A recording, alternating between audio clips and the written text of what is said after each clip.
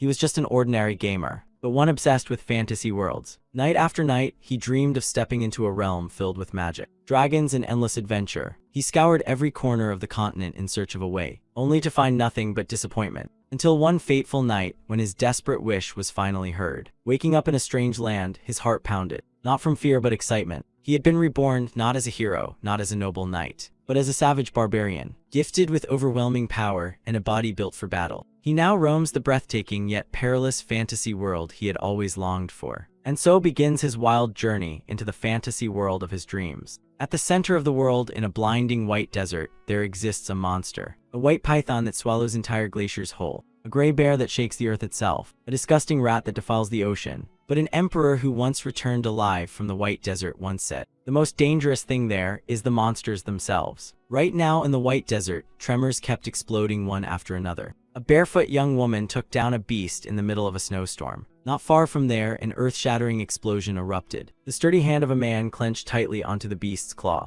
He let out a fierce, ear-piercing roar, as if declaring his own strength. At that moment, someone was slowly walking toward them. The beast, upon seeing him, trembled all over in fear. He held a sharp weapon firmly in his grip. With swift, decisive slashes, the beast was given a free express ticket to the afterlife. After that, he stood with the two from earlier. Only the man tribe would dare to brag about their own stupidity like that. He walked over to the dazed girl and asked, "How long must I linger around these crude fools?" She blinked at him like a 3-year-old. "Crude fools, can you eat that?" Hearing this, he sighed in defeat and walked away. And so the bald young man and the clueless girl leisurely sat enjoying the beast meat. Just then, Kettle appeared like a grim reaper, stepping toward the two. "I clearly told you not to eat that or it'll kill you." A murderous aura flared up from him. "It hasn't even been a week and you've eaten it all already." The girl sitting there fidgeted at a loss for words. Then the two of them put on an Oscar-worthy performance, calling it some sort of noble challenge. "And you think that's something to be proud of?" Before the words even finished, Greta's pupils shrank, his face turning pale as if he'd just had severe constipation. His whole body trembled in pain, foam bubbling from his mouth. Then Greta collapsed under the girl's panicked gaze. "Greta, what's wrong? Wake up." Meanwhile, Kettle just exhaled a breath. "Told you so, but you idiots never listen." And with that, he turned and walked away, leaving the girl to keep smacking Greta's face repeatedly. "Wake up, Greta. Come on, get up." Kettle kept his back to them, standing in the snowstorm, softly saying, "This isn't what I wanted." And so begins the main character's inner monologue. "In a world full of magic and wonder, in a fantastical land of sorcery, I quit my job and set out to wander.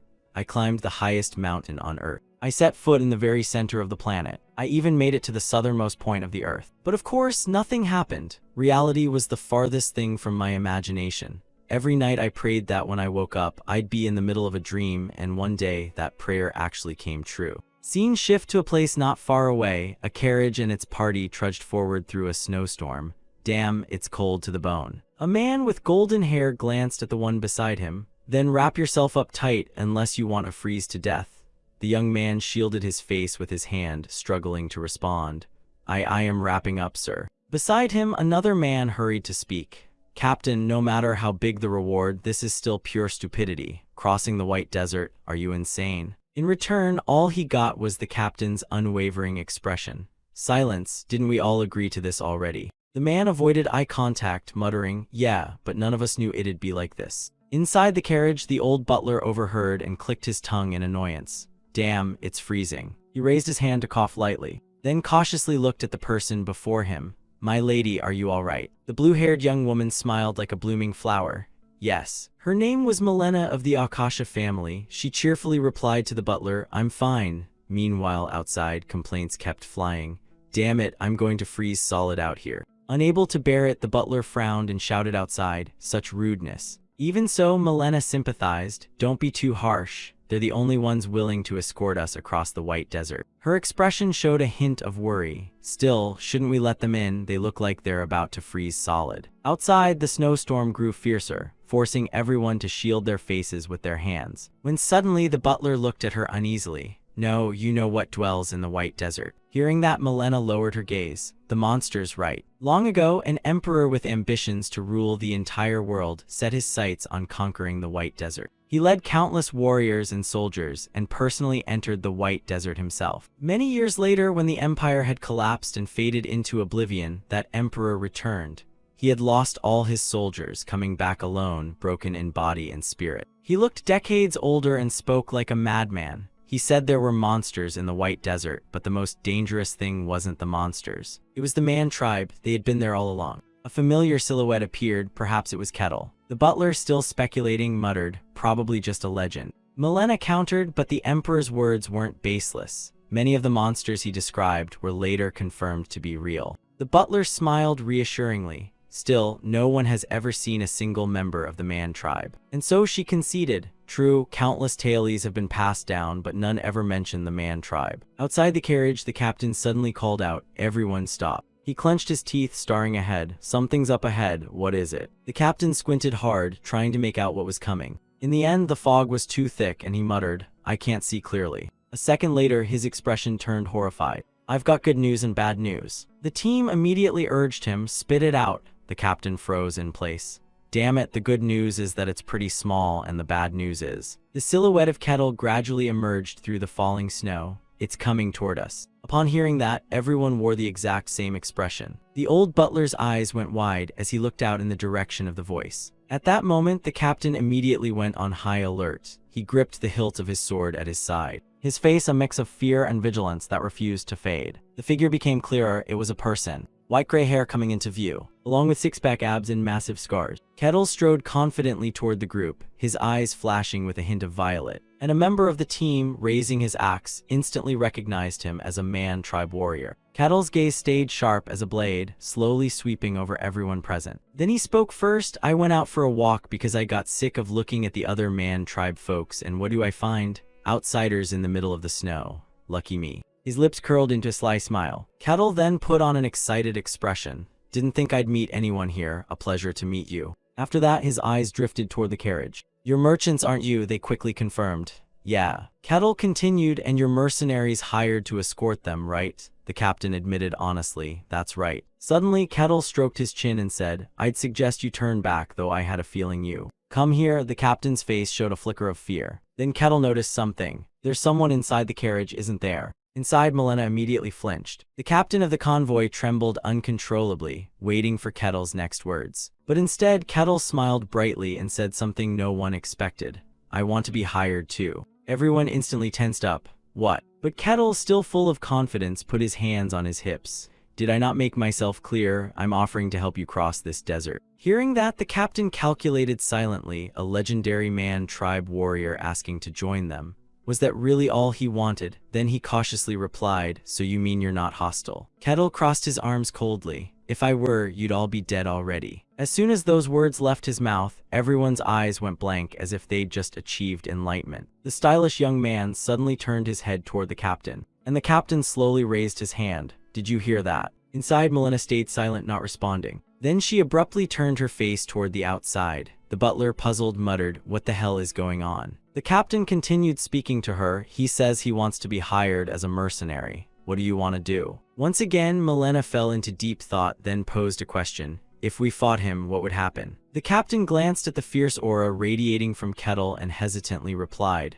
"Personally, I wouldn't recommend it." Hearing that, she lowered her head, momentarily at a loss for words. Right after, Milena glanced out the window and gave the order. "Understood, tell him we accept." Receiving the directive, the captain nodded in agreement. "All right then." His foot subtly stepped forward. And so Kent's request was approved. She agreed. Upon hearing that, he flashed a satisfied smile. Though he looked pleased, his expression was enough to make people wet themselves. Good news. The two nearby instantly felt their legs go weak. Kettle strode closer to the captain. The captain asked in confusion, "What?" Then Kettle smirked and reassured him, "Relax, you're just the hired help. I need to meet the one in charge." The captain's eyes immediately glinted with warning. "If you try anything." Before he could finish, Kettle cut him off. "You'll regret it." And with that, the captain let him walk toward the carriage. Seeing this, the stylish young man looked at him blankly. "Captain, are you sure it's okay to let him meet her?" The client already agreed. The guy next to him was also a bit wary. "Still, we're mercenaries. Shouldn't we try to stop him somehow?" The captain shot back, "Stop him." Kent's killing intent still filled his view. "You serious? Don't be stupid." Inside, the butler was in a panic. "My lady, what are you doing?" Milena calmly reassured him, "Relax." Suddenly, a voice rang out, making her jump. "May I come in?" The butler was even more startled than she was, dropping his glasses entirely. After a pause, Milena hesitantly agreed. "All right, come in." Hearing her answer, Kettle's lips curled into a smile that looked like a predator about to feast. The butler's body shrank back awkwardly, while Kettle exuded the exact air of someone expanding his territory. Kettle closed his eyes, wearing a calm and indifferent expression as he advised, "You too, stay calm. I have no intention of harming either of you." His large frame, sitting in the carriage with the butler, almost squashed the poor man flat. The butler's face turned pale as he screamed inwardly, "Don't come any closer, you monster." Milena, sitting opposite, looked up a little dazed, slightly overwhelmed by his presence. The legendary man-tribe warrior was right in front of her. She spoke first, a bit shyly. "It's an honor to meet you, sir," Kettle politely replied. "I'm also pleased to meet you." Then, turning to gaze at the snowy landscape outside the window, he remarked lightly, "It's pretty warm in here. Even in a carriage, it's hard to keep this kind of warmth in the middle of an endless snowfield." Milena was a little surprised, but still explained, "Ah, that's thanks to magic." He brightened, "Oh, so it's magic, is it? You know, the world here." The random, half-baked sentences left her utterly puzzled. Kettle looked outside again and said, "As you both know, this place is extremely dangerous. Even with mercenaries escorting you, the chance of crossing safely is slim. That's why I'll ensure your safety. However, I have one request." His sudden words made Milena and the butler freeze in place, staring at him. Milena hesitated. "A request? What is it you want?" Kettle smirked, "Knowledge from beyond the snowfield." He gave a faint smile and continued bluntly, "The knowledge you possess is exactly what I want." She looked confused. "Knowledge from outside the frozen tundra." Kettle nodded firmly. "Yes." He even tried to persuade further, "You're not losing anything." Milena pressed her lips together, worry clouding her heart. "From the start, we never really had a choice." With no other path, Milena finally agreed. "I understand." The butler beside her was so shocked his jaw dropped like it was frozen solid. Kettle smiled pleasantly. "Excellent, and your name is?" Milena placed her hand on her chest and answered solemnly, "I am Milena, of the Akasha family." He looked delighted and generously introduced himself. "I am Kettle. A pleasure to work with you." In his previous life, he had longed for a fantastical world. On his desk sat open-world game discs and his hands gripped a PlayStation controller. One day, he awoke to find himself transformed into a man-tribe warrior in the frozen tundra. Stumbling slightly, he stared at his hands in disbelief, with no time to figure out why. The only things that existed here were the bone-chilling cold and countless powerful beasts. He led a tribe through the wasteland, hunting to survive, gritting his teeth through each day. He didn't know how much time had passed, years, maybe decades, but he never stopped trying to escape this terrifying frozen land. But then his hand slammed hard against the barrier wall. Once again, countless system panels popped up in quick succession. "Mission incomplete. You may leave the frozen snowfield upon completing the mission." An invisible force prevented me from leaving this place. Just when I thought I was about to give up, the silhouette of cavalry suddenly appeared in the snowstorm. I couldn't understand why anyone would willingly set foot in such a harsh land, yet every so often people from the outside world would still appear. And I realized Kettle was slightly taken aback. The world beyond the harsh frozen tundra was the fantasy and magic-filled realm I had always longed for. Blue skies, warm gazes, endless stretches of fresh green plains, villages or towns scattered here and there with beautiful ancient architecture. That was exactly the fantasy world. From then on, I acted not just to survive anymore. I hunted monsters. Mission 295, eliminate the lizard within the time limit. I slaughtered beasts and cleared the missions given to escape the frozen snowfield. One fatal blow, blood spraying everywhere. Mission 295 complete.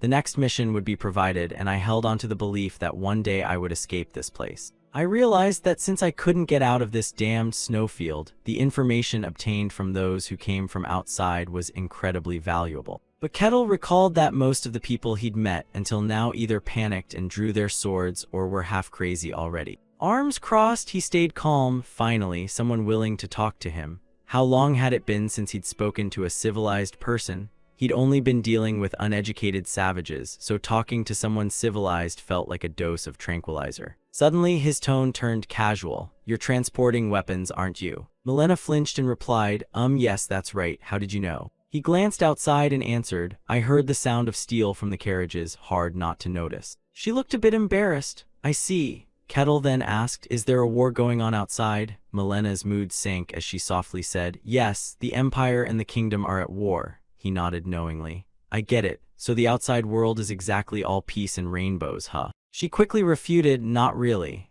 Milena pictured the two forces separated by a tiny heap of rubble. She explained that the Empire was overwhelming in numbers and strength, yet the kingdom was not so easily subdued. Swordmasters and heroes were guarding the borders. Kettle asked curiously, heroes, swordmasters, what kind of power do they use? Milena tilted her head, puzzled. You've never heard of arcane arts? Kettle answered honestly, I've never left this place. She thought for a moment. I'm not exactly clear on the details, but there exists a power called arcane arts in this world, and only a small number of people can sense or wield it. It's like spiritual energy or mana. It gathers in the Danshin, and they're granted one of 5 power ranks. First is rank 3, magic can be lightly summoned, appearing in the palm of the hand.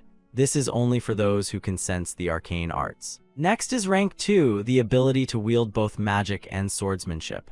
From rank 2 upward, a person can utilize the arcane arts. Then comes rank 1, they can convert arcane energy into divine radiance or demonic power. These individuals are usually mages, knights, or spirits. Beyond this point, classifications lose meaning because these are entities beyond human comprehension. But if we had to name them, we'd call it the transcendent level beings who can freely control arcane arts and have the power to shake the heavens and earth. Swordmasters belong to this group. And finally, the hero class, monsters who surpass even the control of arcane arts, possessing influence over the entire world. Each hero is already a living legend. Milena reflected a bit, explaining that the fact their powers were named and ranked was proof of their might. Even a rank 3 was considered a master within a small region. Kettle wished aloud, I hope to meet them someday. She froze, puzzled. Kettle. He didn't answer, maintaining his posture while staring at the distant sky, thinking to himself, I can't remember how long I've been stuck here. I've only been trying to survive in despair. All I knew was that the frozen snowfield lay between me and the fantasy world I could never reach. He stood on a sharp cliff edge, gazing at the snowy scenery unique to this place. Beyond that was the true fantasy world. Kettle lowered his head. I truly yearn to leave this place. Then the corner of his mouth curved into a smile as he contradicted himself. No. His face turned resolute, his heart certain, I must get out. Time passed quickly. Snow piled on the roof of the carriage as they kept moving forward. Milena suddenly asked, Kettle, you really are a barbarian, aren't you? Kettle answered calmly, you could say that. Judging by your expression, it seems you've heard about me. She admitted, yes, you're a legend. Hearing that word, he blinked in surprise. A legend about me. Now it was her turn to be surprised. Oh, you didn't know. Milena began telling him everything. After a while, Kettle laughed in amusement, recalling something, and casually said, so that's how it is. That old emperor, he was an emperor. I thought he was just a lunatic. She almost fell over. Yeah. Kettle shrugged casually. Well, don't worry about it. That legend's true. It happened a long time ago. Milena stammered, is that so? He thought for a moment, then asked with some curiosity, looking at your convoy, you're carrying a huge load of weapons, right? Why are you crossing the frozen snowfield? She froze. Her lips moved. We need a lot of money. Milena lowered her head gloomily. He was caught off guard by the reason. Milena said sadly, our family has been in business for generations. We built up considerable wealth, but out of jealousy, our rivals sabotaged us, and now we're drowning in debt. This journey is to save our family from collapse. Kettle stroked his chin, speculating, a journey to settle debts. I see, so you're planning to sell weapons to the kingdom at war with the Empire. I get it. She was surprised. Yes, why do you ask? He explained leisurely, you already said the Empire is overwhelming in numbers, which means they're not lacking weapons. If not the Empire, then the kingdom must be the one in need. When supply is scarce but demand is high, prices naturally skyrocket. I don't know the exact market value out there, but with that amount, it's surely huge enough to risk crossing the frozen snowfield. Milena looked dazed. Kettle continued, seems you really have no choice but to cross this place. So there's no other route to reach the kingdom bordering the Empire, is there? Her eyes went wide as she confirmed, exactly. Milena's mind went dark with disbelief. Impossible, I've heard the legendary Barbarian was just a brainless savage. Her voice turned hoarse and cautious. Who are you? Her heart raced in panic. Are you really a barbarian? Suddenly, a violent tremor jolted her back to focus. The carriage wheels wobbled and sped up. The butler stammered in shock. What was that? Then a high-pitched screech pierced into the carriage. He recoiled in horror, paling instantly. In contrast, Kettle calmly glanced outside and said in a casual tone, we've got some uninvited guests. Outside, snow drifted down as dust swirled, and a monster that looked like a pile of living sludge rose up, its eyes glowing red with bloodlust. The mercenaries escorting the convoy froze. "What is that?" Melena's face turned ashen with fear. A voice suddenly blurted out, "A black slime." Kettle propped his chin, considering.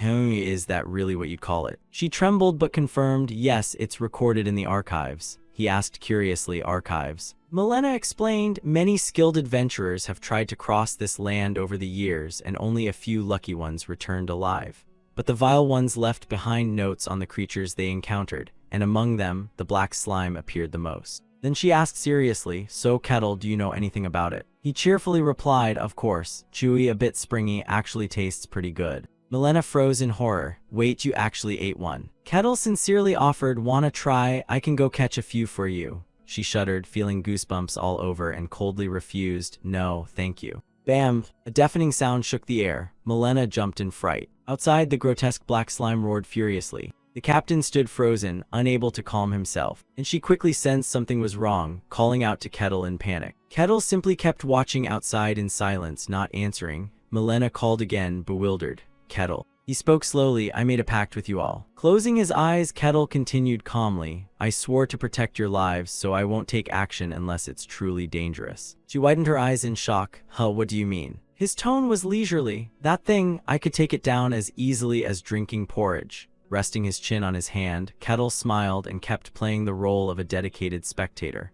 "More importantly, I want to evaluate this team's abilities for myself." The black slime's crazed roars finally snapped everyone back to their senses. The captain hurriedly barked orders, "Raise the shields." One of his men immediately obeyed. "Yes, sir." Just as the shield was raised, the black slime slammed straight into him. His feet slid back across the snow as he struggled to hold his ground. But before long, he was flung backward, sent flying. Another man, seeing this, quickly leapt high into the air. He swung the axe in his hands, shouting loudly to boost his momentum. Boom! A thunderous crash echoed. He was blasted away, slamming into something with such force that he coughed up blood. His axe slipped from his grip, clattering into the snow where faint purple smoke curled upward. A terrified voice demanded, "What the hell is this?" The black slime grew even more frenzied. It reared up, gaping its mouth wide and roaring. The captain furrowed his brows and ordered, "The black slime can only move in a straight line, spread out and regroup." The mercenary underlings quickly shouted in response, "Got it, all right." In a flash they leapt away, the one in the blue cloak charging straight toward the black slime. He jumped up, pulling his spear back, and as he landed, he swung it hard, slashing straight across the slime's face. It roared in fury, opening its mouth wider, slime splattering everywhere. When faint, fresh green lights began gathering in someone's hand, seeping into the spear as that person launched forward with force, slicing through wind and snow. And in the next instant, pierced right through the massive black slime before his comrades' astonished eyes. It howled in pain, its slimy body pierced with a large hole, trying desperately to pull itself back together. At that moment, the mercenary captain infused his sword with arcane energy, charging forward while giving orders, "Don't stop, keep attacking." A swift strike tore through, the blade glowing with a beautiful deep blue aura. He spoke urgently, "Normal attacks are useless, aim for the mana core, it's hidden inside its body." Time passed as slash after slash, thrust after thrust, formed an almost unbroken chain of strikes. Finally, the captain raised his sword high, and brought it down with force, unleashing a burst of arcane power, shattering a piece of the glistening red mana core. With a long, weakening cry, the slime's body quickly melted away, leaving the shattered mana core fragments on the snowy ground. They caught their breaths, then erupted in excitement. "We did it." Melena also felt relieved for them. They were truly happy they'd really defeated it. Kettle silently watched, and just like that, their journey continued for a while, until they encountered a massive snow wolf. "Wait, there's another monster." They aimed for its neck, some slashing, some stabbing, some blocking, with every position covered. At last, through the group's efforts, the hot blood of the beast sprayed as its life was cut off. With a heavy thud, it collapsed, and they surrounded it, still shaken in their minds. "So this is a frozen snowfield wolf, not that impressive." "Captain, maybe the rumors were exaggerated." He turned back angrily, sternly reminding them, "Don't drop your guard, we're not even halfway yet." But one guy, clearly displeased, glanced toward the front of the carriage and openly said, "But is that barbarian really as strong as the rumors say? I mean, isn't he just some figure from a legend?" They looked at Kettle, whispering their judgment. He's supposed to be the apex predator of the frozen snowfield, yet here he is tagging along for protection. Shouldn't we test his strength? The captain overheard and frowned, clearly conflicted. Then, as if making up his mind, they stepped forward. Milena noticed the suspicion, and he silently watched. Standing in the snowy wind, the guy spearheading this little scheme spoke up. "My lady, I have something I'd like to discuss with you." She tilted her head curiously. "Huh, discuss what exactly?" The man answered firmly, "We've risked our lives to complete this mission. As mercenaries, we signed a contract with you. It's our job." Facing them outside, Milena replied sincerely, "Yes, and I truly appreciate you accepting this request. I've always valued your help."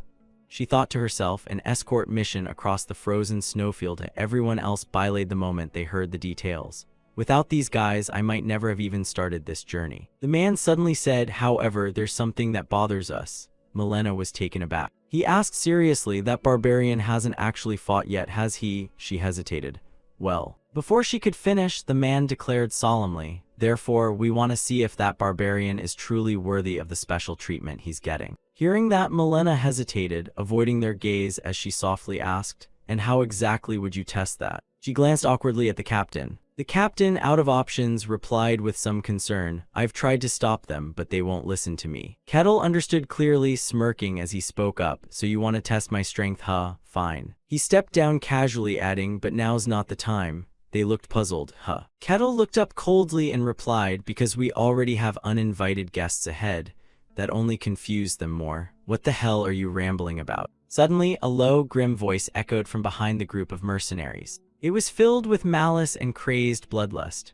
"Ah, weak little mortals from beyond the continent have arrived. It's been far too long since I've enjoyed a soul feast." The group visibly froze in fear, quickly whipping their heads around. Before them, a massive python gaped its mouth wide, revealing long, menacing fangs. It had sensed them long ago and rasped, "Hand over your lives, you pitiful mortals." The white serpent mocked loudly, "Struggle all you want, it'll only make my meal all the more flavorful." Milena screamed and clamped her hands over her ears. The young man beside her did the same, then suddenly, a voice rang out. "Halt." Kettle's face turned serious as he said firmly, "You two are my clients, fall back." The white serpent. Upon hearing this, it appeared right in front of him.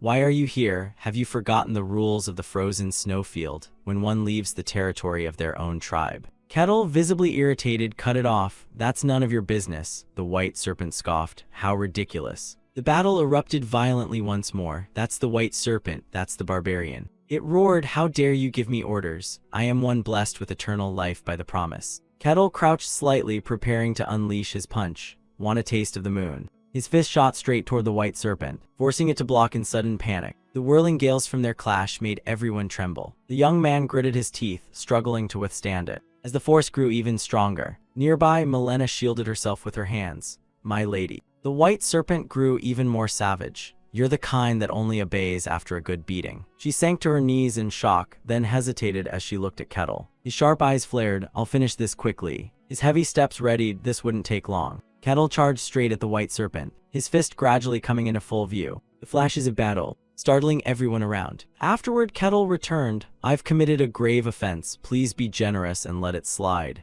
In front of everyone, he added, "It's fine, trusting a stranger isn't easy." Outside, the carriage convoy continued through the snow, the cold and snowfall causing the butler to cough heavily, which drew Kettle's attention. Meeting Milena's eyes, he asked suddenly, "Now that I think about it, I have a question." She looked at him. "What is it?" Arms crossed and gaze tense, he studied her clothing and demeanor. "You don't seem like an ordinary member of your clan, so why are you personally joining such a dangerous journey?" Hearing that, she quickly replied, "I am the first daughter of Velika, a concubine of Lord Kasak Akasha."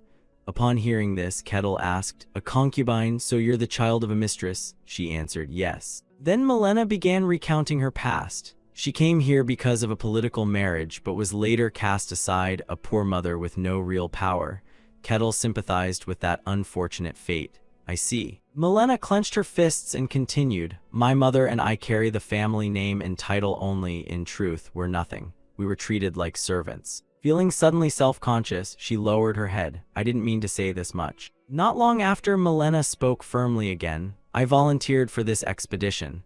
Kettle crossed his arms as he faced her. "Really?" she said, "even though this journey is full of danger." She couldn't bring herself to meet his eyes, stammering, "Someone has to set an example." Kettle gave a small smile. "I understand, you're quite shrewd." Milena was taken aback. And then, losing her earlier confidence, she stayed silent as he added, "And you carry big ambitions as well. You're very ambitious." She hesitated, sweating slightly. You. Both Kettle and Milena turned their gaze toward the window. We've arrived, haven't we? The mercenary captain was unexpectedly amazed by the beauty of the place. Which was? The butler bowed politely. Thank you very much, Kettle. Kettle then asked Milena, how do you plan to return? She replied, we'll pass through the Empire. He smirked. Since you've sold the weapons, you no longer carry contraband. Crossing the border shouldn't be too troublesome. Kettle stared at her intently. And suddenly Milena added, you said I was shrewd and ambitious. What did you mean by that? The butler and Milena both glanced at him as if to say, she's smart, but also highly ambitious. Kettle raised his hand slightly as he explained, your family was once highly respected, but now it's in crisis because of ruin. Even as the daughter of a concubine, if you personally paved the way to save your clan from the brink of collapse. She stood there in deep thought for a long moment, her pitiful expression surfacing. Then who do you think your subordinates will trust and follow? He continued. Your goal is to seize real power within the clan, isn't it? Kettle lowered his voice and asked softly, am I wrong? Hearing that, she immediately thought of the perfect reply. Her answer was not. Her thoughts grew heavier and clearer. Yes, it's only natural for a concubine's child to face dangerous trials in order to inherit the family. Milena focused on him, thinking this barbarian is sharp, not like those arrogant brutes, and his strength in defeating the white serpent hasn't waned. If that power were on my side, then. She then spoke aloud, Kettle, if you ever plan to leave the frozen snowfield. Kettle froze for a moment at her question, why not come with me? Kettle politely replied, I must decline for now, I still have things to finish. Milena lowered her head with a faint smile. I understand. She clenched her hand tightly. Then, she immediately produced a necklace. Will you accept this? Milena beamed. If you ever get the chance to leave and find the Akasha family, show them this piece. Not wanting to disappoint her, he returned a bright smile. If this is a gift, I'll gladly accept it. The butler beside her expressed his respect and sincere thanks. Kettle, gazing at the necklace with a hint of regret, said, I hope we meet again someday. She quickly replied, we surely will. Then Kettle watched the carriage depart, his heart heavy with sadness. A long span of time passed 5 years later in the frozen snowfield. At last all the conditions were fulfilled. The system panel appeared, mission 784 complete. Reward granted, all conditions met. You may now leave the frozen snowfield. Kettle stepped forward with courage, taking his very first step, a bright smile spreading as he entered the fantasy world he had long yearned for. Kettle closed his eyes to savor it, the scent of fresh grass, the smell of wildlife, the aroma of rivers, none of which existed in the white snowscape. He smiled softly, his face full of contentment. Good, truly wonderful. Opening his eyes, he gazed upon this place with pride. Back then, he had stood before the snowy lands, shouting, damn you, cursed white snowfield, I hope I never see you again. But here, the scenery was fresh and gentle. This was the fantasy world, lush green with soft sunlight. The world he had dreamed of, the one he once thought he could never touch. A world full of wonders and unknowns. Though I began in the worst way possible, I survived. He thought to himself, if that's the case, then I'll enjoy this world, magic and swordsmanship. Dragons and elves, everything a fantasy world could offer. He stood frozen on the lush green grass. If not for that ambition, I might have died long ago. The white snowfield is hell where mere will to survive isn't enough. Looking off into the distance, he felt something strange. He suddenly thought, there's a place ahead. I can sense a lot of life there. Kettle, realizing something, smiled brightly. That must be a village. Could it be? I'm finally about to see a real settlement in this world. He recalled a man and a little girl buried under snow. Back in the white snowfield, I once tried to explain to those stupid barbarians the importance of having proper shelter, but they just dug holes in the snow to sleep in and stared at me like I was speaking an alien language. I really miss human villages, sturdy, orderly. He closed his eyes halfway again. What should I say when I introduce myself? Should I greet them politely or go with something classic? What kind of world is this anyway? Kettle gazed at the mountains and the lush green treetops. Either way, I'll approach with courtesy. The ancient trees here were well cared for, vibrant and healthy. Then an elf village elder raised his arm and pointed ahead, announcing clearly, elves of the village, from this moment on, this will be our new home. Hearing that, the villagers, young and old alike, lit up with joy, smiles blooming on their faces. Standing high above, he called out, come on, unload the luggage. And the people below grew even more excited, cheering loudly without pause. Suddenly, a young blonde man approached him and said, elder. The elf elder looked at the young man with a cold, slightly annoyed face. What is it? The youth stammered nervously, are you sure this place is truly safe? The elder closed his eyes, looking weary. safe. The other villagers, meanwhile, bustled about unpacking with cheerful, happy faces. Then the youth explained, "This is an extremely remote wilderness. Humans can't reach here." The elder hesitated. "Yes, I know that, but isn't the white snowfield right next door?" The elf elder rolled his eyes toward him, making the young man even more tense. "You're worried monsters from the white snowfield might wander here, aren't you?" The youth scratched his head, hesitating before answering, "It's really close, too close." The elder's expression turned serious. "There's nothing to worry about. For thousands of years, nothing has ever come out of the white snowfield, and besides, I've already set up barriers just in case." A breathtaking scene, a barrier masking all presence, made this place look like an ordinary forest. It had taken months to set up, an ancient technique of the elf race painstakingly restored.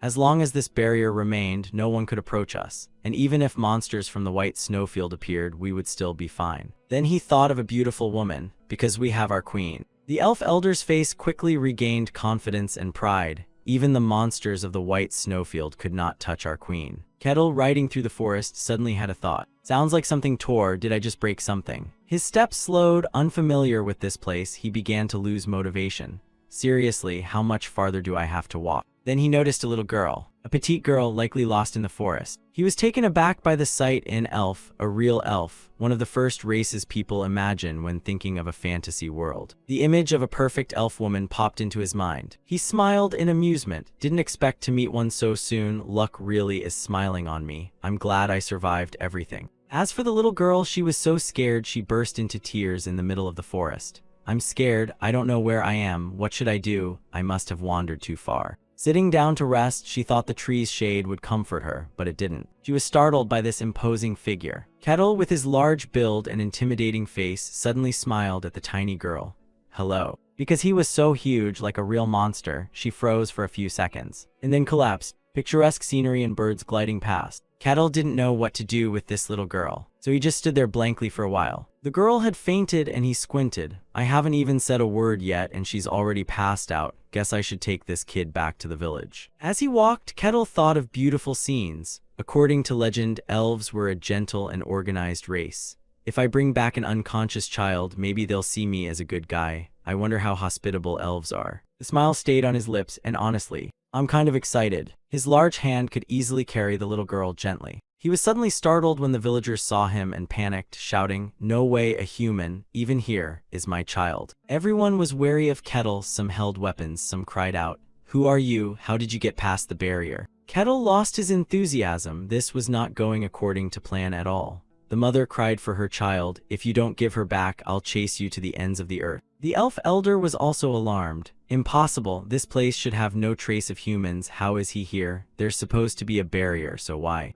The surrounding villagers stammered and shouted, "Elder, there's a crack in the barrier." He shook his head. "Impossible, where's the queen?" The people panicked.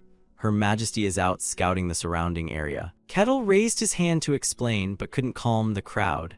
"I'm not your enemy." The mother, still worried for the girl, yelled, "If you don't return her, I'll hunt you down no matter where you go." He slumped down slightly. "I've been exposed. This barrier was built using the ancient secret arts of the elves. No ordinary person could ever approach it. If it's been breached, then humans must have planned it beforehand." He just stared at them, realizing they thought he was a kidnapper. Looking down at the girl, "I'd better explain this clearly." But the noise had already woken her up, her eyes slowly opening. Kettle immediately set her down. "Go on, head back to your people." Stepping down, the girl looked up at Kettle's intimidating face and suddenly burst into tears. Tears started streaming down her face, and she ran quickly toward her parents. "Is my face really that scary?" He froze for a moment. Back in the snowy wastelands, he always thought his face was pretty normal. Facing the villagers, "Well, I did return the kid. You elves, as you can see, I'm not your enemy." The elder suddenly shouted an order. "The hostage has been released." And then everyone raised their bows to shoot, arrows flying in an all-out attack. Kettle didn't even have time to explain. Seriously, not even one sentence. Kettle's face darkened. Elves were wilder than he expected, and according to legend, elves were supposed to be. He then recalled the beautiful Tailies, a peaceful and honest race, loving nature and harmony. But in reality, they were savage and brutal. Well, they did live in the wild after all. Images of beasts biting each other came to mind. The wild was a place where only the strong survived. Peace had no seat there. By that logic, their cruelty made sense. Kettle rested his chin on his hand, musing as arrows rained down. So that's how it really is. The elves found it strange. What kind of magical device is he using? He must have limits. Keep attacking, but Kettle remained calm as long as. Then he prepared his hands to unleash magic. Stay calm. The magic gradually revealed itself, both hands coming together. His eyes glowing with a purple light. A blast mixed with a tornado erupted, making everyone panic, forcing them to dodge and defend against his spells. Kettle's magic sent people flying high into the air, the shockwave carrying far and wide. The elf elder's hands trembled, eyes widening in shock. What in the world is this? Kettle stood in the middle of the destruction, facing the villagers. I am not your enemy. His hands came together again as he thought, damn it, have I been underestimating my own strength? He barely finished half the sentence when the elves. Suddenly a beam of fire shot past Kettle's head, exploding with a loud bang. The elf elder was stunned at the sight. Long hair, green doll shoes standing high above. None other than the Leaf Clan's queen, Marsilia Hassian Karuja. She stood with a weapon in hand and firmly asked the villagers, what happened here? The elder, gripping his staff, replied, a human attack. But she lowered her gaze slightly, so it's finally time. Then she calmly looked up. Even this place isn't safe anymore. Through the smoke she left behind, Kettle quickly called out, wait. Kettle stood frozen. I want you all to at least hear me out first. The fact that he could speak shocked Marsilia. And the elder was no exception. No way, he took the queen's direct hit and is still standing. From high above, she kept her composure. So you're another strong enemy here to harm us, why? Her eyes narrowed. Humans really are such a disgraceful species. She slowly aimed her bow at him. I am the Leaf Queen, whose leaves change color with the seasons. Then she shifted her gaze slightly toward Kettle. Human. My bow is ready, you will pay for daring to covet us. Kettle's mind filled with thoughts, so I can't even talk to them. We're clearly speaking the same language. Is she ignoring me on purpose? Or is the relationship between humans and elves really this bad? In that instant, Kettle quickly ran through his own tricks. Well, no other choice left. His eyes changed. One lesson I learned from the frozen plains: if they won't listen, just hit them until they have to. Marsilia's bow appeared, and a fierce beast charged straight at him. Kettle threw a punch to counter. The punch shot forward, his strength carrying far and wide, leaving her in utter shock. To his surprise, Kettle suddenly regretted hitting so hard. Because of that, Marsilia collapsed to the ground. Kettle scratched his face, his eyes shifting. Maybe I should have held back a little. She stared wide-eyed in fear. A sense of frustration and discomfort washing over her. Just from a brief clash, I can tell this opponent is insanely strong, at least transcendent level. Why would someone like that appear here? Marsilia's exhaustion was now evident. Everyone, leave this place immediately. The crowd panicked, hesitating slightly. Your Highness. Irritated, she shouted, go now, all of you, run. The villagers obediently complied. Yes, they all fled in a hurry. Marsilia's rage boiled to its peak. Human, I acknowledge your power, but you will never achieve your goal. Kettle was frustrated. No one would let him explain. No, I just wanted to talk. How did everything get so messy? She then began chanting some sort of spell. You, who hold the essence of primal purity. You who burn away the deepest night, reveal yourself, horned being who embraces the purest flame. Her fierce gaze ignited. Magic began to flow visibly from her hands, and a cow appeared. Anyone else might have been terrified, but Kettle was downright excited. Summoned beasts from the frozen plains were usually bizarre and grotesque. Kettle recalled the creatures he'd often seen. Some vaguely resembled mythical beasts, but most were just plain disgusting. Compared to those, this one, a dairy cow with blazing horns, was almost adorable in his eyes. His eyes lit up like he'd just found treasure. Now this is a truly mystical elemental spirit. Marsilia commanded her creature, Piego, destroy the enemy before you. To everyone's surprise, the creature sighed. Hey, summoning by contract is always a hassle, nothing but trouble. She snapped, shut your mouth. Looking at Piego, she thought, the stronger and older an elemental spirit is, the more arrogant it becomes. Normally, she couldn't summon at this level. But with the aid of another race, she'd barely formed the contract, never expecting to have to call on it in this situation. Fulfill the contract, Piego. Marsilia frowned, her face etched with worry and severity. The condition is to kill the human in front of you. Piego hesitated, sizing up his formidable opponent. This one. A mighty blazing bull appeared. Kettle stared at it with sparkling admiration. Amazing, a properly summoned spirit beast. This is what a fantasy world should feel like. Marsilia's words froze him in place. A human has trespassed into our home. Piego's expression darkened. A lowly human dares covet the race of nature. I've decided. I'll burn you until there's not even dust left. Kettle stood stunned by the unfolding situation. Piego's eyes flashed as he drew on his power, the mana flow around him shifting. His hind legs dug into the ground, tail lashing. Piego charged at Kettle with overwhelming force. Kettle blinked at the blazing bull barreling toward him. A massive impact exploded, rocks and dirt flying everywhere. Even from a distance, Marsilia was caught in the shockwave and quickly shielded herself. She stared at the battlefield, eyes wide in amazement. Through the haze, an arm reached out and grabbed Piego's horn. As the smoke cleared, Piego could hardly believe what he was seeing. Kettle smirked. Honestly, having a beast to fight is even better. He gripped its horn tightly, pulling his other hand back into a fist. I've got no problem smashing it to death barehanded. Kettle unleashed a heaven-splitting punch straight at Piego's head. A burst of energy flared, sending out a massive shockwave. The tremor ripped through the forest like an angry earthquake. The blast was so strong it shook an entire continent. At the heart of the battle, explosion after explosion roared. Even Marsilia felt the pressure from the aftershocks. Kettle kept swinging his fists relentlessly at the enemy. After a while, when the fight finally stopped, Marsilia couldn't help but drop to her knees with a relieved gasp. What? She stared at the devastated scene and the man standing in the middle. Impossible. Marsilia was speechless as the man walked toward her. She bowed her head in fear. Please. Her words made Kettle freeze. Spare my people. Kettle looked down at the trembling figure kneeling before him.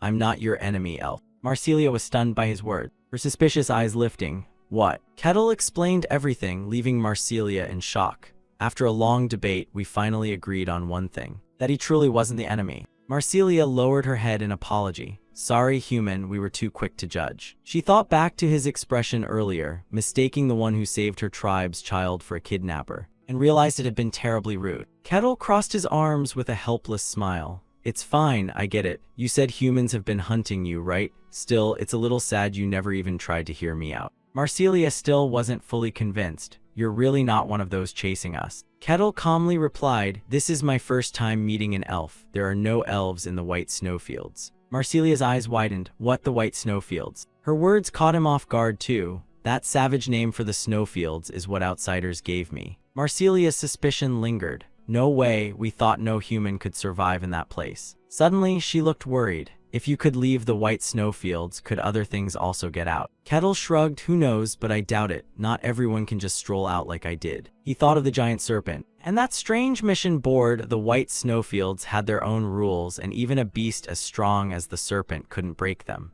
For some reason, he'd been given an exit through something called a mission. Kettle's eyes grew thoughtful. I'm probably an extremely rare exception. Marsilia sighed in relief. Then that's good. Kento chimed in. Oh, by the way, is your spirit beast okay? He scratched his cheek awkwardly. That firebolt, I sliced it in half. Marsilia stood and reassured him. Don't worry, spirit beasts are creatures of nature. When defeated, they just return to the spirit realm.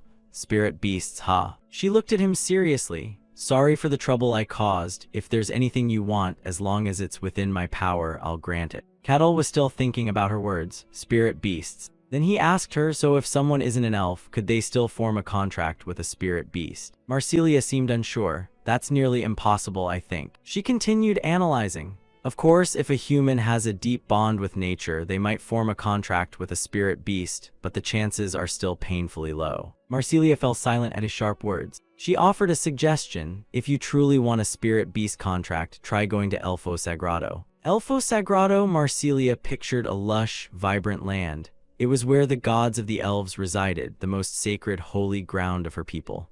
In that place, you might actually have a chance. Kettle cheerfully pointed to himself. A guy like me, a human, can just stroll in there. Marsilia clarified, normally no, but with my introduction, yes, I'll give you a map, keep it to yourself. As she thought of that land, Marsilia summoned a ball of fire. The elf holy land, Elfo Sagrado, was the dream destination of every elf scholar. She thought of savage warriors, but for elves, letting humans near that place was extremely dangerous.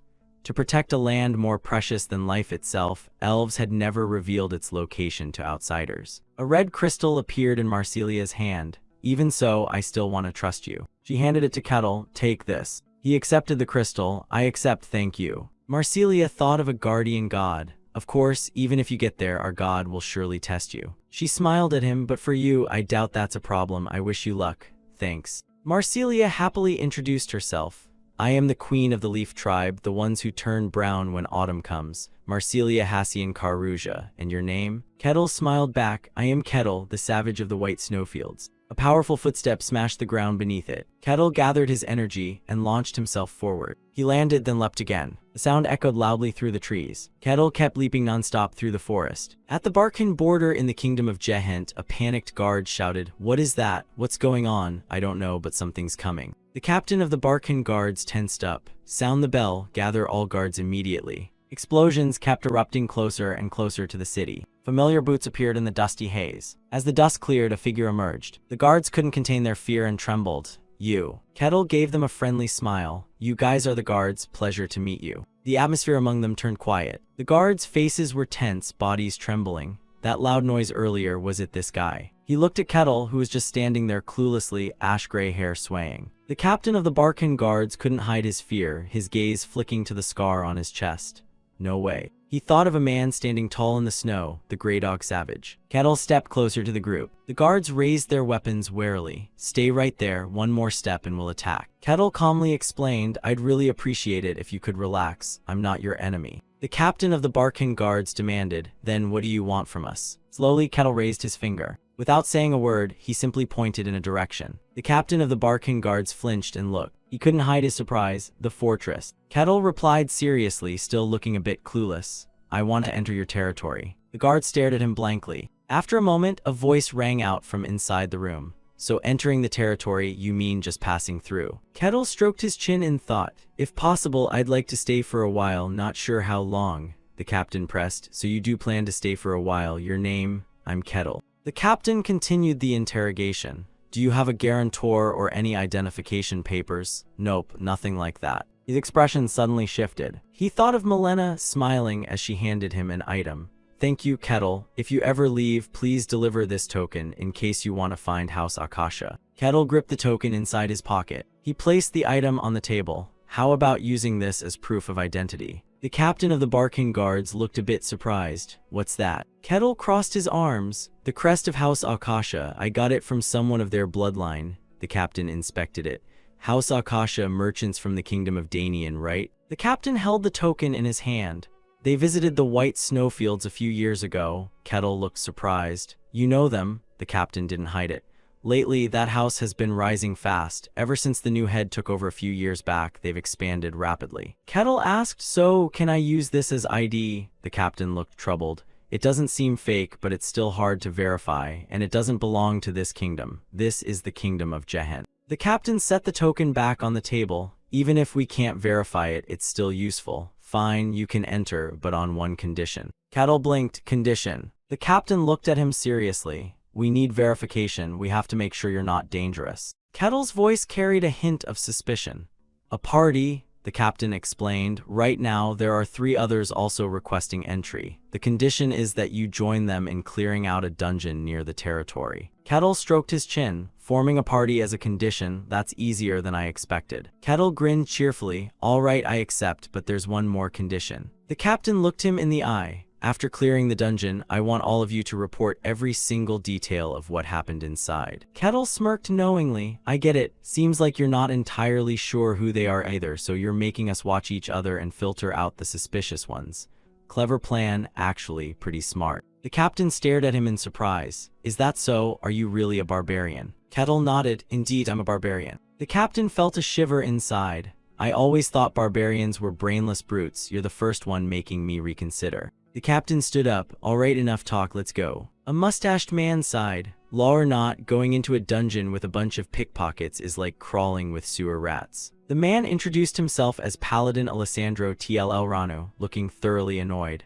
What a nuisance. The thief Kassan Hark also seemed displeased. "What's your problem? Old man, you mad because you lost all your money to a thief?" Alessandro fumed. "You little brat, how dare you insult a paladin?" Kassan sneered. "Paladin, my foot. Since when do paladins wear armor like that? If you were a real paladin, you wouldn't even show your face here. You're just a self-proclaimed wandering paladin, aren't you?" His words made the old man flinch. "You're just a drifter like me." Alessandro gripped his sword as Kassan kept taunting him. "Tyrannus, where the hell did you even hear my name?" The old man snapped and drew his sword. "You bastard." Kassan casually twirled the dagger in his hand. "Wanna try me? You think that pile of rusty scrap can block my strikes?" The blade of Kassan's dagger began to drip with some strange green liquid. Alessandro tightened his grip on his sword. Metal clashed, sending out bright platinum sparks. A voice rang out, "I would greatly appreciate it if you two stopped right now." A priestess appeared, sighing at the two men who were about to fight. Priest Hayes of Kalosha sat in the corner, sighing, "Do I really have to clear a dungeon with this lot? Is this even safe?" She tried to analyze the situation. The dungeon requires at least 4 people, so there's still one more to come. Hayes grew worried about the current situation. A sudden sound startled her. The captain pushed the door open. "The last member is here." Cassin perked up. "I hope this time it's a truly normal person. See for yourself." A foot wrapped carefully in beast hide stepped in. Kettle entered the room with overwhelming presence. The people inside reacted with shock at the sight of him. Kettle smiled. "So it's you lot, the ones teaming up with me." Alessandro thought to himself, "He's huge." Hayes couldn't hide her astonishment. "Is that really a human?" Even Cassin looked uneasy. "What is this pressure?" Kettle cheerfully waved. "Nice to meet you." The captain instructed the group, "All right, introduce yourselves. I'll be right back." Kettle looked at them. "Let's start then. I'm Kettle, a barbarian." He turned to Cassin. "And you?" "I'm Cassin Hark, a thief, huh?" Alessandro cleared his throat, cutting in. "I'm a paladin, Alessandro Tyrannus." "A paladin, can you use holy magic?" He looked awkward. "Normally yes, but I'm a special case. Actually I can't." Kettle blinked. "I see." Hayes spoke up. "I serve the god of deceit and fabrication. I'm Hayes, priestess of Kalosha." "A priestess, huh? Nice to meet you." Kettle was slightly surprised. "Even as a priestess, your background isn't exactly pure." Hayes looked embarrassed. "The god I serve is Kalosha, the god of tricks and illusions. Not exactly a good reputation." "I see." The captain came back, and while they were chatting, he spoke. "If you're ready, let's go." Kettle and Alessandro kept a neutral expression. Hayes and Cassin, on the other hand, looked slightly uneasy. A while later, the captain said to the group, "We've arrived." Kettle was a bit surprised by the surroundings. The captain stood before a cave and introduced it to the group. "This is the dungeon entrance." He explained the dungeon as the group reacted differently. 3 floors will be facing undead monsters. Kettle smiled confidently at the captain's words. "Clear the dungeon and bring back the badge." "Got it." Kettle started the discussion. "Now let's get to planning. Can you explain?" Thief Cassin Hark broke into a nervous sweat. Sir Kettle," Kettle replied warmly. "No need for formalities. We're teammates, right?" The thief scratched his head, forcing an awkward laugh. He straightened up with a serious look. In that case." He seriously laid out the plan for each person. Kettle and the knight would charge forward, forming the front line. "I'll handle detecting traps. The priestess will stay behind and use support magic during the fight. What do you all think?" Hearing that, Kettle's eyes lit up with excitement. "Ah, got it," making Cassin Hark smile awkwardly. The 4 of them lined up into an energetic, intimidating formation. "All right, let's move." Scene shifts to night, 4 anxious and alert faces still on their way. They were close to the battlefield, but the darkness was overwhelming. Hark muttered in fear, "Damn, can't see a thing." Cassin Hark was sweating bullets, uneasy that there were no guards or traps, just an eerie calm. Suddenly, the thief's sharp eyes caught something strange. He walked over to Kettle, glanced sideways, patted his shoulder, and said, "Wait, stop, monster ahead." Kettle blinked. "I don't see anything." But Cassin Hark pointed to the bones scattered on the ground. "See those fragments? They're bone soldiers. One more step and they'll rise to attack." Cassin's sharp gaze turned cold. As expected, that scummy guard captain knew all along this dungeon wasn't training, it was a trap to wipe out outsiders. Kettle thought for a moment. "Bone soldiers, huh? Got it." Cassin Hark continued to explain. "Bone soldiers aren't easy prey. Even if you damage or cut off their limbs, they still move like it's nothing. Plus, with bodies made of pure bone, their defense is ridiculously tough. This dungeon's difficulty is way beyond what I planned for." Cassin Hark arrogantly assigned tasks. "Hey priestess, prep your spells. Old man, make sure your shield's ready. Kettle, you two, be prepared. I'll focus on finding openings in battle. Even if we smash their bodies, they'll keep moving, so aim for the neck. And since they're so tough, hit the same spot repeatedly to bring them down." Kettle praised. "Excellent leader, I'm all set." Then Cassin Hark stepped forward, toward the bone soldiers on the ground and said. Kettle's eyes widened at the sight of the skeletal foes. The bone soldiers began rising, ready to fight. Alessandro had his shield firmly in place. Hayes stood with hands clasped, chanting a spell. Cassin Hark was also in position, fully focused for this tense battle. The fight had begun. Kettle swung his arm and delivered a punch that shattered the bone soldier in a single beat. The speed and ease with which Kettle destroyed the bone soldier shocked even himself, and left everyone else around stunned. Kettle beamed happily. "Oh, Cassin, you were right. Just smash the head and they stop moving." Cassin forced an awkward smile, utterly shocked by Kettle's insane skill. Yet inside he thought, "That's not what I meant." Bone soldiers are creatures made entirely of bone, and their bones are as hard as steel, nearly impossible to break. Even an experienced swordsman without aura would almost never cut through them in a single strike. Not to mention, these were strengthened by dungeon magic. The only way to kill them is to focus on the neck. Like chopping down a great tree, you have to break their vertebrae, blowing their heads clean off and grinding them to dust like that is unthinkable. Cold sweat streamed down Cassin's face, his eyes tense. Deep inside, he pondered over Kettle. From the start, I knew he was strong, but is he even human? The three others in the party were still frozen in disbelief after what they thought would be a grueling fight. Instead, it ended with a single punch from Kettle. Kettle straightened up and said cheerfully, "That's right, let's move on." Hayes rushed forward, shouting, "Yes." Seeing this, Kettle was puzzled. "No need to hurry like that." Cassin quickly responded, "Yes." Alessandro and Hayes whimpered in fear. "I don't want to lose my life here." After a few steps, Kettle stopped, noticing something strange. At his feet was the head of a bone soldier. The people behind called out to Kettle in confusion, but he just stood frozen. The scene ahead was filled with bone soldiers scattered all over the ground. Hayes gasped, "Bone soldiers." Cassin also realized the strange situation. This time it was for real, they were charging in. Suddenly, Kettle called out, "Can I ask you guys for a favor?" The other three looked confused and asked back, "What?" Kettle, cold and arrogant, said, "Let me handle these annoying bags of bones alone. I want to test something." Hearing that, Cassin lit up like a fish finding water. "Ah, yes, whatever you want." Hayes looked like she'd struck gold. "I agree too." Kettle's eyes suddenly glowed with a purple hue and a mysterious smile curled on his lips. "Thanks a lot." The battle began. The bone soldiers, weapons in hand, were already getting to their feet. The other three silently wondered, what is he planning? Kettle looked relaxed and confident. He mused, what's this structure like? Pretty strange. The bone soldier began to cast a skill. It swung its weapon at Kettle, but he stopped the sword effortlessly with just 2 fingers. Now Kettle brought those 2 fingers in front of his face, closed them together, and with his eyes blazing purple light, began casting a spell. "So, what are you going to do now?" Around the bone soldier radiated a strange emerald green glow. It raised its sword, ready to fight. A golden flash burst across the wooden shaft. The battle raged as the bone soldier slashed at Kettle. However, Kettle tilted his head and dodged with laughable ease. He grabbed the bone soldier's hand and smiled smugly. Suddenly, the bone soldier's hand, sword and all, dropped to the ground. Kettle stared intently at the lingering light on his own hand. The bone soldier, now missing one hand, looked confused. Its eyes flared with emerald light, burning with fury. It used a skill to recall its sword into its other hand, ready to fight again. Kettle chuckled, "Haha, so you know how to switch hands too." The bone soldier charged at Kettle in anger. Suddenly, Kettle grabbed its remaining hand and snapped it as well. A strange light appeared beneath the bone soldier's feet. Once again, it attacked Kettle, even more ferociously. But Kettle caught it with ease, still grinning, amused by its fighting style. Kettle even praised it. "You can even switch positions mid-fight, your brain's not half bad, huh?" Looking over at Kettle's 3 teammates, Hayes was trembling in worry, cold sweat pouring down her face. Cassin and Alessandro were also sweating buckets, shocked by the battle unfolding before them. Watching Kettle gripping the bone soldier's head, his whole body wrapped in an intense purple light, Cassin couldn't help but blurt out,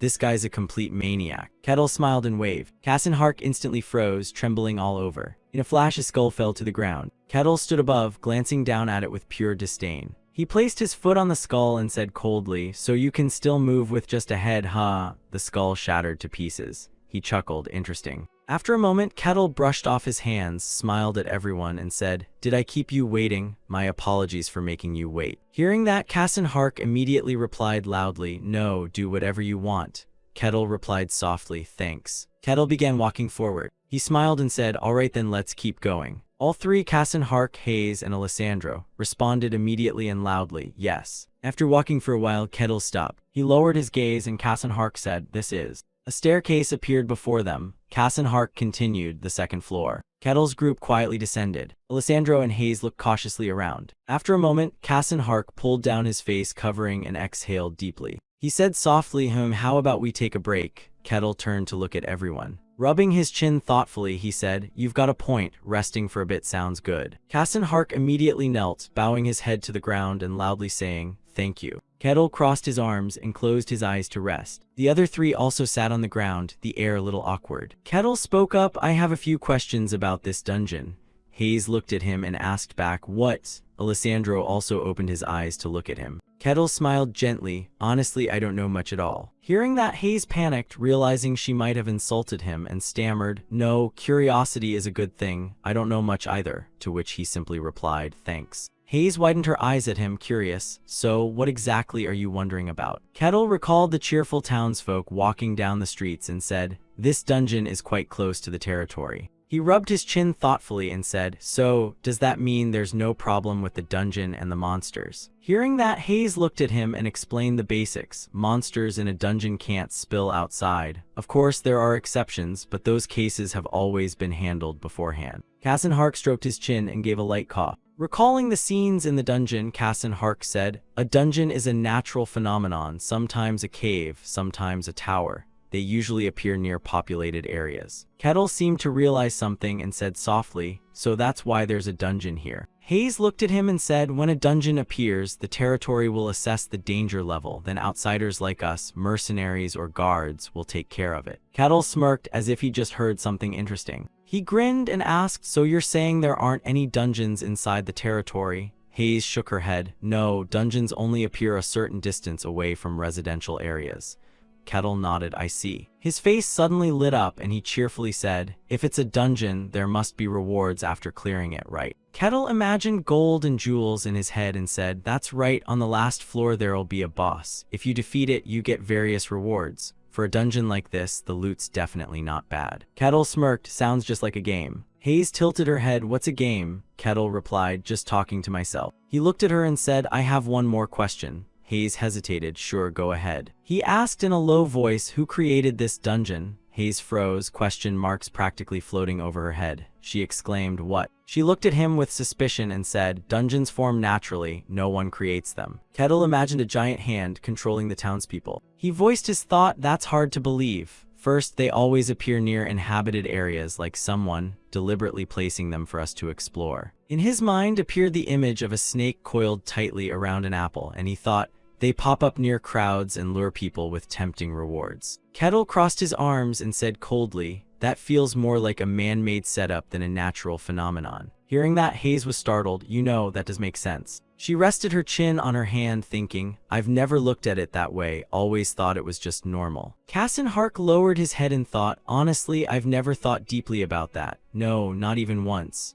Because it's an obvious rule, an undeniable truth. Could this barbarian really dare to doubt such a clear fact? He began sweating slightly as he pondered. Barbarians had always been known as a foolish and savage race. Cassin Hark recalled the image of Kettle in the snowstorm, standing atop a corpse with terrifying presence. He thought, cold-blooded and heartless, this truth has never changed. The image of Kettle's dangerous, glowing eyes in the snow flashed in his mind.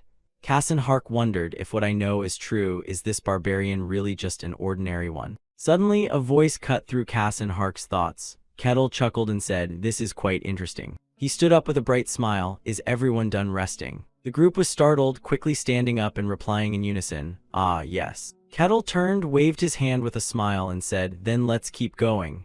Cassin Hark immediately responded, yes. A while later, Kettle's group moved forward, each of them cautiously scanning their surroundings. Kettle walked ahead calmly, ignoring the worries of those behind him. Suddenly, he noticed something and stared intently. A golden-locked treasure chest appeared before him. Kettle curiously said, what's this? Cassin Hark looked at the chest and said, that's a treasure chest, one of the maze's rewards. If you open it, the treasure's yours. In his mind, Cassin Hark imagined people opening a chest full of gold. He thought, easy to say, but to open a high-grade chest like this, you need a skilled thief, at least proficient in lockpicking. He crossed his arms, closed his eyes, and thought, but if someone reached that level, they wouldn't need to risk their neck in this dungeon. Unfortunately, we'll probably have to leave this chest behind. Suddenly, a voice snapped him out of it. Kettle looked at him and said, Cassin, open it. Cassin was utterly baffled, thinking, what the heck? Kettle looked at the chest and said, that's a treasure chest. Then he looked at Cassin Hark and said, and you're a thief, right? This is your job. Cassin Hark's face went pale as he stammered, ah, yes, but... Kettle's face lit up with delight. Isn't a treasure chest a thief's specialty? That's why I told you to try it. I want to see a thief's skill firsthand. Cassin Hark frowned in discomfort and thought, oh great, that's not wrong, but there's a problem. On the outside, Cassin Hark smiled, but inside he was helplessly putting his hands on his head, thinking, if I could do it, I wouldn't even be here. His mouth fell open in shock, his whole body frozen as he thought, A lousy thief who wasn't even recognized by the guild. Where on earth would I get lockpicking skills? He worried to himself, but I can't tell them the truth. Cassin Hark looked at Kettle, who was staring at him with eyes full of hope, and thought, that hopeful gaze, if I try and fail, it'll instantly turn into disappointment. He imagined Kettle's cold, pressuring gaze as he said, "You call yourself a thief and can't do this. Useless." He remembered the scene of Kettle stepping on a skull and felt a wave of fear. Inside, he screamed in despair, but on the outside, he scratched his head and smiled. Ha ha, all right, I'll give it a try. A moment later, Kettle looked at Cassin Hark working on the chest with admiration and said, "Oh, you're using that kind of tool to pick the lock. Nice." Cassin Hark felt immense pressure, thinking, he's staring at me from behind. If I fail, I'm dead. Nervously, he recalled watching a thief pick a chest lock before. Remember the techniques I saw when I followed him as a porter. Cassin Hark examined the lock. He felt the heavy pressure from behind and thought, remembering made his whole body heat up as sweat poured down. He tensed up, thinking, bet your life on this. Thief Cassin, this is your soul screaming. Suddenly, the thief Cassin's eyes went wide, looking utterly shocked and astonished. He began trembling. Kettle saw this and was extremely curious. Turns out, he had used his own natural talent to open the treasure chest. Overjoyed, moved to tears, he exclaimed, "Hey, it's open." Hayes, seeing this, was genuinely happy and excited. "Oh really? I heard only top-notch thieves can open a treasure chest like this, and here we see one in action. Amazing." Kettle was pleasantly surprised, giving a thumbs up in praise. "Really, nice job, Cassin." Hearing the compliments, Thief Cassin's expression wasn't happy at all. He blankly thought, I wasn't supposed to be able to open this. How did this happen? Just looking at it made it open. This skill is insane. Cassin had always been proud of his survival skills, but now, for the first time, he questioned the meaning of his life. Still dazed and standing still, he wondered, did I really try my best? And just like that, Cassin lost his pride. Kettle then walked over to the treasure chest, looked inside, and asked curiously, "So, how much is all this treasure worth?" Hayes came over to look and said, "With this amount, a family could live luxuriously for a whole month." Cassin was still lost in his own existential doubts. Kettle heard this, smiled, and replied, "I see, so that's how it is, got it." Then he turned to the thief Cassin and said, "Cassin, you handle dividing the loot." The thief Cassin was snapped back to reality by Kettle's voice, fearfully shouting, "Yes." At that moment, the thief Cassin walked up to the chest and gently lifted a trophy. He stared blankly at the trophy's glitter, unconsciously gazing at it for a long while. Suddenly, someone called his name in an eerie tone. "Cassin, Cassin." Startled, Cassin screamed loudly, "Ah." Turns out it was just Kettle calling him. Kettle said, "Need any help?" Cassin, already scared half to death, was panting hard. Seeing this, Kettle asked, "Are you injured or something?" The thief Cassin, flustered as if caught red-handed, shouted, "No, I didn't do anything." The three people present were all extremely puzzled. A moment later, after the group took all the items from the treasure chest, they left. While walking, Kettle suddenly spotted something ahead, stopped and said, "Wait, it's a bone soldier." Ahead lay a pile of bones firmly planted into the ground. Kettle's group stopped to look. Kettle counted the skulls and exclaimed, "By the looks of it, there are 4 of them. I'll handle 3. The 3 behind him were startled upon hearing this. Kettle smiled in a creepy way at the pile of bones and said, "The last one's all yours." The thief Cassin replied, "Got it," but thought to himself, "This is a real fight, gonna be tough." Hayes and Alessandro also nodded. "Yes." Immediately, Kettle quickly advanced forward. Suddenly, the pile of bones on the ground flashed with a blue light. Seeing this, the thief Cassin broke into a cold sweat, thinking, no matter how many times I see it, bones assembling themselves is still creepy as hell. Then, as if possessed by a soul, the bones slowly pieced themselves together and stood up. The group recoiled in fear, except Kettle, who bravely stood his ground. Then the 4 bone soldiers charged toward the group. Kettle commanded everyone go. Immediately Alessandro, Hayes, and Cassin raised their hands and began chanting the holy light spell. A golden light appeared, enveloping the 3 of them. "Let's go." At that moment, the thief Cassin bravely rushed forward. He threw a punch straight at one of the bone soldiers. The remaining 3 bone soldiers roared in anger, about to charge in. But suddenly, all 3 had their necks clamped tight by a pair of arms, leaving them shocked and stunned. Using his muscular arms, Kettle easily restrained the 3 bone soldiers. Seeing the thief Cassin being so brave, he chuckled, "Rare sight, don't ruin it, I'll handle these guys." Meanwhile, the last bone soldier was swinging its sword with all its might at Alessandro. Alessandro swiftly raised his shield, blocking the strike. His eyes became more determined than ever. At that moment, the thief Cassin suddenly leaped into the air. he intended to seize the chance and strike the bone soldier from behind. Raising his sword high, he was spotted by the bone soldier, which glanced back, sensing danger. But Kassen's speed was too fast. Before it could react, the bone soldier was cut down and collapsed. Only now did Hayes take action, her eyes lighting up brightly. She extended her hand and loudly invoked the skill Cloak of Darkness. Instantly, Alessandro seemed to gain a surge of strength and dashed forward at blinding speed. Alessandro delivered a sudden slash to the bone soldier. The bone soldier fell to the ground. Its neck bones had begun to crack. However, it did not die and instead roared furiously. Kettle, watching his teammates in action, smiled happily. "Ha ha." Holding 2 large rocks in his hands, he cheerfully said, "Didn't expect to witness such a perfectly coordinated team." Kettle smiled creepily and added, "Truly a rare sight to behold." Then Kettle suddenly crushed the large rock in his hand into dust with ease. Kettle smiled and said, "Now that the trouble's handled, it's time to enjoy ourselves." As soon as he finished, Kassen quickly swung a slash toward the remaining bone soldiers. Moments later, Kassen, Hayes, and Alessandro had cornered one bone soldier, all seemingly sharing the same thought.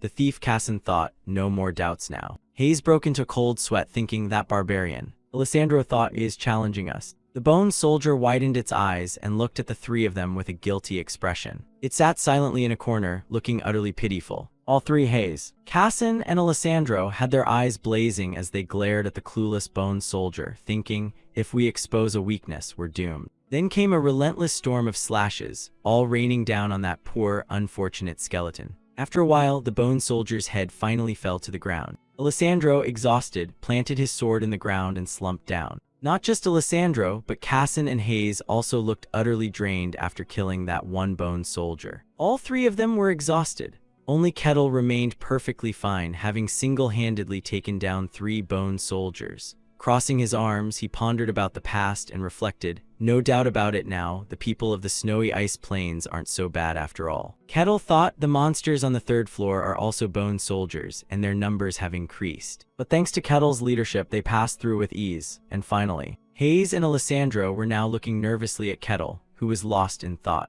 Kassen too was anxiously watching Kettle. By then, the group had reached the deepest chamber at the dungeon's center, where a bone knight sat waiting. He was sitting motionless on the throne. Hayes' eyes widened in shock, trembling as she exclaimed, "A bone knight? What in the world is something like this doing here?" Kettle, still not fully understanding, asked curiously, "It's different from the others." Hayes replied, "Exactly, it's extremely strong." Her expression was filled with fear as she thought, a bone knight can swing a greatsword with ease and terrifying power. If you're not at a knight's level, you don't stand a chance. This is not a monster we can handle.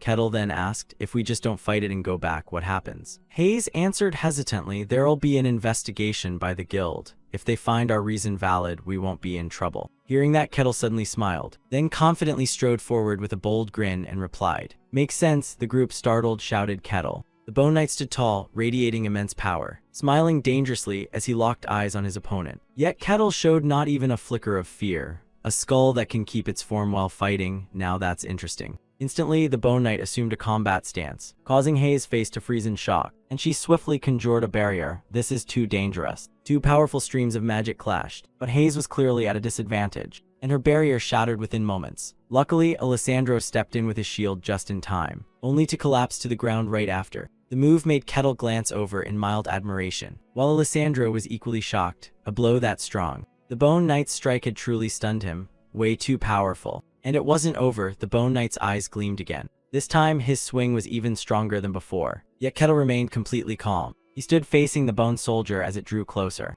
Unexpectedly, before the bone soldier could even act, Kettle punched it into oblivion. It vanished in the most surprising way. Kassen's jaw dropped in shock, and Alessandro and Hayes were equally stunned. Done and dusted, Kettle casually brushed his hands. And to top it off, he scoffed, "That's it." Then he turned to look at the others, when suddenly his eyes froze as if he'd spotted something. Next, he called Kassen's name. Caught off guard, Kassen blinked. Why, yes. A treasure chest was gleaming brightly, and Kettle wanted to know if he could open it. Kassen yelped, "No way, it's locked with high-grade magic. With my skills, I can't open it." Hearing that, Kettle feigned disappointment. "Oh, that's too bad." Kassen sighed along, "Yeah, what a pity. Guess we'll leave it." Or so it seemed, until Kettle swung his arm and struck the chest himself. Kassen nearly had a heart attack, and in the end, the chest shattered into pieces. Hayes and Alessandro stared at him like he was some rare beast. But Kettle didn't care in the slightest. The loot looked amazing. "Kassen, you clean this up." He obeyed immediately. Kassen walked over step by step, still in disbelief. First time I've seen someone open a chest with pure brute force. But he wondered if he was just going to smash it, why bother asking me to unlock it?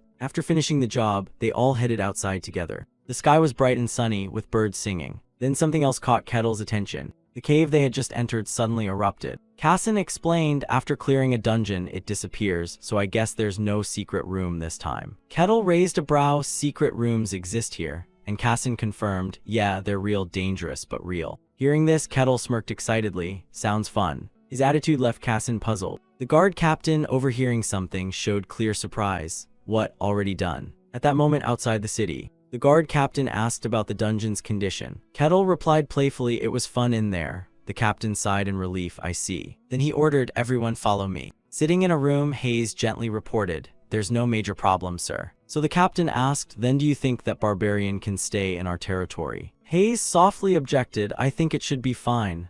And the captain noticed something when it came to that Barbarian. She only spoke vaguely. He closed his eyes tensely. Conquering the dungeon wasn't the issue, it was the way it was done. The true goal was to find dangerous individuals. Casson added, he's not the kind of person who goes looking for trouble. Yet the captain knew clearly that although he was as strong as a beast, he didn't harm anyone. Very different from the usual Barbarian. Now Kettle spoke up, praising each person. Casson did great as a thief. He disarmed traps and tried to open the chest. Alessandro was an incredibly strong frontliner, and Hayes' prayers helped us a lot. Hearing this, the captain grew suspicious. Strange. Normally, when strangers are forced into a party to conquer a dungeon, they don't shower others with this much praise. In the end, he had to agree. All right, you're allowed in. But before that, he warned, even if you're permitted, if you cause trouble, you'll be expelled. Be careful. Kettle replied firmly, understood. Then he handed over a bag. Here's the dungeon reward, split it among yourselves. The captain knew that sometimes guards just took the loot for themselves. Kettle didn't overthink it and cheerfully accepted. Thanks a lot, the captain guessed. Maybe this time they wouldn't take any. Kettle suggested, let's split it evenly. His words left them frozen. Huh. Hayes quickly declined. Oh, no need. Even Alessandro didn't dare take it, me neither. But Kettle insisted we all work together, so the reward should be split evenly. No refusals. Hearing that, Casson spoke up, all right then. Which gave Kettle the perfect excuse. Then let's celebrate, see if there's a tavern nearby. The group didn't expect this. Huh, what now? In the end, they reluctantly agreed to celebrate. Fine. But in truth, they were crying inside. We just want to go home. While they were sulking, Kettle was overjoyed. The captain looked on, exasperated. A barbarian who could one-punch a bone knight as strong as a monster. His eyes turned probing. At the very least, that strength was on par with a knight. Definitely not a normal barbarian. And the captain could confirm this was a legendary barbarian, a true oddity. Then he solemnly assigned an order. I'll report to the Lord, you all guard the gates. The subordinates immediately acknowledged. By nightfall in the Grand Royal Palace, the firelight illuminated a solemn space. The emperor inside spoke in a deep voice, enter. The captain bowed and reported, I have a matter to report, sire. The Lord of Barkan in the kingdom of Jehent, Luke Barkan, responded, what is it? The captain immediately explained the situation, reporting that a barbarian had entered the territory. That night in the waiting hall outside the mansion, Luke's voice echoed in the room. You granted him permission already. The guard captain lowered his head. Yes, sir, but honestly, that's not really a problem. From the golden throne, Luke looked down in suspicion. Then what's the real problem? A bit tense, he reported, he's too strong, so strong it's becoming a problem in itself. Luke raised his head in curiosity. How strong are we talking? The room fell silent except for the guard captain's voice and Luke's surprise. I heard he took down a bone knight with just one punch. Luke's eyes widened in shock. A bone knight. His mind pictured the monster named Kettle, sword in hand, surrounded by ominous energy. A bone knight, the kind of monster you can't handle unless you've reached knight level. And he defeated it with one punch. Then Luke bowed his head again, sinking into thought about giant figures standing in a snowstorm. A barbarian. The kind that only relies on brute strength, with a simple mind and zero education. Luke hesitated, so he's basically at the top rank, right? The guard captain replied, most likely, sir. Luke wondered, and he might be even stronger. The guard captain's expression was tense. I can't say for sure, sir. Hearing this, Luke fell silent. A warrior of that caliber being a barbarian of a race that believes strength is everything, this could be a huge problem. For now, summon him to meet me. Below, the guard captain broke into a cold sweat, a bit worried. Are you sure you'll be all right, sir? Luke reasoned, just letting someone that strong roam the territory is already a risk. Meeting him in person to size him up will put me at ease. The guard captain tried to protest, but it could be dangerous, sir. The knight nearby stepped forward with a serious face. From his golden throne, Luke reminded, I have my own knight to protect me. Hearing that, the captain looked up in surprise. Then Luke turned to the knight. What do you think? He gripped the sword at his side. He's strong, sure, but he's just a dumb barbarian, a big lump of muscle without a shred of wit. Then he remembered his dignified master and declared, compared to my swordsmanship taught directly by the sword saint, he's not worthy. So, my lord, you have nothing to fear. Luke also gave a slight nod in agreement. Finally, he raised his voice and announced, summon that barbarian here. I'll have a face-to-face talk with him. Elsewhere, at a table loaded with food and beer, Kettle bit into a chunk of meat and chewed noisily. The three others at the table quietly watched him eat like a man starved for a week. Their faces paled as the room sank into awkward silence. He lifted his beer mug, took a big friendly gulp, set it down with a smile, and said, this dish is amazing. I also really like the peaceful atmosphere here. My treat today, everyone eat and drink freely. Hearing that, the group forced a stiff smile. Aha. Suddenly he turned, you're a holy knight, right? Alessandro was startled. Yes. Kettle's face was filled with curiosity. What type of holy power do you use? I didn't see you use it during the dungeon raid. Alessandro scratched his head awkwardly. I'm still training myself, so my holy power hasn't been activated yet. Kettle widened his eyes in pity. Oh, that's unfortunate. Alessandro cleared his throat awkwardly. Then Kettle turned to Hayes, who was sitting quietly beside him.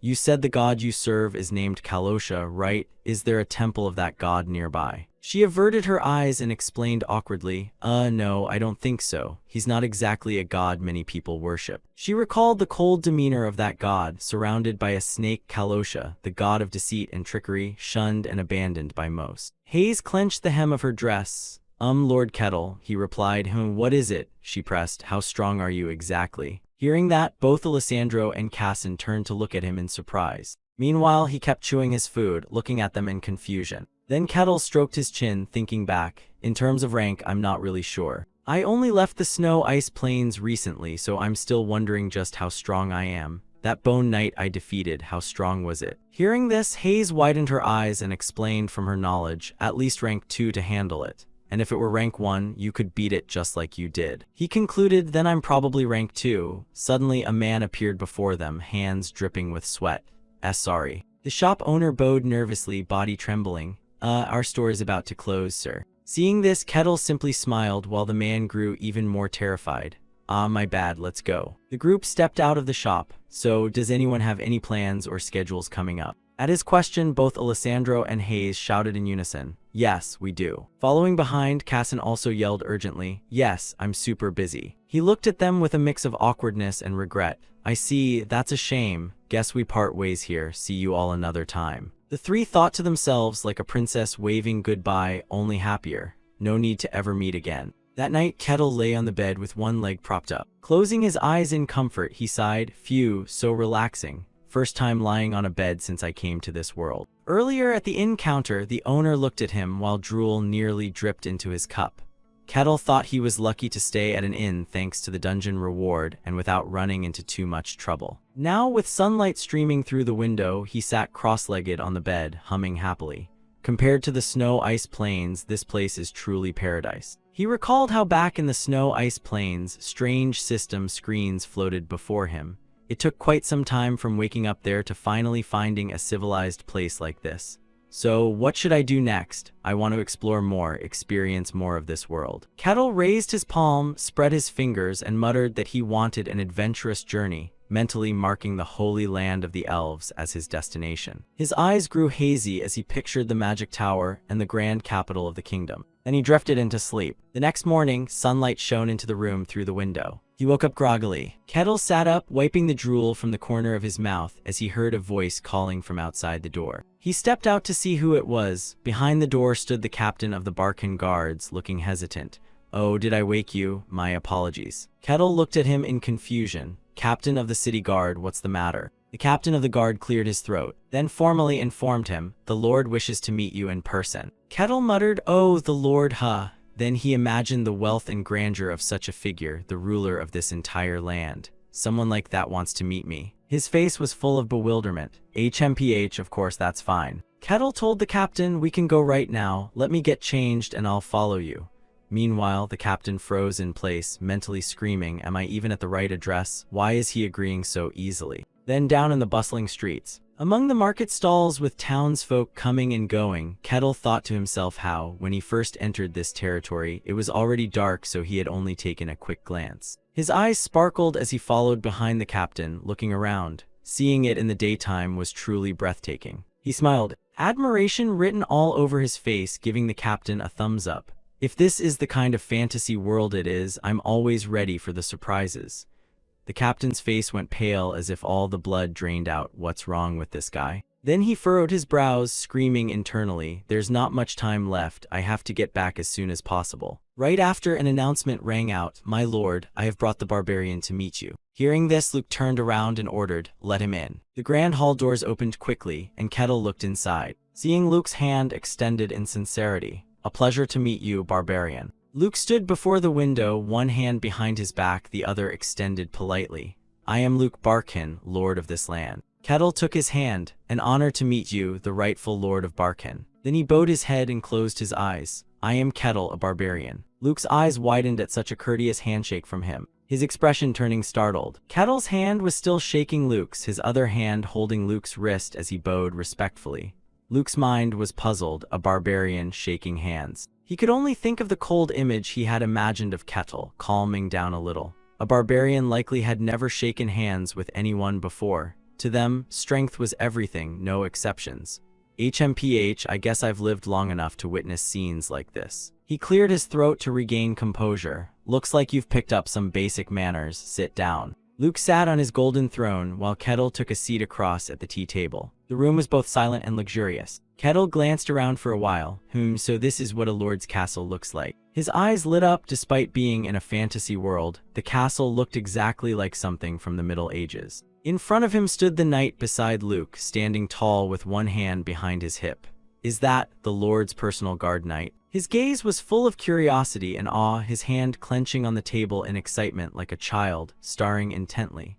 When I was little, I loved playing knight role-playing games, never thought I'd see a real knight in person. He looks so dignified, so majestic, just like I always dreamed. The knight also noticed Kettle's stare. The knight's face tightened in mild surprise. HMPH, killing intent. He gritted his teeth in anger. It was indeed unmistakable killing intent. To dare radiate such powerful, oppressive bloodlust right in front of the Lord, to him, Kettle felt like a predator pressing down with murderous force. The knight beside Luke grabbed the sword at his waist. Fool, you won't leave here with your life. Suddenly Luke spoke up, the reason I invited you here is simple. The knight froze mid-motion. Luke's expression was full of scrutiny. I just want to confirm a few things about you. He calmly crossed his arms, looking at Luke. It's up to you, so what exactly do you want to verify about me? Then Luke questioned, where did you come from? Kettle closed his eyes, recalling the snow-covered mountains.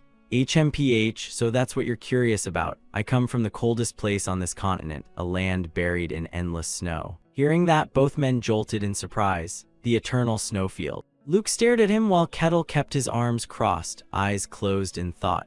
He's truly the barbarian warrior from the legends, and now he's standing right before me. Luke looked down. What you're saying is hard to believe. Kettle sighed with his arms crossed. It's a harsh place, believe it or not, that's up to you. Luke's voice echoed in the hall. Then let me ask another question. His sharp eyes probed Kettle. Just how strong are you? Luke imagined him going wild, ruling the battlefield. Was his strength truly as terrifying as the rumors claimed? Kettle countered, wrong question. I don't even know what the strength standards here are, so I can't give you a clear answer. Luke replied, I see. Then Luke glanced at the knight beside him. The knight gave a small nod in silent agreement. Luke made a proposal. Then, would you like to spar with one of my knights? If you accept, I'll ensure you receive a worthy reward. Kettle blinked, a sparring match. Luke added, of course it won't be a fight to the death. I trust you can restrain your strength. Hearing that, Kettle grinned. Now you've got my interest. His enthusiastic chuckle startled everyone. A match with the Lord's knight. In his mind, Kettle pictured a storybook knight, not an ordinary one, but a knight of the fantasy realm. A knight with magic and an aura, a chance to witness his real combat skill.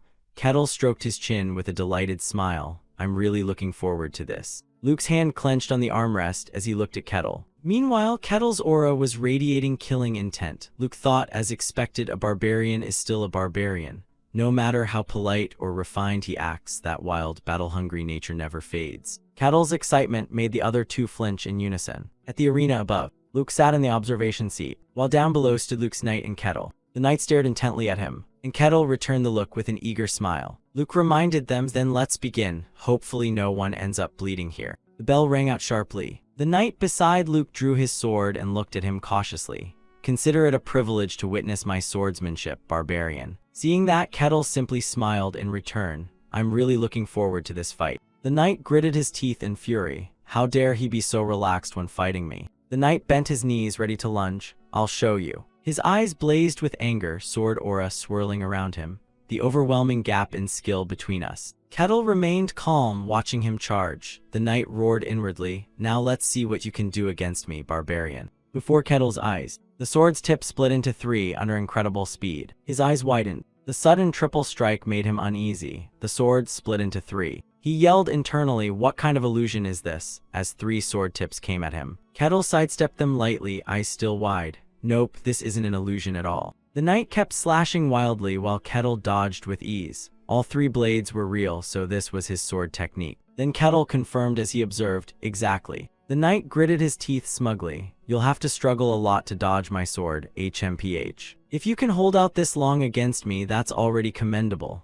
The strikes grew fiercer, but he thought, no need to drag this fight out. Suddenly, Kettle raised one hand. With a light flick, he shattered the sword into pieces. The knight's eyes went wide in disbelief. What is this?" Kettle placed his hand on the knight's chest, smashing both armor and weapon to bits. His grip crushed the armor out of shape. Then he hurled the knight backward. The poor knight hit the ground, completely unconscious. Above, Luke shouted in shock, "W what the hell?" The knight's arm hung limply toward the floor. His body slumped in a corner, a long skid mark trailing beneath him. Luke stared at the scene in fear and awe. Just one punch, and a rank 1 knight was down. What kind of monstrous strength was this? Meanwhile, Kettle turned away, then smiled and asked, "So that's the end of the match, right?" Up above, the lord looked like his soul had left his body. Springing to his feet in shock, he narrowed his eyes. Yes. In his mind, Luke replayed the scene of Kettle casually throwing his knight aside, sinking into thought. A barbarian defeating a rank 1 knight with a single punch, that was the power of a monster. At the very least, he must be at the transcendent level. But that was only the bare minimum strength he'd shown. Who knew how deep his real power went? Luke's face darkened as he sat down. A barbarian with such might could shake the entire continent. Next, he thought about the hero and his dragon. If that's the case, I should inform that man, one of the rare few on this vast continent who bears the title of Holy Sword. Luke lowered his head, muttering, "It's time for him to show himself. I wonder if he'll be excited about meeting a barbarian like this." Suddenly, a voice rang out. "Are you talking about me?" Luke flinched and looked up. The window was wide open, letting in the wind. Behind the curtain stood Cain, arms crossed, calm as ever. Seeing that, Luke sighed. He rolled his eyes. "Your taste is as strange as always." Cain clenched his fist playfully. "Ha, doesn't every man need a bit of entertainment?" Then he crossed his arms with a serious face. "So why don't you share that intriguing story with me? This is the Holy Sword, Cain." Luke braced his hand on the table and stood up. He bowed deeply to the elder. "It's an honor to see you here, even though I called you rather urgently. Allow me to present the great Holy Sword, Sir Cain." The old man smiled, though his eyes were razor-sharp. Luke kept his head lowered, eyes closed, full of respect. In the room of the knight beside Luke, the young man lay on his bed, an arm over his forehead. The door swung open. The elder stepped in and asked, startling him, "Has your body recovered yet?" He shot up in panic. I'll be fully healed in a few days, my lord. Please forgive me." Cain, standing behind, stepped forward. "You should be apologizing to me instead." He folded his arms behind his back. "My foolish disciple lost to an unknown barbarian." The knight's eyes widened. "Master." The elder's gaze fell on the torn patch of fabric on the knight's chest. Not a single wound marked his body. Inside, Cain's anticipation for Kettle grew. "Before coming here, I saw the boy's armor shattered to bits. Judging from its condition, it's no surprise. If he'd been killed, yet his clothes were only torn and his body unscratched, could that barbarian have held back?" Cain placed a hand on his chin, making his judgment. "He's no ordinary dumb brute. He's someone who can control his strength and strike with absolute precision." The knight stammered, I understand." The elder's sharp gaze deepened. "He's far beyond your level, so skilled he can fight while going easy on you like it's child's play. He's at least transcendent level." Hearing this, Luke's expression and the knight beside Luke were both astonished. The elder muttered, "Hem." Then he looked at Cain with suspicion. Forgive my rudeness, but compared to you, how strong is he, Sir Kane? The old man turned his head and replied firmly, he's quite strong, but I am the holy sword. Even if he's at the transcendent level, he still can't touch me. Luke felt a little awkward, so that's how it is. Yet the elder was still lost in thought.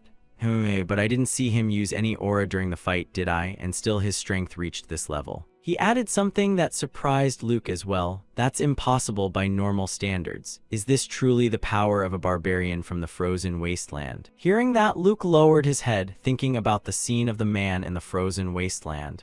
At first, I didn't believe it, but it seems he really did come from there. Suddenly, Kane raised his head. A barbarian from the frozen wasteland. He imagined Kettle, cold and unyielding, surviving in blizzards, the legend of one who endured the frozen wasteland. Is he human, or? The old man stroked his beard cautiously. Or is he a mutant? Images of snakes and ferocious snow bears flashed in his mind. But then he shook his head. No, that's not it, making Luke beside him confused. Then he thought about those demons and fierce white serpents, concluding, if he were truly a mutant, he wouldn't have been so merciful to you. He was puzzled by Kettle's appearance.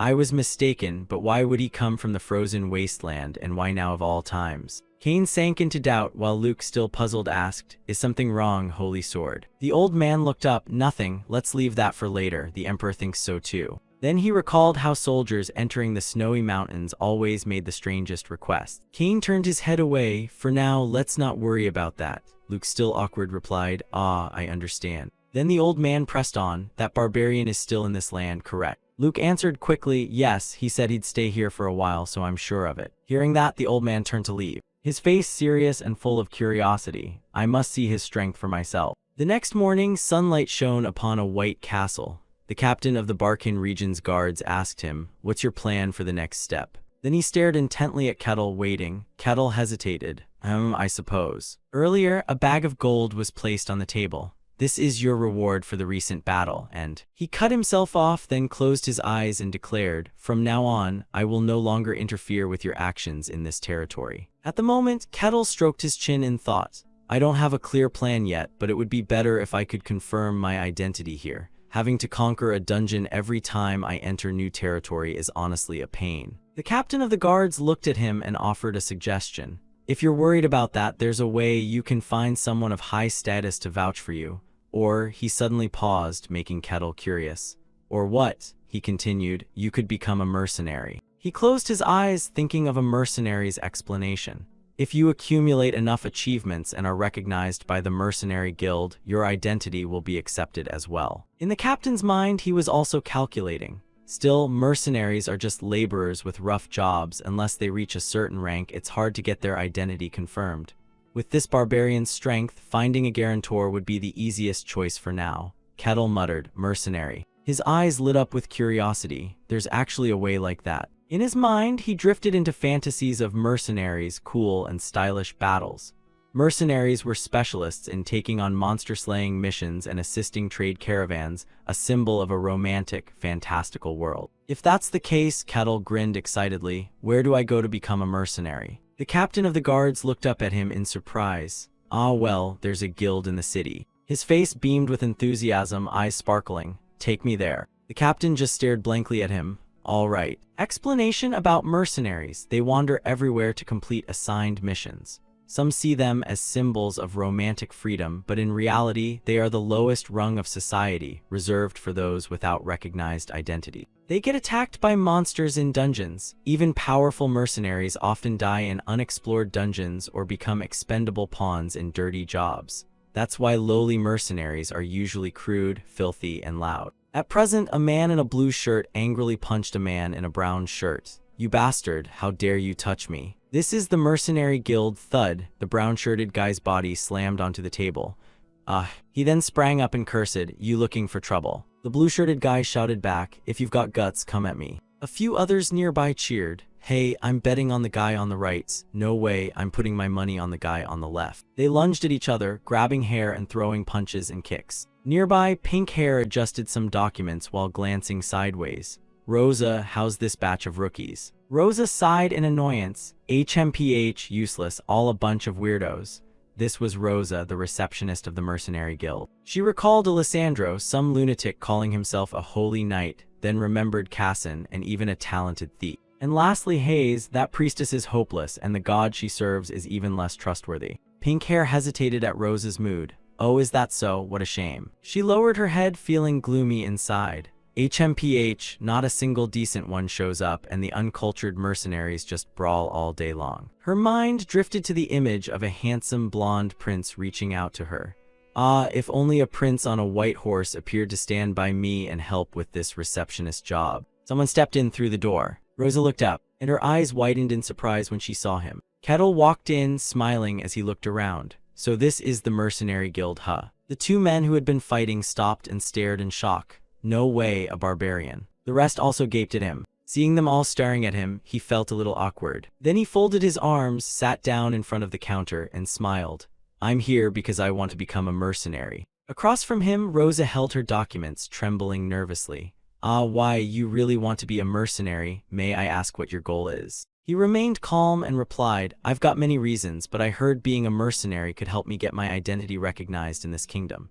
She explained nervously, that's true, but to get your identity recognized through the mercenary route, you'll have to rack up quite a few achievements. Is that okay? Kettle confirmed, no problem at all. She took out a typewriter and announced, then I'll register you as a mercenary. The fee is 5 silver coins. Could you tell me your name and age? He placed the money on the table. I'm Kettle, and as for age, not sure. Her fingers danced smoothly on the keys. Then I'll just put down an approximate number. Finally, she handed him a card from a wooden box.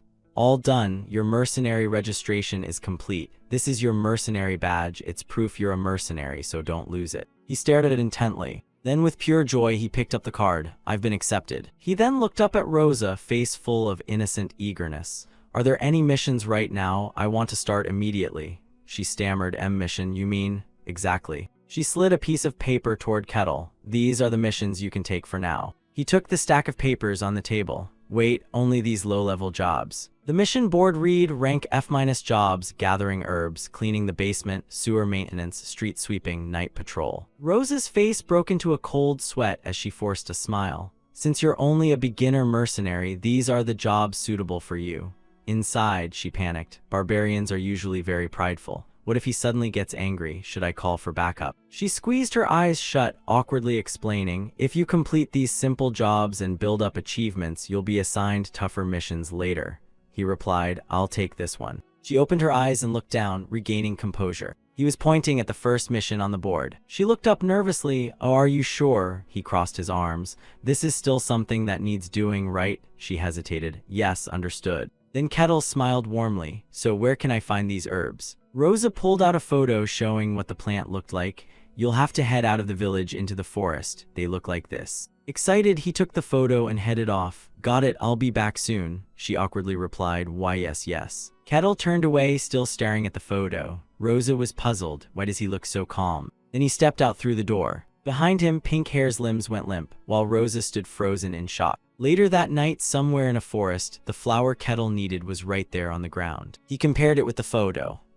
He commented, this herb can heal wounds. Looks kinda weird. Then he took off his coat and tossed it to the ground. Well then. Kettle put on his hat, smiling as he flexed his arm. I'm already wearing my anti-UV gear. Time to start my first mercenary mission. Yes, UV damage exists in other worlds too, rare knowledge only Kettle seems to have. About an hour later at the Mercenary Guild, a big sack of herbs was dumped on the counter, shocking Rosa. He looked at her innocently. Is this enough? She stammered, too much, actually. Inside, she wondered, was he planning to wipe out the entire herb field? Her eyes widened, but. Then she checked the bag's contents. These herbs are high quality. Most mercenaries just yank them carelessly, ruining their value. Kettle scratched his nose shyly. Don't look at me like that. I was pretty careful picking them. She hesitated. All right. She handed him a silver coin. Thanks for the careful work, Kettle. This is your payment. 1 silver coin, the amount barely enough for the cheapest meal. Still, it was the first money he'd earned from an honest job. Kettle thought back to when he was seriously picking herbs. He smiled to himself, thinking how touching. Then, excited, he stood up holding the silver coin. I'm very satisfied with this. Can you give me my next mission right away? Rosa blinked in confusion. Huh, she stared wide-eyed. What is this? He's satisfied with that tiny reward, this barbarian. Meanwhile, Kettle happily admired the silver coin in his hand. It's still daylight, so I want to get as much done as possible. She wondered, why is he so cheerful about this? Still puzzled, she screamed in her heart with tears of frustration. Oh heavens, this mercenary is as weird as they come. Kettle pointed to the warehouse cleaning job on the rank F mission board. I'll take this one next. Rosa thought to herself in disbelief. After herb gathering, this would already be his third cleaning job. Looking at Kettle's eager face pointed toward the ceiling, Rosa felt even more suspicious. Could this lunatic actually enjoy cleaning? With a stiff tone, Rosa said, very well, I'll assign you the mission. The sound of Kettle's footsteps approached. Hearing them, a blue-eyed woman glanced over. Kettle, built like a bear, stepped in and said, I'm here to clean the warehouse. The brown-haired woman with a ponytail froze on the spot. Kettle asked kindly, are you the owner of this warehouse? She snapped back to reality, startled. Why yes, she thought, a barbarian. Cleaning the warehouse was simple, moving items around posed no problem. With his immense strength, he easily carried huge stacks of goods, astonishing the brown-haired woman. His next mission was street sweeping. He grabbed a broom and began. At first, controlling his strength was tricky, but he managed. Then one big sweep sent dust flying everywhere, filling the air with a smoky haze. Someone happened to be observing Kettle's work. Seeing him acting so normal, Kane exclaimed, what the hell, why is he doing that? Kane thought this guy is at least mid-rank mercenary level. If he put in the effort, he could influence an entire kingdom.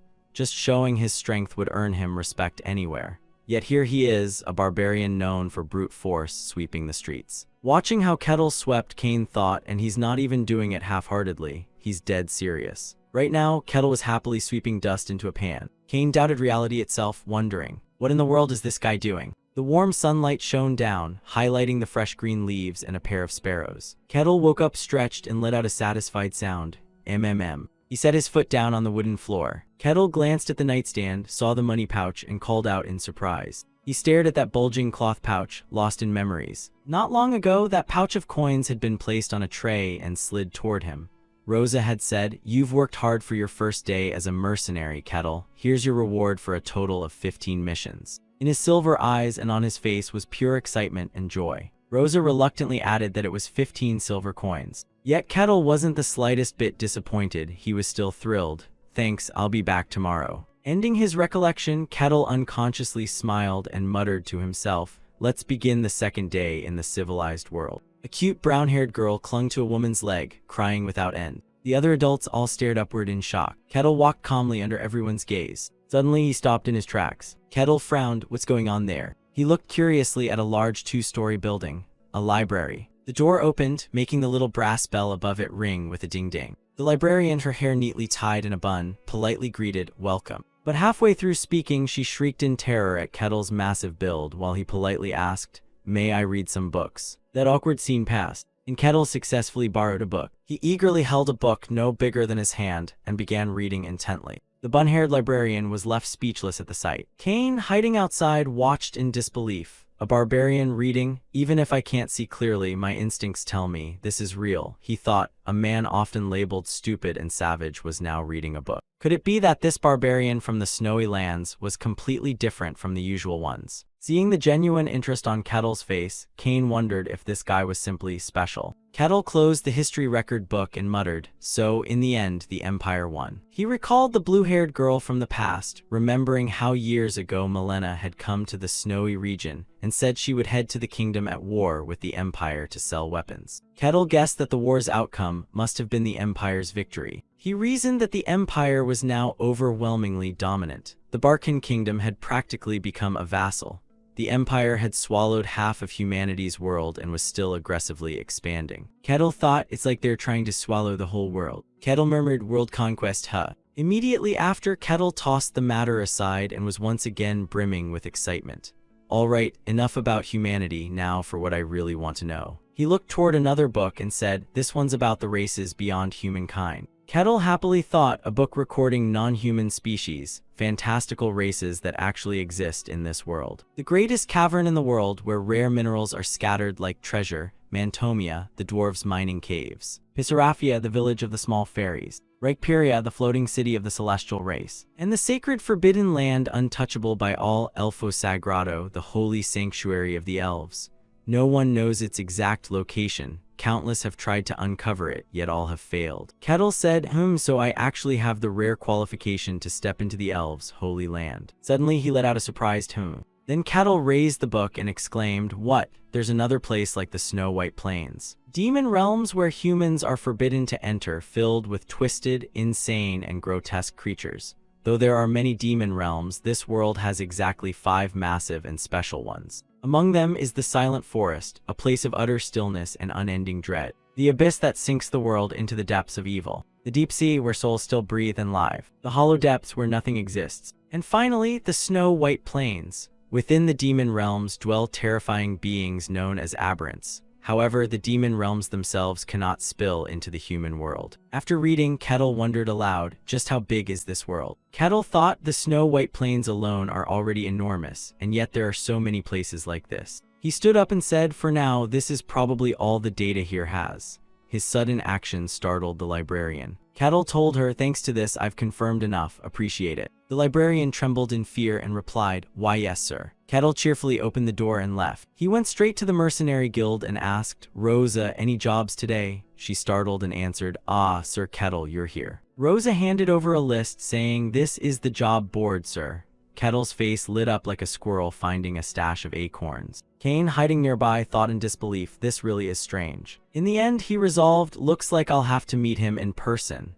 After a long period of secret observation, Sword Saint Kane finally made his move. By then, the moon had risen high in the sky, and the streets were utterly deserted. Kettle walked along the road at that moment. As he walked, he smiled in satisfaction. Today, he had completed over 10 requests. Even handling the small odd jobs, the day's earnings weren't bad at all. If I keep up this pace, the day I'm officially recognized as a true mercenary shouldn't be far off. He was whistling a cheerful tune when someone hiding behind a wall began watching him. As Kettle approached, that person stepped out, much to his surprise. It was none other than Sword Saint Kane. The two stood facing each other for a long moment. Kettle spoke first, you're the one who's been tailing me all day. Hearing this, Kane was utterly stunned and thought to himself, what? Kettle folded his arms and asked, what do you want? Kane was still in disbelief. You already noticed. I clearly used magic power to hide my presence. No matter how sharp your instincts are, detecting me should have been impossible. Suddenly, Kettle swiftly clutched his money pouch tightly and warily blurted, don't tell me you're a robber. Kane felt as if lightning had struck his ears. Kettle's sharp gaze confirmed without a word, looks like I guessed right. Even in a place that seems secure, bandits still show up. His wide-eyed opponent considered explaining, no, I'm just wondering if I told him I'm the Sword Saint, would he even believe me? Kettle delivered another verbal critical hit. With that old body, you've resorted to robbery. Guess the economy really is in bad shape. Kane was too wronged for words. Kettle paused and thought, what? Then his face suddenly lit up. It might actually be a good opportunity. Kane, meanwhile, was still standing there stunned, wondering what on earth was happening. After a moment, seeing Kettle's clueless expression, Kane thought, he's mistaking me for a robber. Well, one way to gauge someone's strength and identity is to clash head-on. Let's see what the power of a so-called legendary barbarian is like. With that, he rolled up his sleeves. Kettle quickly stepped forward. Kane's expression turned cautious. Kettle stayed silent, then suddenly vanished from Kane's sight. Prompting Kane to exclaim, he disappeared. What the? Kettle suddenly reappeared right in front of him, one hand reaching out, his feet moving into position. Kane dodged while thinking, if I stand still, my neck's going to get twisted. Kettle suddenly let out a surprised "oh" and smirked. Fast, aren't you? He said, then began moving again. Kane panicked, impossible, I almost got caught. If my reaction had been a fraction slower, I'd be done for. What's even crazier is I didn't sense any magic flow from him at all. Kettle folded his arms again and chuckled, this is getting interesting. Kane, still stunned, thought, how can someone move that fast with just a human body? This is no longer a test or anything. I'll attack with full force. With that, he charged forward. Kettle's face turned dark. Then he suddenly vanished before Kane's eyes again. He appeared behind Kane, eyes glowing, and grabbed his opponent's wrist. Kane broke out in a cold sweat. What is this? I clearly expanded my senses, yet I still couldn't react in time. Kettle twisted his arm back. And it didn't just feel like being grabbed, it felt like his arm was pinned to solid stone, his whole body being lifted by an overwhelming force. Kane clenched his teeth in pain. Erg, what kind of monstrous strength is this? Just his raw power alone is already completely irresistible. So I'll unleash my full strength. A surge of power burst out from Kane's body. Kettle was slightly surprised at that. A greenish-blue light began radiating from Kane's body, and Kettle silently observed the scene for a moment, until an explosion suddenly erupted. Kane slipped free from Kettle's hold. Kettle looked down at his own hand, while Kane on the other side stared straight back at him. Suddenly, Kettle commented, "Even street robbers have good skills these days." Kane felt utterly speechless inside. Why does he keep calling me a robber? Kane then seriously evaluated. This was a rare form of magic materialization, achievable only by those who had reached the peak. Yet he'd wrapped it around his body. Why would someone that strong waste it on petty robbery? But it seemed Kettle truly believed it was just a robber's trick. Kane sank briefly into thought, then continued. By reflex, he had materialized his magic power. Power so tangible it could even tear apart solid steel. A human body should have been crushed beyond recognition on contact, yet he didn't have a single scratch. What kind of monstrous physique is this? To endure manifested magic power with nothing but a bare body. As Kane was still thinking, Kettle suddenly spoke. "Though it does look like you're using some strange trick. Guess it's time to wrap this up." Hearing that, Kane's hand moved toward the hilt of his sword, but suddenly his eyes widened in shock. Kettle suddenly appeared, touching a finger to the hilt of Kane's sword, smiling all the while. With a seemingly casual motion and a clueless look, Kettle made Kane's eyes almost pop out. His jaw dropped wide open. Then Kane gritted his teeth, putting all his strength into drawing his sword, only to find his hand trembling instead. Suddenly, Kane was once again dumbfounded. Kettle's eyes lit up like a predator spotting prey. Inside, Kane screamed like a madman, "Ah!" as tears streamed down his face. "Is this the end for me?" A huge hand reached out, but suddenly Kettle exhaled. So this is what a fantasy world robber looks like," he said while slinging the unconscious Kane over his shoulder. The guard captain froze in shock at the sight. "Oh my god, what is going on here?" Watching Kettle carry Kane so effortlessly, the captain's mind raced. What strange thing is happening right now? Why is the Sword Saint Kane even here? Kane lay neatly bundled up while the captain felt a chill down his spine.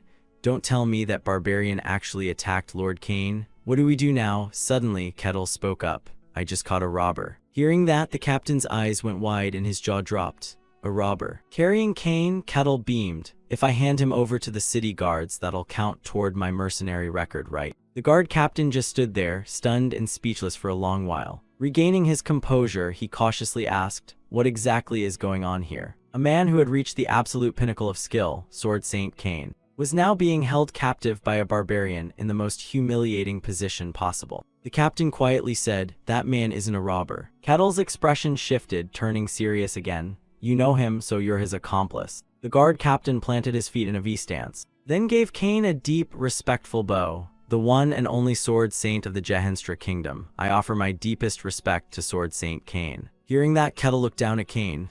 "What?" Kettle stared in disbelief at the man he'd been carrying all this time. The lofty title of Sword Saint, and yet he's being called a robber. Kettle growled, "No way, this old man really is a robber. He attacked me to steal a few coins." The other man looked Kettle straight in the eye and retorted, "No, he's truly the Sword Saint. I could never mistake that face."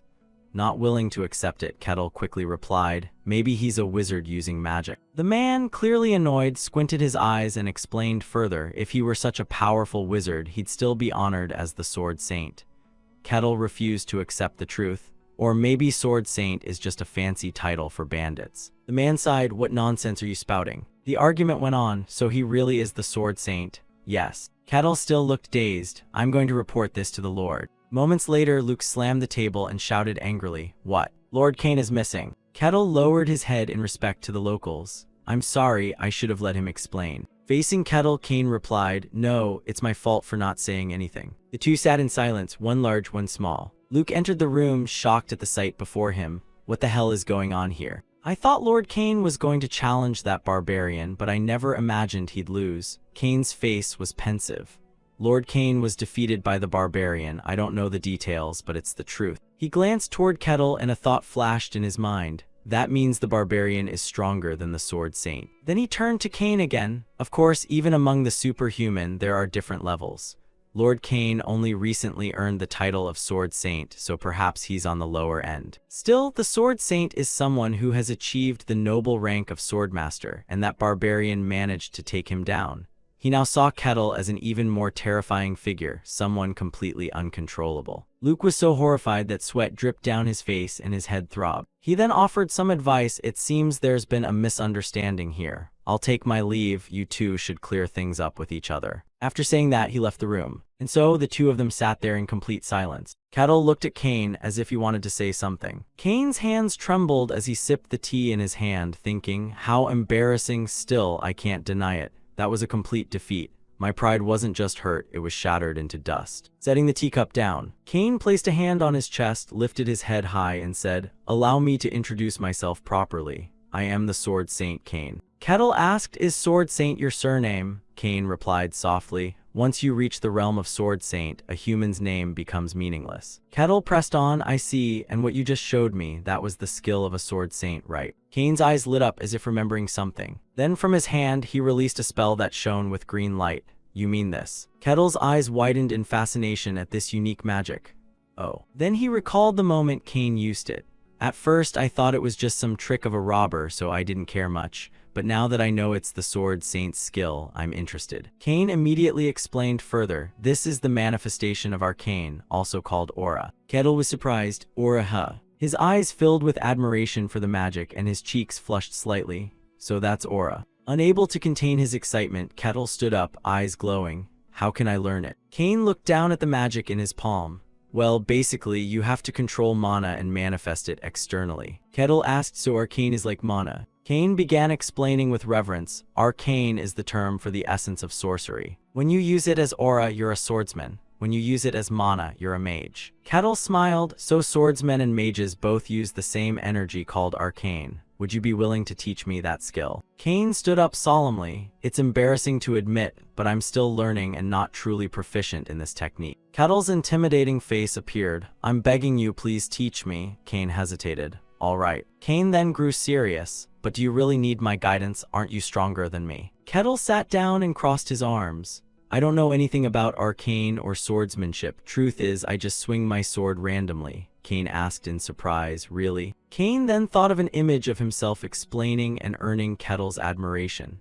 Yes, I am the Sword Saint. I may have lost, but I didn't even draw my sword. All right then, I'll teach him the way of the sword and show him its greatness, and I'll reclaim my pride. Shaking off his thoughts, Kane quickly agreed. All right, I am the Sword Saint, a wielder of the sword. Without my sword, I'm just a half measure. Suddenly, things didn't go as he imagined. So that's why you're so weak, because you didn't use your sword. Kane was stunned, that's right. Kettle crossed his arms. I mean, being called a Sword Saint, but only having that little bit of power, I thought something was off. Kane was furious. You brat. Kettle added, if you had used your sword, maybe you would have won. Kane grumbled. Could I really win just by using my sword? Kettle brightened up. I'm excited now. Kane, on the other hand, was gloomy. My pride, will I get it back? Feels like I'm going to get crushed even harder. Before the regression, I trained in sword techniques. Kettle thought, but this is true illusionary swordsmanship, a mystical style that uses mysterious aura. This is the real deal. In the training yard, Sword Saint Kane wore a serious expression.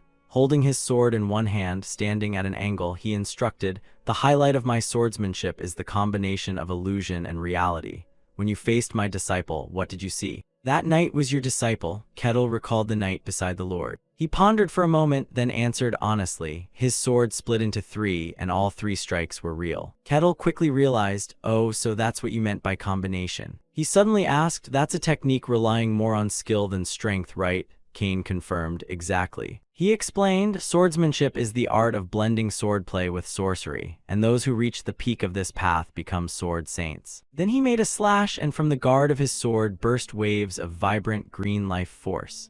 It was like sunlight dancing on the blade, alive, fierce, and swirling over the steel. Kettle's eyes sparkled with admiration. Oh, so that's aura, Sword Saint Kane stiffened awkwardly. Yes. He closed his eyes, feeling a bit restless. I still can't believe this is happening. Kane cleared his throat. Raising his other hand to grip the lower part of the hilt, he said, I suppose talking about combining illusion and reality sounds a bit abstract. Inside, Kane's thoughts churned. I'm actually teaching swordsmanship to a barbarian. Outwardly, he remained calm and inscrutable, angling his sword forward under his shoulder and saying seriously, so I'll let you experience it firsthand. With that, his eyes suddenly sharpened like a predator. Kane lowered his stance and brought down a slash, the sword energy curving in a strange, elegant way. The tip of the sword struck the ground hard, splitting the floor with a deep scar. From the point of impact, aura split into 5 streams of sword intent that shot forward. Kettle was shaken, your swordsmanship. Seeing the sword intent clearly split into 5 paths before converging on a single target, he marveled. It split into 5. The dust from the impact quickly cleared, revealing a dent in the wall. The sword saint's voice was calm. There are many techniques to create illusions with aura. Kane's gaze sharpened, but turning those illusions into reality, only my swordsmanship can do that. Kettle was dazed. That move you just used. Before he could finish, Kane puffed his chest proudly. Yes, that's a sorcery-based ultimate technique. What do you think? Kettle replied bluntly, I think I can do it too. Kane froze, utterly speechless. With that childlike yet provocative tone, the sword saint narrowed his eyes. What exactly are you saying? He thought bitterly, I've spent my entire life on the way of the sword, combining natural talent with relentless training to reach this achievement. How could a barbarian learn it just by watching once? I'll show you, Kettle said confidently. Kane looked at him, startled. That's an axe, huh? He grinned brightly, resting a massive axe on his shoulder. He stepped 1 foot wide. Kettle lowered his stance, sliding the axe back. Then, using pure speed as his weapon, he swung it dozens of times in a single second. Kane's eyes bulged. That sword technique. He stared in shock at Kettle, flailing wildly. He's just using brute force and raw strength to move fast. On the final strike, Kettle instantly gathered killing intent, splitting it into 5 branches that all charged forward toward the same point. Boom, the wall exploded in sparks. The sword saint was completely caught off guard. The axe hit the ground beside him, still releasing faint wisps of smoke. Kettle casually hoisted the axe onto his shoulder, smiling brightly as he probed. Done. So, what do you think? Kane rolled his eyes, recalling, it looked like a mix of illusion and reality when he attacked all at once, but in truth, it was just overwhelming strength and speed. Even I was almost fooled for a moment. He criticized sharply, you're just swinging that axe with brute force, no technique at all. But Kettle shot back logically, but the result's the same. Sword technique is for real combat, right? He asked bluntly, so as long as the result's the same, it's fine, right? The sword saint faltered, Outwardly calm, but inside drowning in an ocean of tears, a subtle glimmer of sorrow welled at the corner of his eye. He's not wrong, but damn, my pride hurts. Kane snapped, fine then, how about this? He swung his sword again, this time his figure split into illusions, each one attacking chaotically, his entire body wrapped in deep aura, unleashing countless slashes. Kettle was stunned, your body split. The swirling sword intent kept growing until it became a massive magical sphere filling the area. Then, as if it could no longer hold any more energy, the sphere exploded violently, blasting stone and dirt everywhere. When the dust finally settled, the sword saint stood at the center of a massive crater at least 6 or 7 meters in radius. Kane panted heavily, then said coolly, this is a clone technique achieved through the ultimate mastery of aura.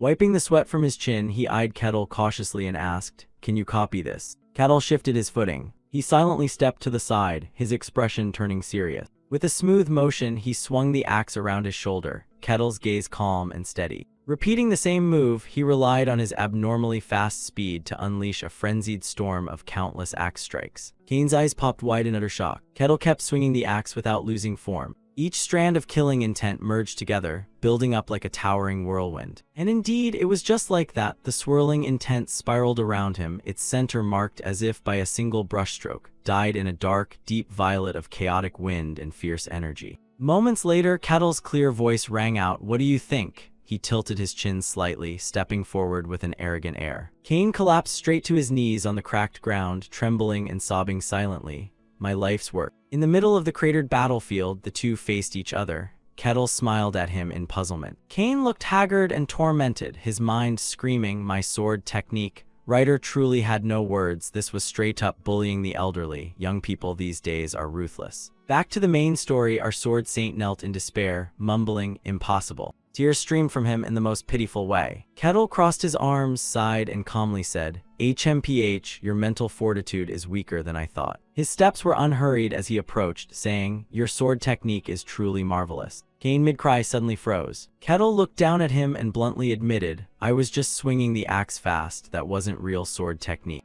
The move you just used wasn't just an illusion, that was real sword technique. Kane listened blankly as Kettle stammered, I can't reach the true realm of arcane technique. Kane pressed his lips together, thinking with pride. Yes, my sword technique still has value. Combining illusion and reality into a solid form, only I can do that in this world. Rekindled with fiery determination, Cain clenched his fist. Yes, my technique is perfect. That barbarian is nothing but a madman. Cain gloomily glared at him. What kind of madman can move so fast they become a blur in the air without even using aura? That's not something a human should be able to do. Suddenly, Kettle asked, "Can you teach me the true meaning of this sword technique?" The sword saint froze for a moment. He quickly composed himself. "Ah, my apologies. I let my emotions get the better of me. I hope you can understand."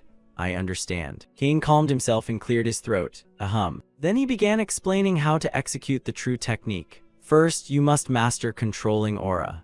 Cain opened his palm, revealing a deep, steady flame of aura. He looked at it and continued, "But to control aura, you must first understand arcane law." Cain emphasized, "Whether you're a mage, a swordsman, or a sorcerer, no one can step into a higher realm without awakening arcane law, except for those who believe in gods." Kettle, ever curious, asked, "So divine power is something different?" The sword saint replied, "Their miracles come directly from the deity they worship, unrelated to their personal ability." Kettle nodded in understanding and took a sip of tea. Cain continued, "Arcane law is exactly that. It's the latent power hidden deep inside every person.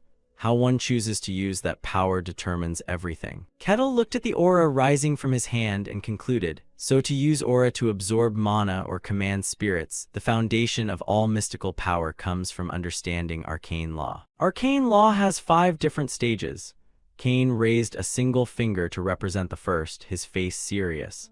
The most basic is sensing arcane law. This is the realm of perceiving, unlocking, and feeling it. Kettle honestly asked, "Not everyone can sense arcane law, right?" Cain replied, "Of course, that's only natural. Without talent, you can't sense it at all." He continued, "Those who can sense arcane law, we call them third rank." After considering, Cain explained clearly, "The ability to use arcane law is divided into 5 levels. Third rank is the first level." Kettle suddenly recalled when Milena had seriously explained it to him. She had once said, "Normally, we divide them into third rank, second rank, first rank, transcendent, and hero." That statement now matched perfectly. "Oh, so that's how it is," Kettle thought secretly. Cain kept speaking.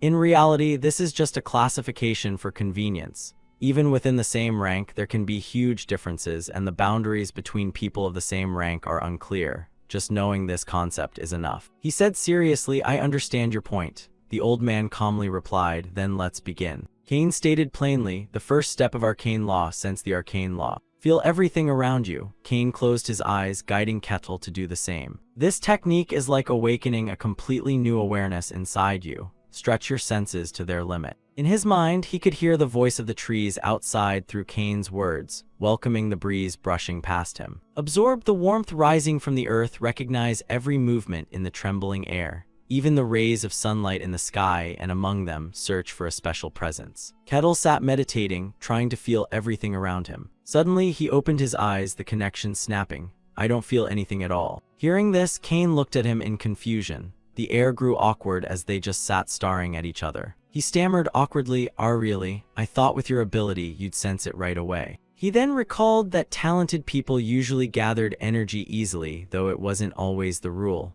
Strong folks without much mana often picked it up faster. Perhaps this wild guy was the exception. Seeing this, he stroked his beard in bafflement. Maybe it's because of the white sulfur anomaly. Kettle thought about the people from his hometown. "I don't know, no one around me has ever sensed anything like arcane law. Folks from the Yellow Lands are just like that." Cain tried to explain, "Actually, most people can't easily grasp arcane law. Let me try channeling energy directly into you to open the path." Across from him, Kettle's eyes went wide in admiration and excitement.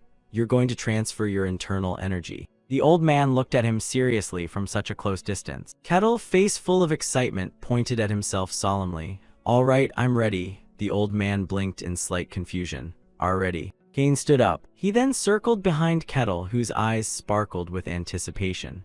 "Roll up your sleeves. Now relax your whole body, focus inward, and direct all sensation into yourself." His hand pressed against Kettle's back. "Now receive the mana I'm channeling into you." Cain's face sank in shock. His body froze, mouth agape, arms stiff with disbelief. Is this guy even human? He imagined Kettle's body as a solid block of stone. How much tension is packed into this muscle fortress? Is he really just a human? Kettle, also feeling nothing, looked just as confused. Cain quickly pulled his hand back, startled. "Ah, sorry, my mind wandered for a moment there." Then he announced, "Let's begin." His hand began to release energy, eyes closing with absolute confidence.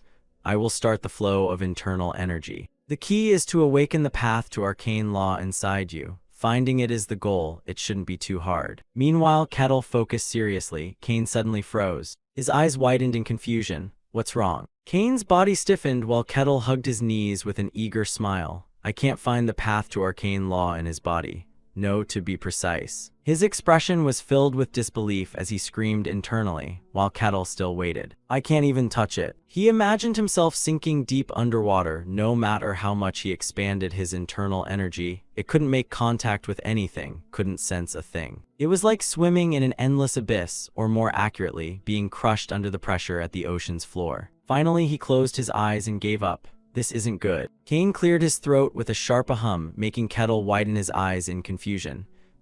Kettle's face looked as if he'd been struck by lightning. Not good. Are you saying I have no talent? Kane tried to explain. No, that's not it. Simply transferring internal energy into you isn't enough to find arcane law. He thought of the energy trapped inside Kettle's body. You must find the inner path yourself and awaken the power sleeping within. Kettle sat on the ground looking up at him. I understand, but Kane said bluntly, I can't find the path to your arcane law. Kettle's eyes went wide in disbelief. His face twisted in shock. Are you saying I can't learn arcane law? The old man reached his hand out. No, not exactly. I can't even confirm whether it exists. Kettle tilted his head. What do you mean? Kane stated firmly, your body is injured. Kettle flinched and looked up. Kane calmly added, to find arcane law, internal energy must sink deep inside, but your body is too dense. My energy can't penetrate deeply enough. Then he thought of a current of energy unable to move a boulder pinned deep beneath the sea. I've never seen anything like this before. Could a pure physique actually block internal energy? Kettle also sank into thought, closing his eyes in helplessness. Even a sword saint is powerless. His face turned gloomy as he asked, so I'll never be able to learn arcane law? Kane replied, hard to say. I can't confirm anything either way. Then he offered Kettle two possible paths. I'm not even sure the path exists inside you. So you should either find a sword saint more skilled in internal energy or head to the mage tower. Next, he placed his hand over his own chest with sincerity and bowed. In any case, I apologize. Kettle looked at him. No, it's fine. Kettle stroked his chin in thought. There's still hope. That's enough for today. Then he braced a knee and stood up though. He still smiled optimistically. Thanks to you, I've learned a lot today. I'm grateful. The old man stared at him, utterly speechless. His mind wandered back to the terrifying barbarians he'd encountered before. Every wild one he'd met had been fierce and uncontrollable. They robbed, drank themselves stupid, and lived through violence, hence why society cast them aside. But this man was different. Kane stared at him intently. Have you ever considered joining this kingdom? Kettle looked puzzled. What do you mean? The old man extended a hand in explanation. I mean swearing loyalty to the kingdom and receiving a title. Then he placed his hand over his chest again with heartfelt sincerity. With this power, you'll rise quickly. I'd even be willing to sponsor you. Kettle clenched his fist. An interesting offer, but then he bowed his head. I refuse. I don't want to be tied down. On the other side, Kane was already making his own calculations on how to face the Empire. If we had him, maybe we could even slip out from under the Empire's control. Hearing this, Kane looked at him in puzzlement. Still, you're telling me a title doesn't interest you at all. That's not enough for you. Kettle's face darkened. Then he crossed his arms, smiling as he stated his ideals to Kane. I choose to enjoy my own freedom. The old man blinked in realization. Then, a bit awkwardly, he raised his head to look at him. Is that so? I see. Kettle stared back in confusion. Then Kettle smiled and extended his hand warmly. Either way, thank you. I won't forget this favor. Kane's eyes lowered. He walked alone down the hallway. His mind sank into shame. I was such a fool. Then he recalled the man's figure, thinking he could control him, even for a moment, but that was impossible. That wild man acted only according to his own ideals. Working with outsiders was something he could do, but only to that extent. In his heart, there were only his own convictions. He remembered Kettle's refreshingly blunt answer. There was no telling what he was plotting, making him perhaps more unpredictable than any barbarian Kane had ever met. A man from the demon's land, a wild one from the white wastes, Kane remembered the barbarians he'd met in the snowstorm. Kane muttered, the Emperor. He raised his head toward the moonlight. You want to invade the demon realm? Just what are you plotting? In Luke's room, the man sat at the table, resting his chin on his hand in confusion. Really, the Emperor actually wants to conquer the demon realm. Cain sat across from him, arms crossed in annoyance.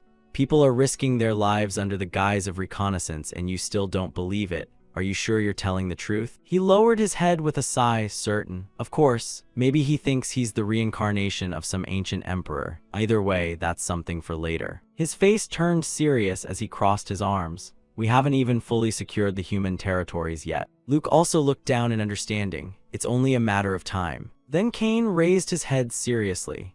If this land belongs to the Empire, we could be summoned at any time. Best be ready, Luke replied, much appreciated. He leaned back in his chair in exhaustion. Times are already chaotic, and now the Emperor's half sane, half mad. What a headache. Hearing that, Luke was startled. His eyes sharpened, turning cold. Could the rumors be true? Cain calmly confirmed, yes, the demons have already begun mobilizing their army. Luke's eyes widened in shock. Then Cain recalled the monsters. The hell eruptions have also been strange, can't confirm it yet, but some say the rift in the demon realm is leaking. And there's talk of demons and white serpents. Whatever's happening, this is a disaster for mankind. Suddenly, Cain seemed to remember something. Come to think of it, maybe the strangest thing is already among us. Luke lowered his head. Exactly. Cain probed, what do you think? Luke replied doubtfully, I'm not sure. Cain thought on the brighter side, at least he's not an enemy. But then the image of a wild-eyed kettle crossed his mind. Other than that, I can't say much. The next morning, sunlight poured over the fortress walls. Kettle strolled along happily. Suddenly, he looked toward something. A woman and a child were holding each other, staring at him in fear, leaving him puzzled. Then he turned his head and saw a man pressed against a wall to avoid him. He was confused. He touched his chin, lost in thought. Were they scared of him because of his clothes? He recalled meeting a couple while showing off his new clothes under a tree, then concluded, maybe it's because I'm not wearing what they call proper attire. A fur coat would do, but it's not exactly classy. They probably think I'm a lunatic and want nothing to do with me. But he was dead wrong. Then he furrowed his brows with determination. All right then. Kettle clenched his fist with an excited look. Let's buy some decent clothes. At the shop, clothes hung neatly on the racks. Rolls of fabric were neatly stacked. The door opened with a bell chime announcing a customer. The shop owner, who was fitting clothes on a mannequin, turned around. Welcome. His face turned pale with fear. In front of him, Kettle stared straight at him, unconsciously radiating killing intent. I need to buy clothes. The shopkeeper panicked inside. A wild barbarian, huh? The shop owner stammered, tears streaming down in fright. I am sorry, but I'm afraid nothing here would fit your bill. Hearing that, Kettle crossed his arms in annoyance. Troublesome, so there's no other way, the man bowed and suggested. If you can wait, our shop can make a custom order. Kettle smiled eagerly. Oh, that's so, then do it. The shop owner looked up in bewilderment. Why yes, of course, once it's done, we'll notify you. In his mind, he pictured Kettle's furious face if the clothes didn't fit. If when finished, he scowled, grabbed the collar, and growled, you call this clothing? The man's face darkened, sinking into grim thoughts. Would I even survive that? While Kettle was on his way to the guild, he suddenly spotted something. What's this? At his feet was a green gem. Kettle bent down and picked it up. Then he held it up to the sunlight curiously. A gemstone. The gem glistened brightly inside. His eyes narrowed as he exclaimed, ooh. Then he slipped the gem into the pouch at his waist. Guess I'll ask the guild. At the merchant guild, he asked Rosa, do you know what this is? She looked puzzled. This was Rosa, the guild receptionist. Then she reached out to take the gem from him. I found it on my way here. Kettle sat across from her with arms crossed. Doesn't look like an ordinary orb, Rosa stammered. I see. She carefully held the gem, examining it, yet it wasn't a precious stone. Its surface was unbelievably smooth, as if someone had put great effort into crafting it. She stared intently at the green gem shimmering in her hand. Her gaze slowly sank into a daze. No insignia or name on it. She kept staring blankly at it, mumbling, why does it radiate such a sense of value? Suddenly, the sound of a finger snap pulled her back to reality. Rosa jolted in surprise. She looked up with a dazed expression. On the other side, he retrieved the gem from her hand and asked, you all right? She looked up, puzzled. What do you mean? Kettle explained. You looked like the orb was hypnotizing you. Hearing that, she was still confused. Kettle brushed it off. Yeah, forget it, never mind. Then Rosa glanced awkwardly at the gem and suggested, still, this orb is really strange. I feel a bizarre energy from it. Want me to have an expert appraise it? He grinned and refused with excitement. Thanks, but I'll figure it out myself. That's where the fun is. Then he changed the subject, crossing his arms with a smile. By the way, got any work today? She quickly caught on. "Ah, yes, please wait, I'll get the task board." Rosa placed the task board on the counter and slid it toward him. Extermination jobs, street cleaning, unclogging drains, pulling weeds, digging potatoes. Kettle grabbed the task board with an eager face. That evening, a pouch of coins sat on the table. Kettle lay back with his hands behind his head, grinning. Ah, another glorious day. Then he pulled out the green gem again and stared at it. Seriously though, what is this thing? He recalled Rosa's mesmerized expression when she saw it. She looked like she was about to lose her mind over it. His face grew suspicious.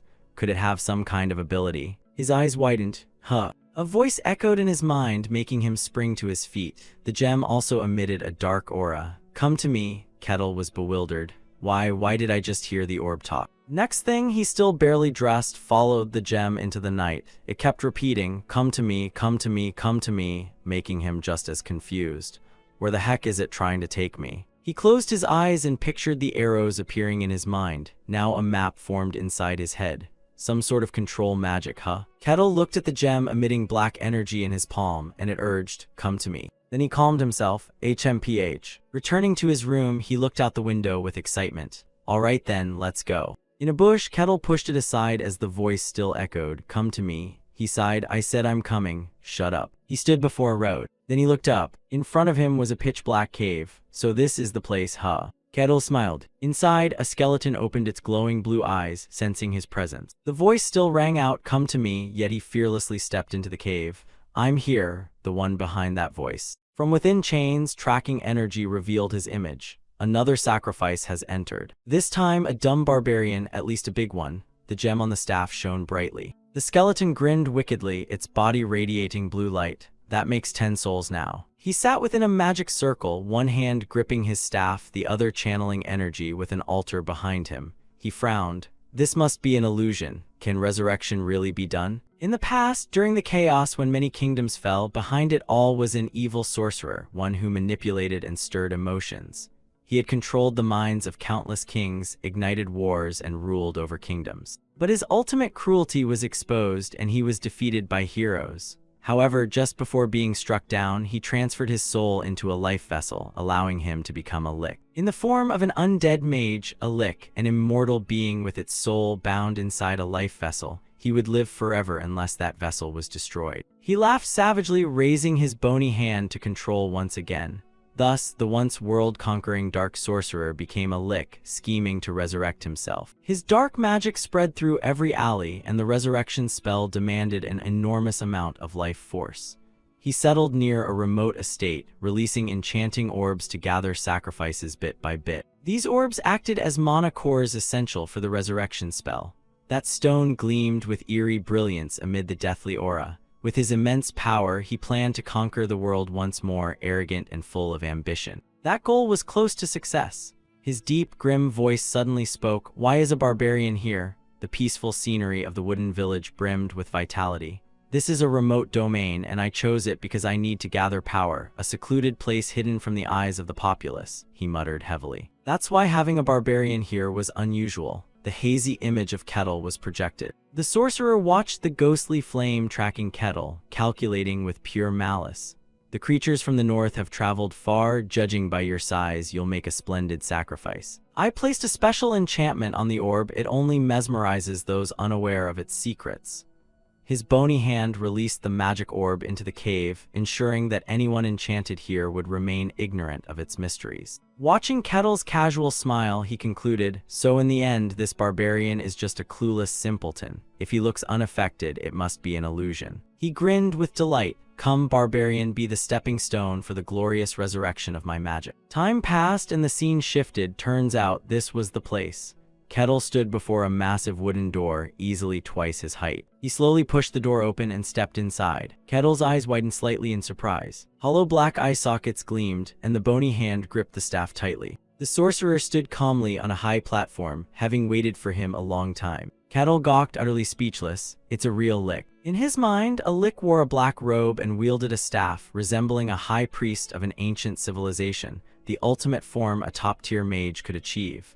A being that always appeared as a villain in fantasy tales, he never thought he'd meet a real one. The sorcerer saw him frozen like an idiot and asked suspiciously, "Who are you? Don't tell me you weren't enchanted by the orb." Kettle snapped out of it and laughed in realization. So that's how you lure people here. Beneath them lay scattered white skeletons. The lick remained silent. The sorcerer was baffled by the situation, mulling over, what's going on? I can't sense any mystery from him, which means he's just an ordinary barbarian. If that's the case. His hoarse mocking voice continued, you must be carrying some kind of mind-protecting artifact. A high-grade one, so strong I can't even sense it. I have no idea how a barbarian could get such a thing, but... The sorcerer sneered, looks like you just got lucky and picked it up somewhere. Kettle frowned and retorted, I don't have anything like that. But the sorcerer didn't believe him. You think you can fool me, he said, channeling magic power. The gem atop his staff emitted twisting arcs of white light. They rained down upon the skeletal corpses. He added, if you'd obediently fallen to my charm, you could have died peacefully. The sorcerer's tone hardened, but now I'll annihilate you.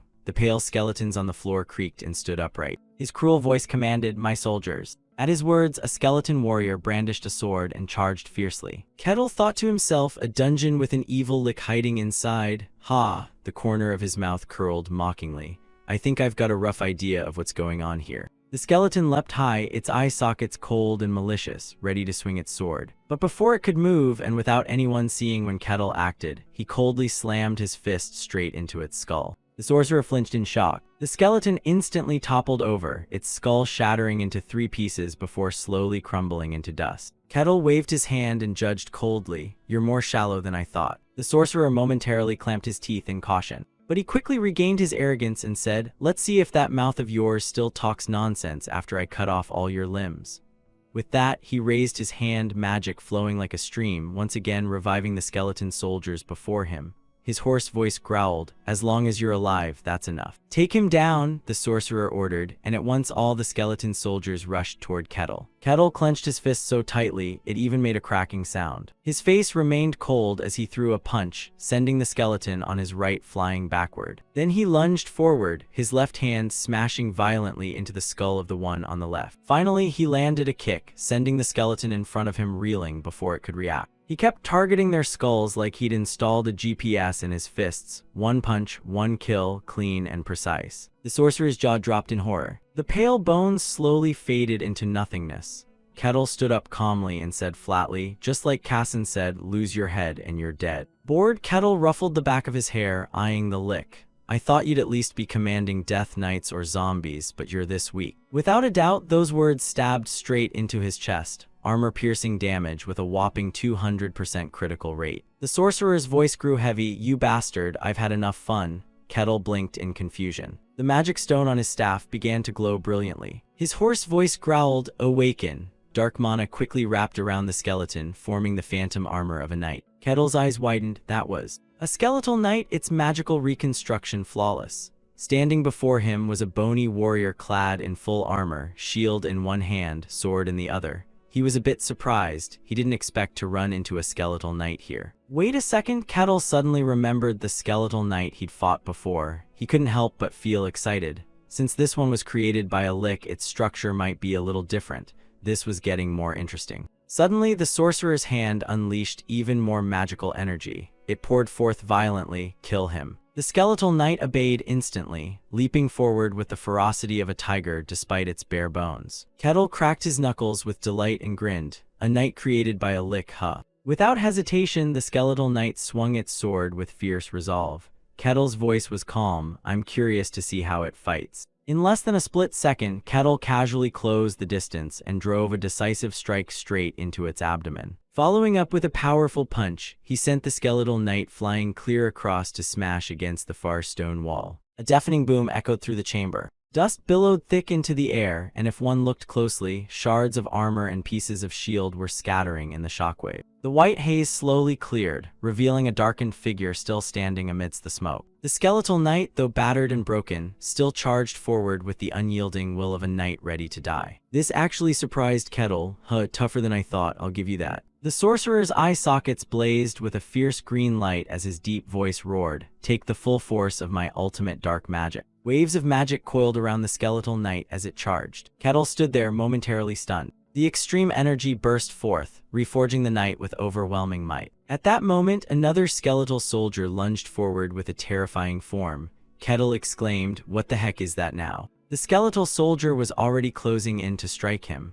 A skeletal knight created by a lick was already. Kettle's hand clenched tightly, something felt off. Then he swung a punch straight into its face. The skeletal soldier was sent flying backward. A loud explosion erupted, filling the area with dust and smoke. Kettle watched the scene with a serious expression. Meanwhile, the lick was startled and alarmed. The dust took a long time to settle. Kettle stomped hard on a bony hand. Then he spoke, "Not bad, but it doesn't seem all that different. That's it." The lick demanded, "Who are you?" He thought to himself, "I can't sense any mystery or magic from this barbarian at all. If he were using an artifact, I should at least feel some mana, but there's nothing. Could this really be his pure physical strength? He defeated a skeletal knight using only brute force. How could that be? Then he exclaimed, "You are truly special." Kettle looked toward him in surprise. The lick gripped his weapon tightly and said, "Fine, I will face you myself." At once, a surge of dark power radiated outward, engulfing the space around them. Kettle glanced around in alarm. In that instant, he was swallowed by darkness. From within, two glowing eyes appeared. "Are you afraid? Yes, fear me, barbarian. You will pay the price for trespassing in my sanctuary." But unexpectedly, Kettle remained calm and said, "No, I only came here because the orb called me. Weren't you the one who scattered that orb?" Hearing this, the lick broke out in a cold sweat. Indeed, those who came here were drawn by the orb infused with his dispersed mana, and now he realized this case was no different. Yet he roared in fury, "Shut your filthy mouth, barbarian. I am the great and supreme sorcerer. I have destroyed 5 kingdoms and battled heroes. Kurdos Brantmla's Kesses." Hearing this, Kettle suddenly remembered that girl, remembered her name. Queen Elf Marcelia Hashia Karsha. Do names in this world just keep getting longer and longer? The lick once again unleashed his cursed power. "Become the stepping stone for my resurrection, you lowly barbarian." That terrifying and disgusting surge of power shot straight toward Kettle. It looked both fantastical and overwhelmingly strong, yet he calmly kept his eyes on it. Kettle's gaze began to swirl. This was a magic that manipulated human emotions, flooding the victim with negativity and swallowing them whole until they could no longer act, their mind shattering completely. A signature spell created by Kardos, ridiculously powerful for the small amount of mana it consumed. An ordinary barbarian, unable to control mystical forces, would be utterly helpless before true magic. Kardos kept calculating, what should I do next? There's something different about this barbarian. He doesn't seem to be carrying any special artifact. Then Lick Kardos snapped his fingers. I'll take him back and study him, drag him away. Instantly, the skeletal soldier lying on the ground began to move. It was commanded to approach Kettle. Kettle shifted his footing. The skeletal soldier's aura of strength suddenly flared even more fiercely. Suddenly, Kettle's eyes flashed. He delivered a brutal kick that sent the skeleton flying into the air. Its skull was knocked clean off. Kettle's expression remained completely calm. Lick Kardos's face twisted in shock, as if his jaw might drop off. A massive explosion erupted. He was panicked in disbelief. No, how that mind control spell should have worked. Kettle spoke, "You're just standing there watching. Are you really trying to send these boneheads to drag me away?" Boring, his disappointment was obvious, even letting out a sigh. Those words pierced straight into Lick Kardos's chest like an arrow. Humans are creatures driven by their emotions. No matter how powerful and supernatural they become, deep in their hearts they always harbor negativity. That's why they can't escape emotion control magic. However, Kettle now tilted his head.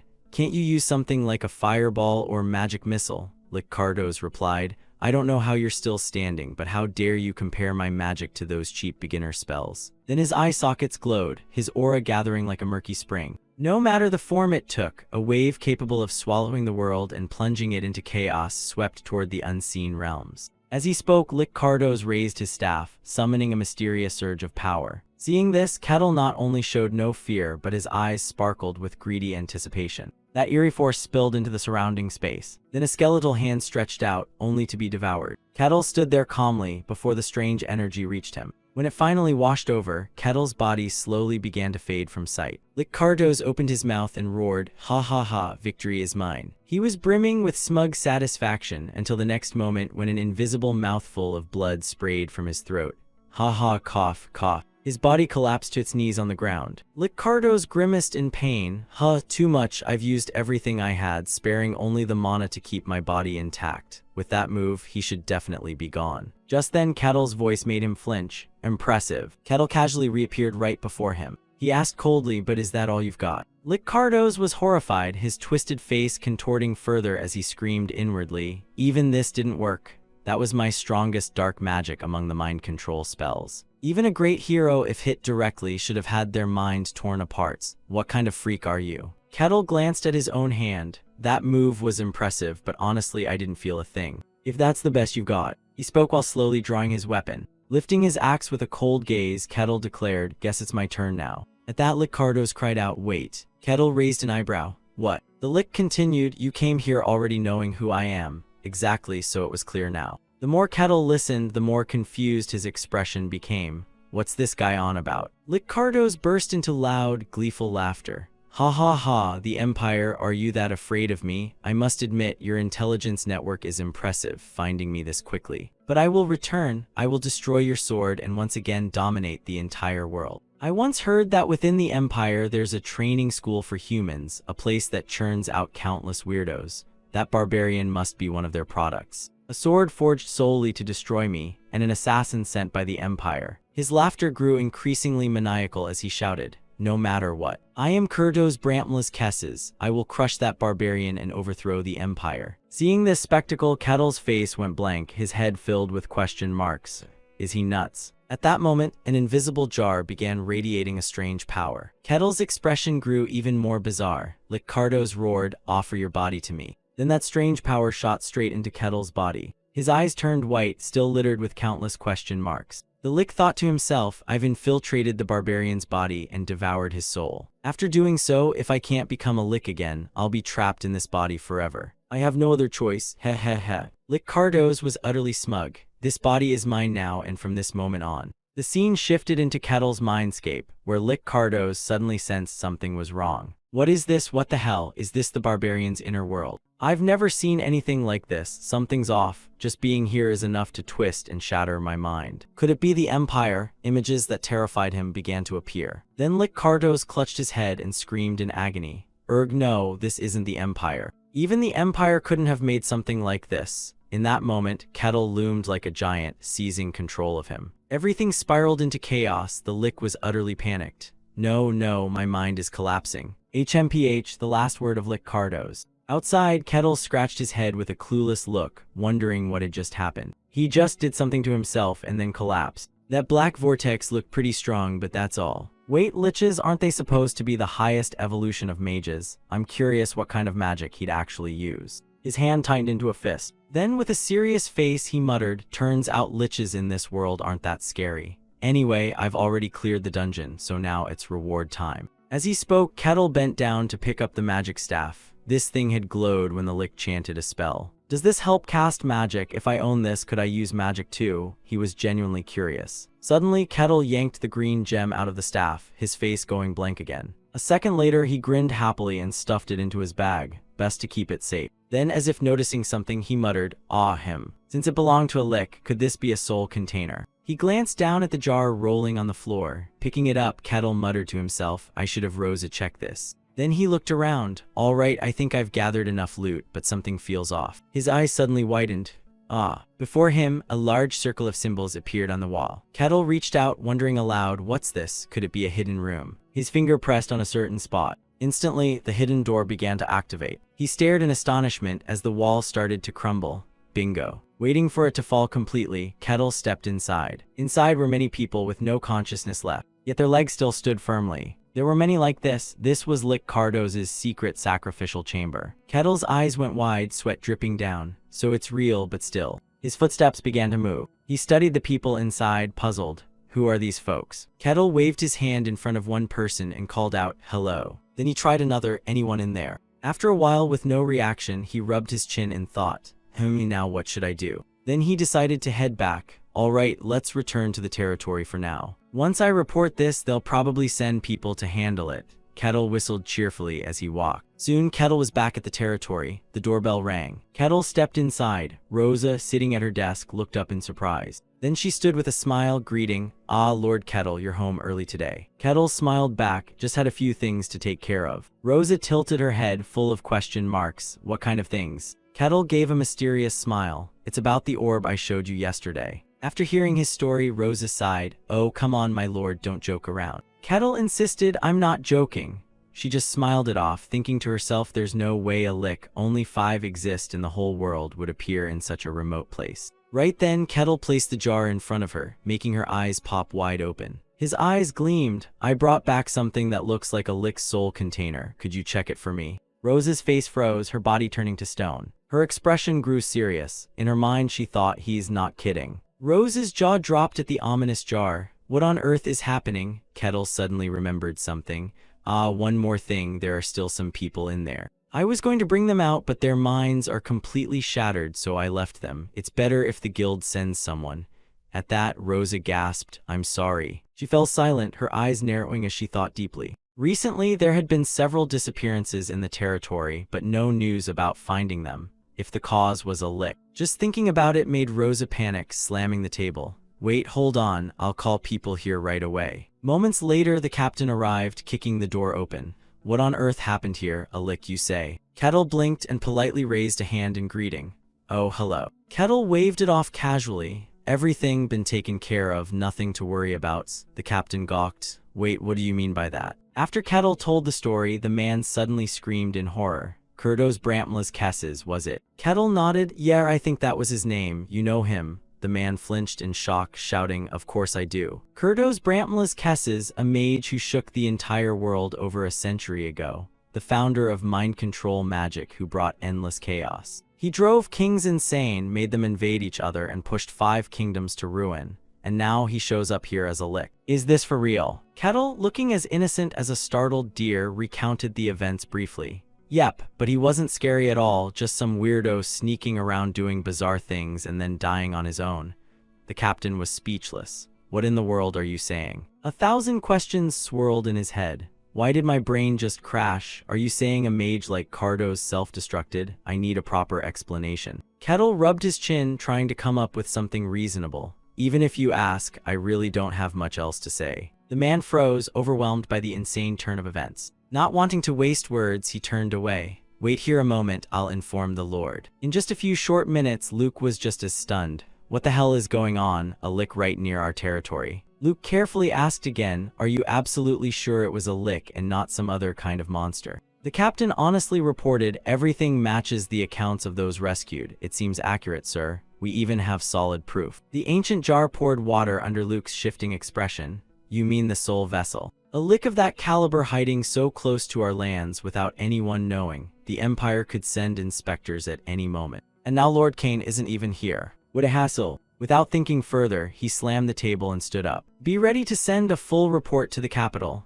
The man watched Luke's back as he looked out the window and replied, "Yes." Then he whispered, "But maybe we're still lucky." Agreeing with Luke, he added, "Exactly. If that barbarian hadn't found him, we might have been the first victims." Somewhere in the shadows, Cardos's eerie silhouette emerged. He was probably preparing to fully revive as a lick, so it's very possible he had. The man concluded, "Things are far too dangerous, that's for sure." Luke stared distantly out the window to think more clearly. Either way, this is still a notable achievement of his. We should reward that barbarian accordingly. As long as it's within the territory's means. Before they knew it, dawn had already broken. The first rays of sunlight streamed in. From the vast hall came urgent shouts echoing, my lord, my lord." Someone's feet stepped down and slid into slippers. Luke dressed neatly and instructed, "I'm awake, let them in." The palace doors creaked open. A maid rushed in, reporting with a terrified expression, "My lord, the sun god's inquisitor, Lady Aquez, has arrived in the territory." Luke's eyes widened in shock.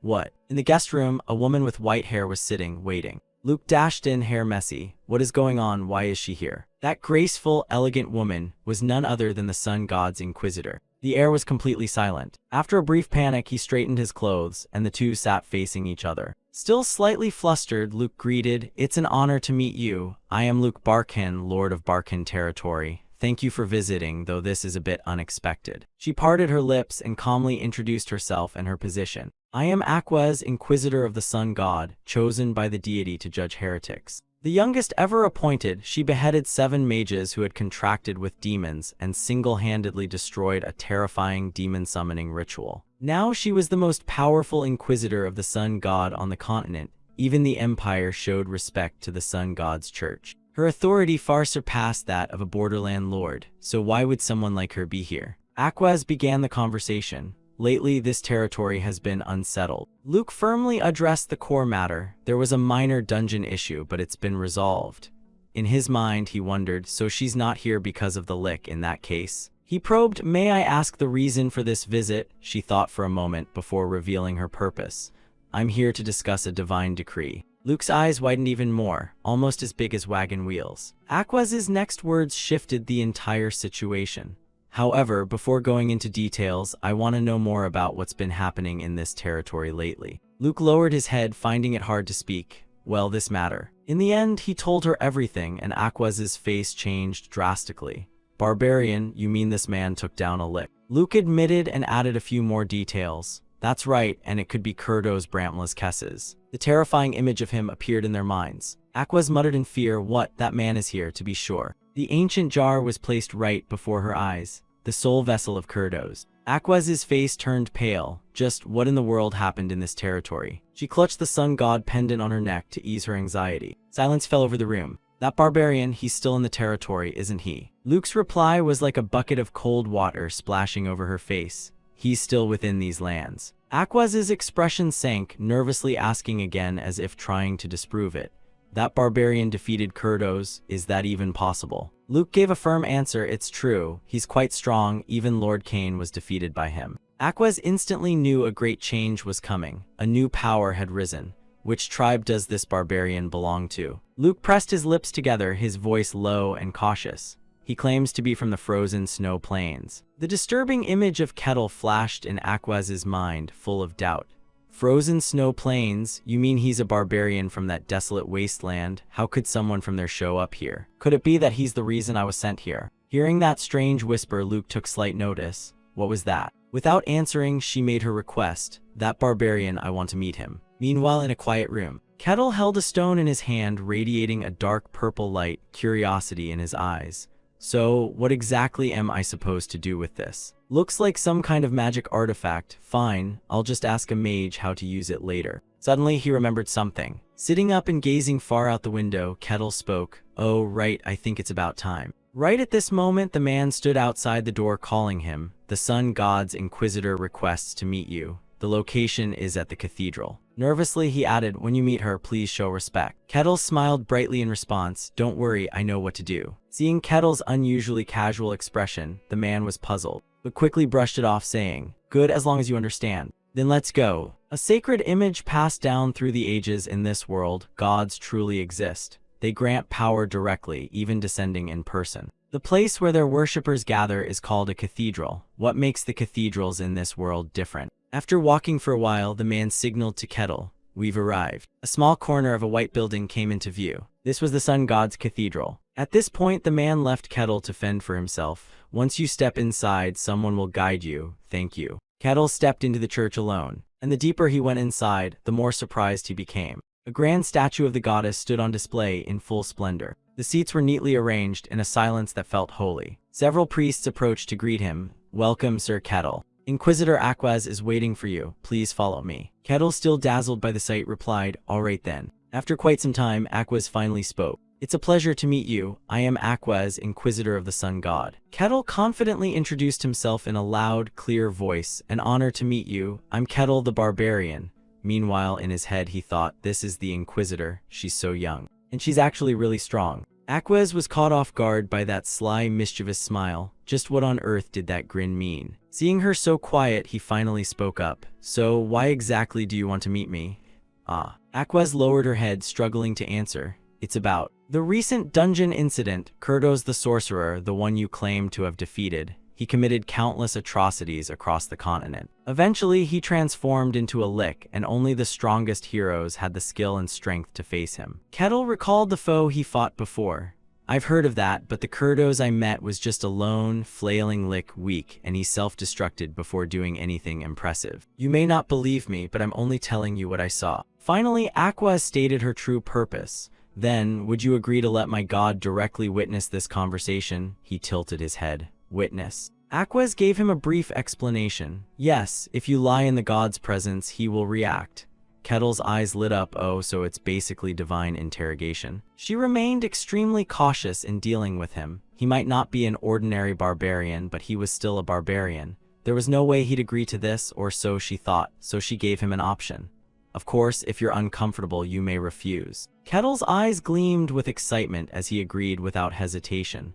Why would I refuse that? This is the perfect chance to experience divine power, she probed again. You're certain? Certain, go ahead and start. Even Aquaz herself couldn't help frowning at that expression. What? He actually looks eager. She asked again and again, doesn't this make you nervous? What do you mean? She clarified, when a god is watching you. Kettle innocently replied, why would I care? I have nothing to hide. I've never told a lie in my life, not even once. She closed her eyes and muttered, ah, I see. Then let's begin. O my God whom I serve, you who observe from the highest realm. You, sovereign ruler of the blazing sun, please with your gaze expose every false word spoken here. A strange glowing eye appeared, and a brilliant beam of light shot straight down from the heavens onto the church roof. The light made Kettle gasp, what's this? I can feel it. A presence far beyond imagination. Truly magnificent, an existence no human language could ever describe. My feelings when facing it are utter confusion. A soft ethereal light enveloped the place where they sat. Luckily, what Aquaz feared didn't happen. Thank the heavens, no divine smitting today. Then let's begin. From now on, in this pillar of light, no lie shall be allowed to exist. Kettle happily played along. Got it. Aquaz and Kettle sat facing each other, talking. The conversation began under the gaze of the sun god. After hearing Kettle's story, Aquaz watched him intently. She thought to herself that his explanation of conquering the dungeon matched what he'd said before, and there was no negative reaction. Aquaz continued to ponder. In other words, everything he said seemed sincere. She turned the matter to another angle. Perhaps Cardos had been severely weakened while preparing resurrection. If Cardos could still use magic, that savage wouldn't be here. He was indeed lucky. Lost in thought, she was startled when Kettle's voice asked, have you dispelled all doubts? Hearing that, Aquaz jolted, widened her eyes at him, then quickly nodded. Aquaz put a hand to her chest and said calmly, yes, thank you, and forgive my rudeness. Kettle replied politely, it's all right, I found it interesting too. After hearing that, Aquaz cautiously asked, so finally, may I ask you a personal question? Kettle quickly said, of course. Aquaz hesitated slightly, but then decided to ask, do you really come from the Frost Snow Plains? Kettle blinked at her in mild surprise, then calmly spoke two words, yes. Aquaz still didn't believe it. She asked again, you truly come from there? At that moment, Aquaz's face slightly changed. She looked at him with worry, thinking to herself, could the demon realm really be the gray savage of imperial legend? This time, Kettle didn't answer her but asked back, then let me ask you a question. Aquaz was taken aback and looked at him.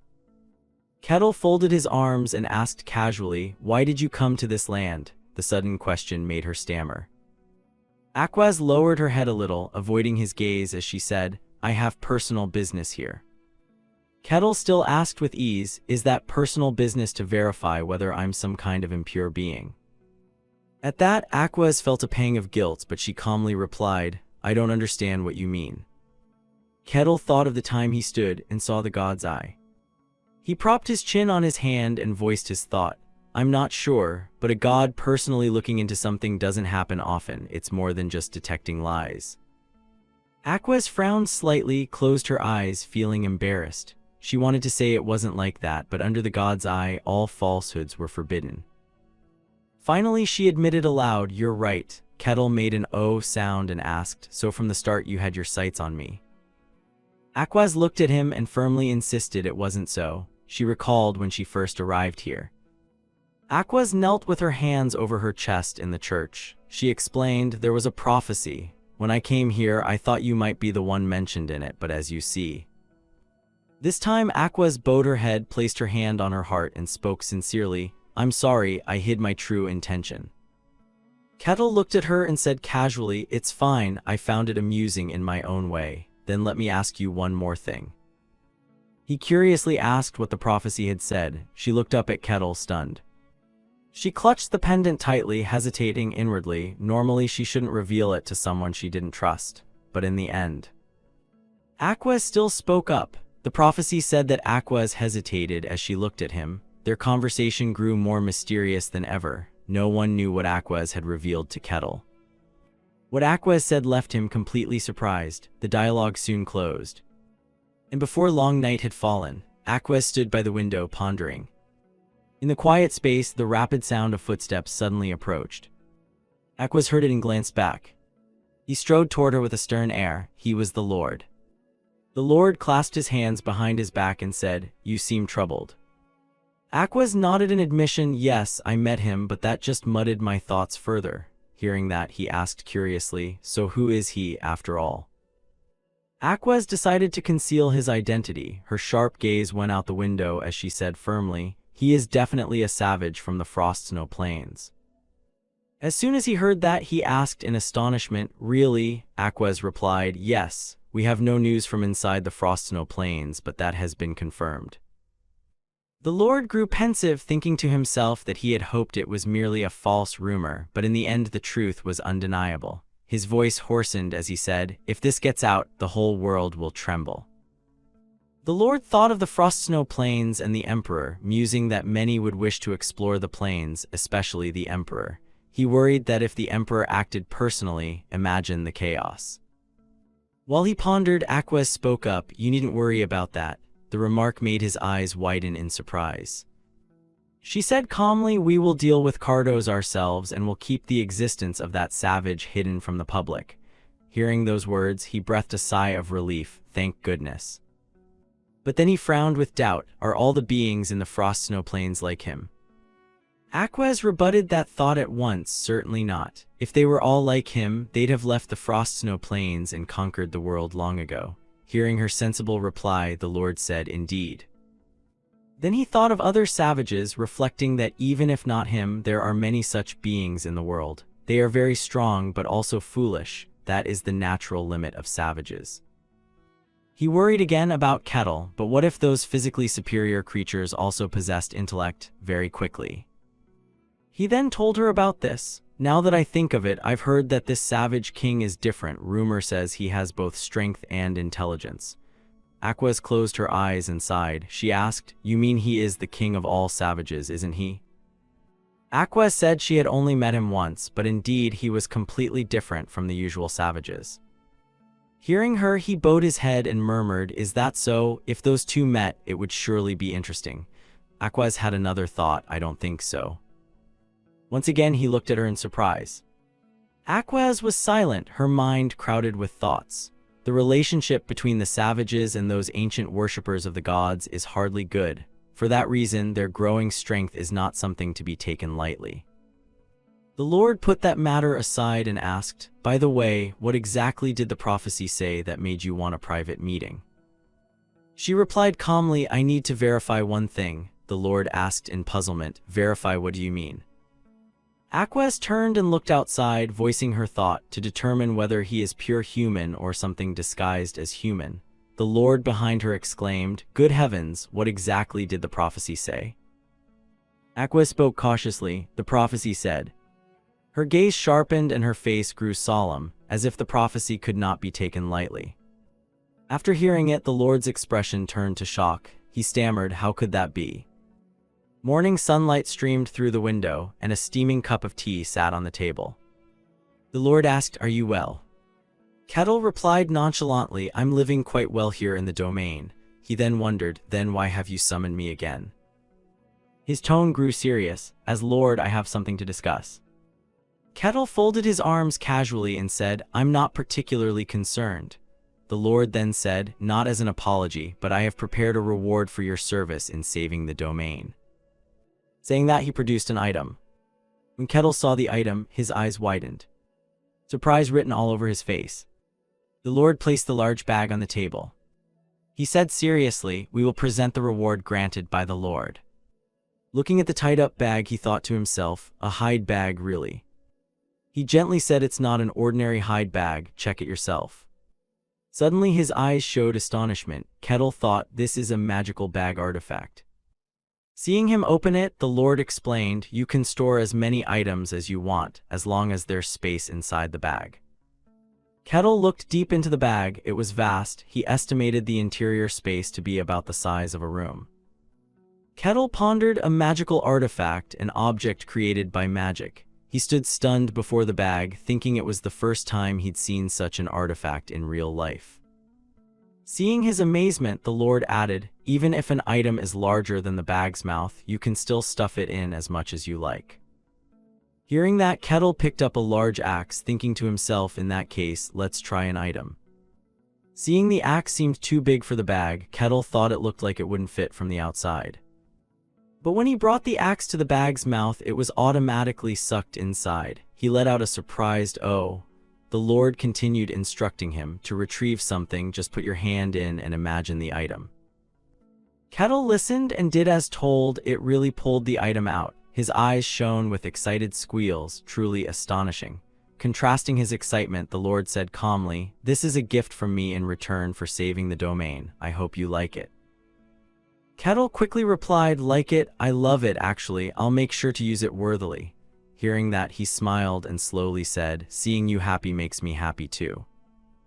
Not long after feeling pleased, he grew worried again, thinking, "All right, I'll consider this matter closed here. The rest is just the Lord muttering about that prophecy, right?" He wondered inwardly what on earth was happening in that distant land. In another world, aberrations from the demon realm were spilling into the world. Standing before Asisha, his expression grave, he said, "It seems something is happening in the world." The Lord also broke into a cold sweat. He thought to himself that perhaps it was related to that prophecy. He recalled Aquaz standing by the window saying the prophecy foretold a demon would descend, a great demon. It would come and spread across the world. The Vakan domain is a network connecting countless villages, which is why the villages still kept in touch with each other. Then one day, contact with one of them was suddenly cut off. At first, no one thought much of it. But when days passed with no news, a nearby village sent people to investigate. They never returned. Upon hearing this, the Lord dispatched guards, but they too never came back. Only then did the Lord realize that something was happening. Rosa raised a finger and asked, "Do we have any requests today? Is there an urgent request today?" Kettle folded his arms and asked, "About what?" Rosa immediately answered, "To go check on a village that lost contact." Seeing him still dazed, she passed on the information. "A few days ago, a village stopped responding. You just need to go see what's going on. It's a simple departure mission, but the reward is generous." Hearing the generous reward, Kettle propped his chin and said with a bright face, "I like tasks like that. I'll take the job." Seeing his eager expression, she thought to herself, "Just as I expected." He quickly set off to carry out the mission. The sound of footsteps grew steadily closer to him. Hayes looked exhausted, leaning against the trunk of a tree. She trudged forward with heavy, dragging steps. Suddenly a voice rang out. Hayes startled and turned toward it. Her voice cried out in alarm, "Kettle." Kettle appeared before Hayes, a smirk on his face. Hayes gave him a once-over from head to toe and said skeptically, "Your clothes." Kettle waved his hand and replied, "I just had a new outfit made. The old one I used to wear was threadbare." Hayes's eyes went wide and her mouth formed an O in admiration. "The design is quite unique." Kettle didn't hesitate to show off, "I designed it myself." Hayes responded, "Impressive." Suddenly she remembered and asked, "Are you taking this mission too?" Kettle folded his arms. He nodded proudly, "Yes, I couldn't pass up such an interesting job." Hearing that confident remark, Hayes thought to herself, "Yep, he's something else." Seeing him alone, Hayes asked curiously, "But why are you going alone? Aren't other team members coming?" Hearing her question, Kettle remembered his two teammates. Alessandro and Casson aren't joining. Hayes calmly analyzed, "They must have already received the mission details. Maybe they declined to join." Hearing that, Kettle only replied, "I see." Saying that, he turned and looked around. He saw 3 people in the distance. Kettle's voice dropped, "Fewer people than I thought." Kettle stood with his chin propped, pondering. "The mission is simple, but the pay is high. I thought many would sign up, yet fewer than 10 in total." He muttered inwardly that it truly was a dangerous task. Kettle, puzzled, turned to ask her, "So what then?" "The mission itself seems simple." Hayes hesitated as she analyzed. "It sounds simple, but the reward is suspiciously large." She worriedly said, "There's a rumor that the guards went and didn't return. So in the end, this isn't such a simple mission after all." Kettle was also conflicted. He looked around and said, "Even so, the number of participants is too low. I thought at least 10 would show." Hayes hesitated and said, "Actually." She lowered her voice to tell him there was another rumor spreading. Kettle's tone grew interested as he asked, "What rumor?" Suddenly Hayes forced a smile that looked painfully awkward. It turned out that Aquaz was coming. Her face heavy, her eyes bleak and unhappy. Seeing her, Kettle thought to himself, Aquaz. Hayes silently judged her to be the heresy inquisitor of the sun god, and that she would join the mission. She worried inwardly that few mercenaries would dare to cooperate with the sun god's heresy inquisitor. Hayes whispered nervously, "She's not planning to split my head in two, is she?" Hearing Hayes, Kettle turned to reassure her, "No, she won't. She's a good person." Hearing him say that, Hayes suddenly blurted, "Wait, you know Miss Aquaz?" Kettle naturally admitted, "Of course." Saying that, he walked over to Aquaz and said, "She's a friend of mine." Hearing that, Hayes was stunned into silence, eyes wide, inner alarm ringing. The heresy inquisitor with a savage. She's his friend. Seeing him draw closer to Aquaz, Hayes hurriedly called out to Kettle. Approaching Aquaz, Kettle raised a hand toward her and cheerfully said, "Good to see you again." Contrary to his emotion, Aquaz replied coldly, "I don't recall when we became friends." Hearing that, Kettle burst out laughing. He jokingly said, "You heard that? Fine, from now on we'll call ourselves friends." Aquaz could only facepalm at him. She glanced to the side and said, "Now that you mention it." Aquaz bluntly asked, "Your teammates also serve a different god, don't they?" Seeing Kettle looking puzzled, she added, "I mean Miss Karuja." At that, Kettle blinked and asked a random question, "So she's like her?" Aquaz replied confusedly, "Yes, but wait, did you say she's a priestess serving Kalroja?" Kettle asked softly, "Is there a problem?" She fell silent for a moment, then said, "No, it's just that as far as I know, Miss Karuja's followers are undergoing a period of purification." Her tone grew heavy. Only those of high status could act now. Kettle, voice lowered and hesitant, said, "Don't tell me." Aquaz sighed heavily and quickly covered it up. "Nothing. I can't know every detail of every cult, so perhaps I'm mistaken from afar." Suddenly Hayes cried out in alarm, which made both of them turn to look at her. Heavy, measured footsteps approached. An authoritative voice rang out, "Have you arrived?" Kettle turned to look. It turned out to be Jehent. He thought inwardly, the captain of the guards. Kettle greeted him cheerfully, "We meet again here." Unlike him, Hayes looked more pensive. Jehent arrived with 2 more guards. He took the floor. "I welcome everyone who accepted this request." He was the kingdom's captain of the guards, Jehent. He said once everyone was present, we'd set out. The guards' steady, disciplined steps set the party in motion. Aquaz watched them coldly, and Kettle watched them too. He thought to himself that gathering like this felt like setting off to raid a dungeon. Game on, the gold glitters already. Kettle no longer smiled as before. Now his spirits began to sink. Kettle asked in a low voice, "Does the action day mean it's time?" The sudden question startled Aquaz. She didn't answer immediately but turned to stare at him. Kettle glanced back at Aquaz. After a while, Aquaz's gaze fell. After a while, her eyes dimmed and she whispered, "I'm not sure about that either." She hesitated a few seconds, then continued, "The god did not reveal an exact time. It could simply be that we've lost contact with the village." Aquaz said fearfully, "But that also means there's still a possibility." Kettle wasn't too worried. He curled his mouth into a smile. In Kettle's head, he recalled what she said that day. The god decreed that evil will descend. He remembered that line clearly. The arrival of a mighty demon. Because of that line, Kettle felt more confident. He smiled to himself, "A mighty demon, huh?" The guard's footsteps stopped and Jehent's voice said, "We've arrived." Both Kettle and Hayes looked ahead in surprise. Before them lay a small village with houses clustered together, Jehent announced. This was the entrance to the village, he said with a serious face. Jehent turned to ask Aquaz, "How does it feel?" She replied, "I don't sense any life signs." When she said that, Jehent's face tightened. His voice grew hoarse as he said, "Then perhaps they've fled." Jehent shouted out, "Everyone spread out and look for clues." The guards members obediently followed orders. "Yes, sir." Kettle, however, said excitedly, "Got it." He scanned the place and judged quietly, "This village only has room for about 100 people. Still, there's no way everyone vanished without leaving a trace." Suddenly, Jehent's gaze sharpened. He suspected there must be a clue. His voice urged them to start searching. Everyone spread out to look. One of them suddenly found a dining table, and the food on it looked very fresh. Seeing him dazed, he muttered, "This is." He turned and waved to Jehent, "Captain, there's food here." Jehent heard it and calmly analyzed, maybe they'd left it behind while fleeing. He immediately dismissed that idea. No, that's not it.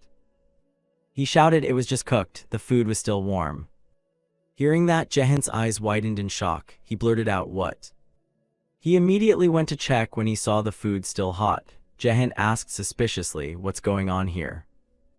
He thought to himself that we'd lost contact with this village a few days ago, and he found it puzzling because since then many people had been sent here. A flicker of confusion crossed his mind, yet no one had returned.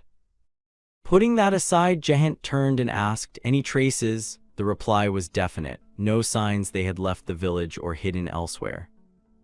Hearing this, another layer of thought crossed Jehent's eyes.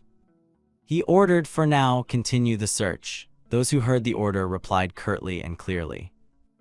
Jehent looked at the meals being prepared and thought inwardly there were many signs of daily life, yet not a single person. His mind tangled. How could this be? His hand clenched as he walked behind the youth. Jehent asked, "How's the other side?" Hearing the voice, the youth turned around.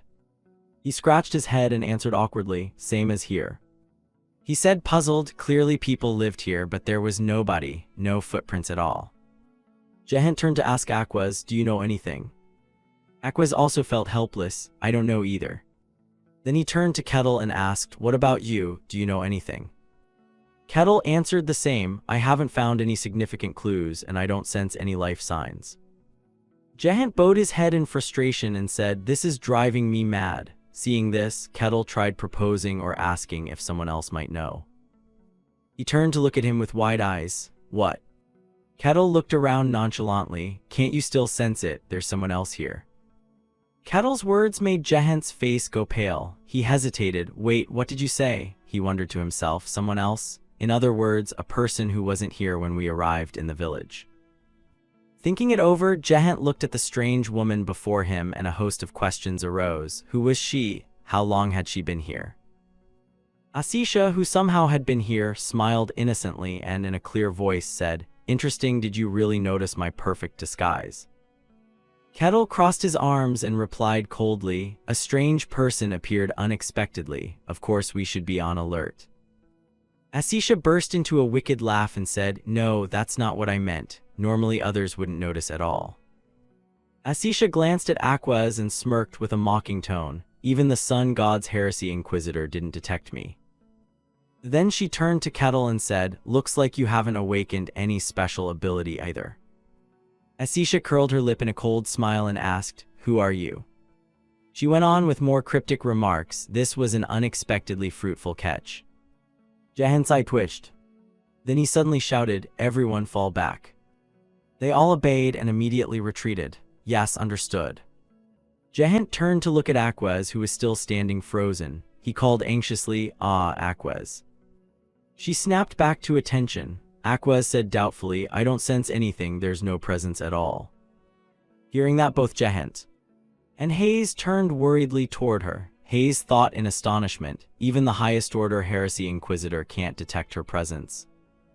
At that moment, two possibilities occurred to her. If so, only two options. First, she's not a demon. Or second, she's a demon of such a high rank that she can't be detected. Asisha propped her chin on her hand and complained, "What a pity, I wanted to watch you for a while before dragging him down the abyss." Then her face began to sag, and in a devilish tone Asisha said, "I've decided." She stared straight at Kettle, addressing the interesting wild beast by name, her fingers transforming into sharp claws. Seeing that, Kettle gasped in surprise. Asisha sprouted a pair of thick horns on her head, and her sharp teeth bared as if ready to devour Kettle alive. She merrily said, "You will become my slave and go down to hell with me." Asisha snapped her fingers, and a sphere of power appeared, making the crowd widen their eyes in panic. And she rose into the air, which made Hayes and Aquas stare in shock. One of them yelled a warning, "Everyone run, hurry, hurry." Hands slammed against the barrier amid cries of terror. No, but all efforts were in vain. Two members of the guard team were trapped. They screamed, trying to break free, the sound of despair echoing, "Open it." Asisha smiled with her fang-filled, bewitching grin, pleased with herself. This whole village is my domain, no one can escape. She eyed them hungrily and intoned in a demonic voice, "You are all my prey." Suddenly screams rose, "A demon? Impossible, how could a demon be here?" Kettle wondered aloud, "A demon?" She trembled as she answered him, "Yes, it's a named demon." Hayes clasped his hands together in reverent plea, "Lord Kalroja, please save us." Suddenly a hand patted her head, and a deep, warm voice sounded, "Hayes, calm down." He comforted her, "I'm right here with you." Which made Hayes turn his head to look up at Kettle.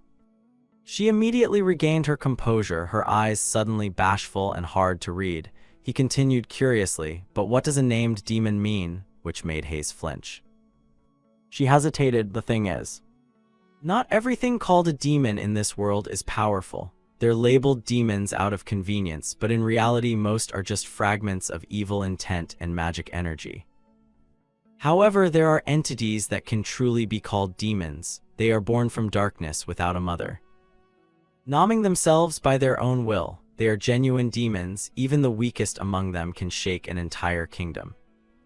Kettle spoke up upon hearing that, "Then that one must indeed be one of them." Hayes trembled and said, "Yes, exactly so." She hesitated as she made her guess, and judging by those horns, it's Asisha, a demon that appeared centuries ago. Hayes wondered why something like that would appear in such a remote land. He touched the outer seal and asked, "So we can't break this?"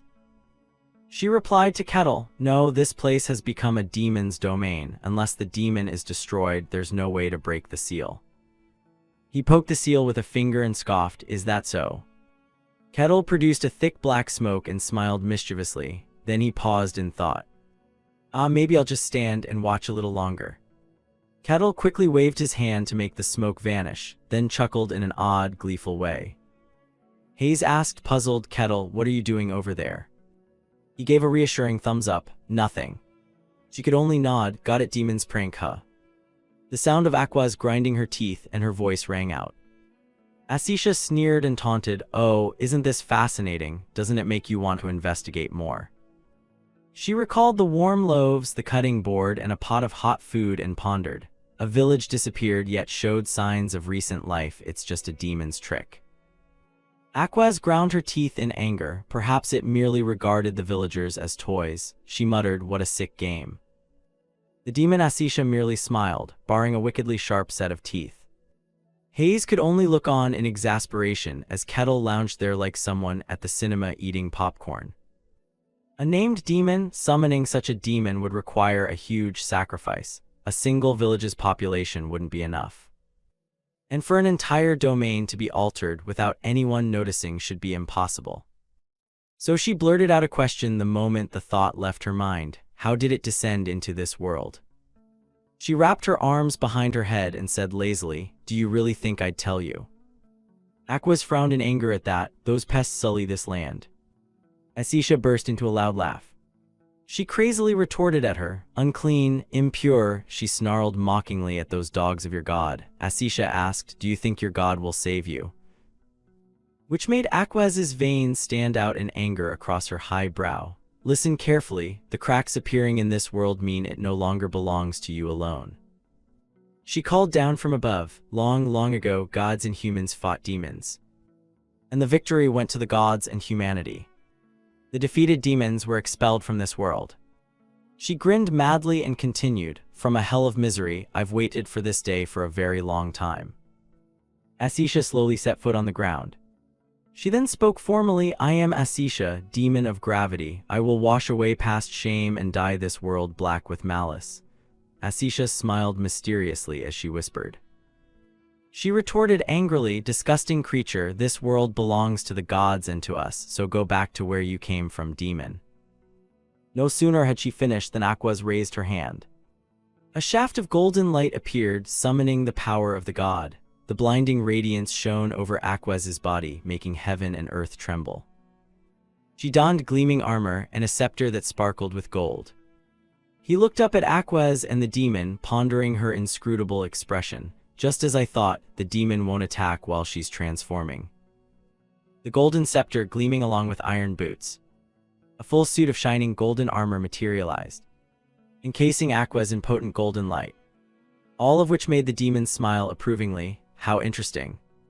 She raised her hand and the power manifested. Good. Asisha now had an additional hammer which only made her disdainful. Then come on, dog of the god. So arrogantly she charged toward her in fury. Asisha's eyes narrowed, and they clashed. The meeting of their powers exploded, making the ground quake. Aquas exerted herself, knitting her brows and veins standing out on her forehead. The whole piece of land felt like it had been bombed. Rocks scattered everywhere. Hayes clutched his head and screamed at the terrifying power. Asisha smirked and leapt high to avoid a lethal strike from Aquas. Asisha twirled her weapon in hand. The wind blew and her hair fluttered. Asisha sneered again. A battle must be solemn. Don't your god's hounds know that? The irritation made her eyelashes crease and veins bulge. Aquas growled, then held back. Aquas took a run up from afar, and then she unleashed internal energy to fly up, surrounded by a stream of spiritual chi. Even so, Asisha remained nonchalantly still, and before long her image began to fade. This left Aquas utterly astonished. Before she could process it, Asisha's voice rang out, appearing behind her. You're here. She spun around immediately, quickly raising her shield to block the blow. Suddenly Asisha smiled mysteriously again. Then she forcefully unleashed her power, crushing it. Immediately after, Aquas was completely overwhelmed by her. Aquas's feet kept retreating backward. Seeing this, Asisha was delighted as Aquas cried out in misery. Her shield seemed on the verge of being shattered by her. The Bible. Chapter 2, verse 12. The light of glory shall never be defiled. At once Aquas unleashed tremendous power, turning the tide, and Asisha was flung back 2 meters. She was enveloped all over by a source of light. Then she asked, can you read the Bible at that age? Then she praised her as well, impressive indeed. But Aquas paid it no mind and kept reading. Untitled Chapter 5, verse 59. A great shaft of light appeared from the sky that burned away all evil. Having finished speaking, she sprinted forward.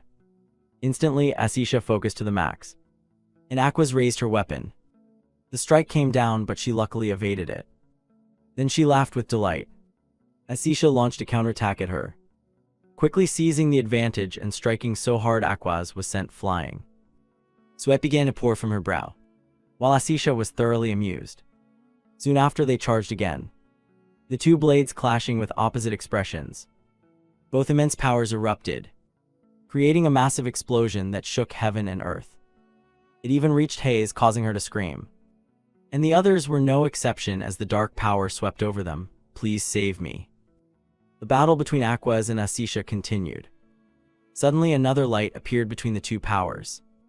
Kettle stood there unflustered, commenting like a spectator. Impressive. Seeing him appear, Hayes asked, Kettle, can't you help Aquas? Hearing that, he replied nonchalantly, I could. Then, without waiting for her to finish, she butted in. But why should I help? Immediately she froze. Kettle continued to ask, why should I intervene and ruin the fights? What? He then glanced at the battle and added, of course I want one day to fight a demon myself. Then he shared, but right now I just want to watch this fight. She was stunned to the core. This was not what she had hoped for. The battle continued with no sign of stopping. Then they broke apart again. Asisha landed safely, and Aquas as well. Now she began to feel uneasy. True, a hound of the god, but in raw power she still held the edge. Suddenly Aquas lunged forward unexpectedly. Fortunately, she managed to block in time. This time Asisha lost the advantage. Still, the mismatch between them was dire. In this world, magical entities cannot withstand divine power. Soon after, she forcefully broke free and hurled her away. If this continued, the battle would drag on. She continued to smile mysteriously. In that case, I'd have to tip the scales. No sooner thought than Asisha lunged forward. This surprised her tremendously at that speed. Aquas silently guessed the direction of her approach. That direction. It's exactly where everyone was standing. Dangerous. A great burst of light exploded. She had just launched the move when she arrived in time to shield them. He was frightened by the situation. Asisha plunged the staff she was holding straight into her shield. Everyone was terrified at the sight. As for Aquez, she was so worried she was sweating profusely. But then she launched a counterattack and spat an insult, "You filthy thing." Hearing that, Asisha laughed with delight, then rushed at her. "Did you really think a demon would play fair?" Those words enraged Aquez. The Bible, chapter 1, verse 1. Golden rays spread through the sacred space. Chapter 1, verse 1. The light enveloped the entire body standing at the center. Let the radiant, holy realm of gold be opened. They diffused, illuminating the veil of darkness. Aquez glanced back with a tense look. "Everyone get in here quickly." The people hurried toward the golden light. "Thank you, Madam Aquez." The corner of Asisha's mouth curled into a sly smile. Wings spread wide in the sky as she looked down at the group and sneered venomously. "Are you going to waste the sacred scripture like that?" Aquez's pupils were entirely covered by white light. She stomped hard on the ground and charged forward, growling, "Shut up." Asisha laughed excitedly as she stared at Aquez. Yes, that's the right reaction. She didn't reply, only grit her teeth and advanced. Immediately after, Asisha began to move as well. Aquez's arm tightened around her weapon. A powerful arc traced through the air as she prepared her strike. Asisha, unfazed, flipped in midair before Aquez's astonished eyes. "Death is still just death." Her face pressed close to hers as she spoke. "No one will care about your noble sacrifice." Aquez's brows knitted as she met the opponent's blow. Asisha's foot landed on the ground, her tone calm. "If this continues, you'll lose and shame your god's honor." She spread her wings and flew up again, still watching Aquez. "But if you beat me and return alive, your fame and your god's influence will rise." Asisha's voice tempted. "It's simple, just destroy the holy shield protecting them, how about it?" A twitch ran across Aquez's brow. "Are you trying to trick me?" A crafty smile bloomed on Asisha's face. "Do you really want to die here?" Aquez clenched her fists, staring at her, cutting her off. "There's nothing left for me to hear." The smile on her lips deepened, and as soon as she finished speaking, a surge of purple light shot forth. "Good, then die like a martyr." Aquez tensed her body, using both hands to brace against the attack. A dark purple-black hue representing shadow spread throughout the space around Asisha. The brows above her radiant eyes knitted together. Something made Aquez freeze in astonishment. It was Asisha closing in at an inexplicable speed, right before her face. Horror emanated from Aquez's eyes, really. Then there was a deafening explosion. She quickly flipped backward to retreat. Aquez lowered her center of gravity to keep her balance. The terror in her eyes had not yet faded. Asisha's body surged forward at an extremely high speed. Powerful violet currents of aura swept toward Aquez, enveloping her. Seeing layers of purple surrounding her, Aquez whispered, "Holy domain, shine and repel the darkness." But before she could finish, the purple, like a twister, had already spread. Asisha's hand clamped over Aquez's mouth, silencing her completely. "Enough." Her pupils bright red with rage. "I don't want to hear another prayer." The force in her hand increased. Asisha pushed her hard into the ground. Aquez tried to struggle free from her hold but failed.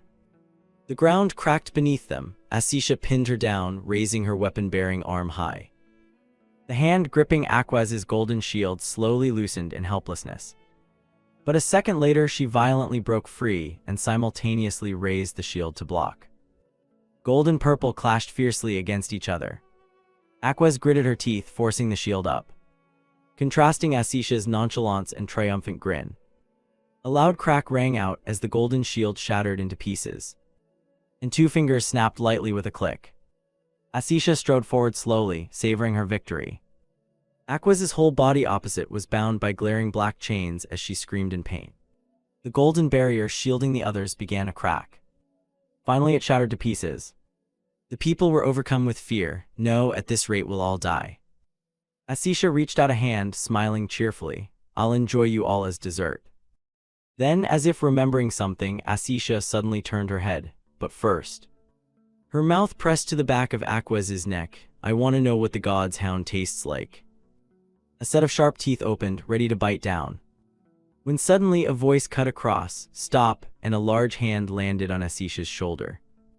Kettle calmly stepped forward and told her to stop. "That's enough." Asisha's gaze was stunned by his sudden action. "What?" She looked at the tall figure before her in amazement. When did he arrive?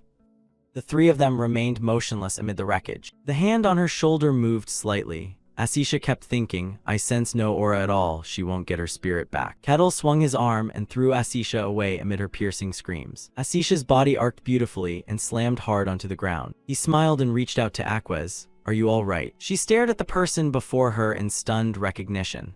Right, you're the one who defeated the Holy Sword Cain, a superhuman-level warrior. Kept a gentle smile on his face as her thoughts continued. But even so, before she could finish thinking, a pair of pupils flashed bright red. A voice rang out, drawing the two of them's attention. On the other side, Asisha slowly rose from the shattered ground, the savage acting arrogantly. Rage filling her features. How dare you interrupt my meal? Kettle replied calmly, she is my friend, so I can't let her die. Asisha ground her sharp teeth and hissed, at first I wanted to keep you as a toy. Before she finished, his rough tone cut in, but I'm not interested in being your plaything. The corner of her mouth curved slightly. Is that so? Her hand, tipped with long sharp claws, unfurled to summon a weapon. Asisha straightened and declared, then you must die. A calm voice made Kettle tilt his head to look. Stand back. Aquaz, one hand on her wound, staggered to her feet. You can't beat a demon. But the other turned to her and answered nonchalantly, you know I'm fairly strong.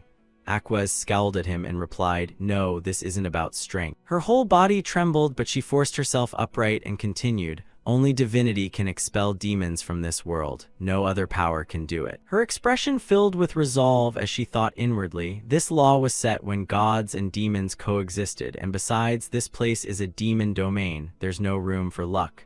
Her voice was steady. So only gods can confront demons. Kettle listened, appearing thoughtful, raising a hand to his chin, yet even so. He paused slightly, glanced over, his tone indifferent and unchanged. You don't seem fit to fight. Aquez trembled all over, but her tone remained firm. I must do this, I serve the god. A sudden pang of pain made her wince, and I oppose the devil. Kettle's eyes widened in admiration at Aquez's words. Is this the will of one who serves the divine? His broad hand covered the top of her head. Impressive. Saying that, he slowly stepped forward. But leave it to me. Kettle's move made Aquez open her eyes wide in confusion. He smiled broadly, eyes on the front. I've always wanted to fight a demon. Asisha's sly, scheming voice rose again. You really don't get it. I told you you can't beat me. He answered her with a confident look. Wanna try? A long tongue licked across her sharp teeth. Asisha sneered maliciously. I want to see your face contort in pain. Immediately after, she closed in directly in front of him with instantaneous teleportation. Kettle's towering form still stood unmoved. Aquez cried out in alarmed no. Asisha's smirk grew wider, his hand clenched tighter, and she raised the weapon in her hand, ready to swing. But a powerful punch landed squarely on Asisha's face. Asisha's headless body was flung away, blood spurting out. Aquez watched everything, dumbfounded and bewildered.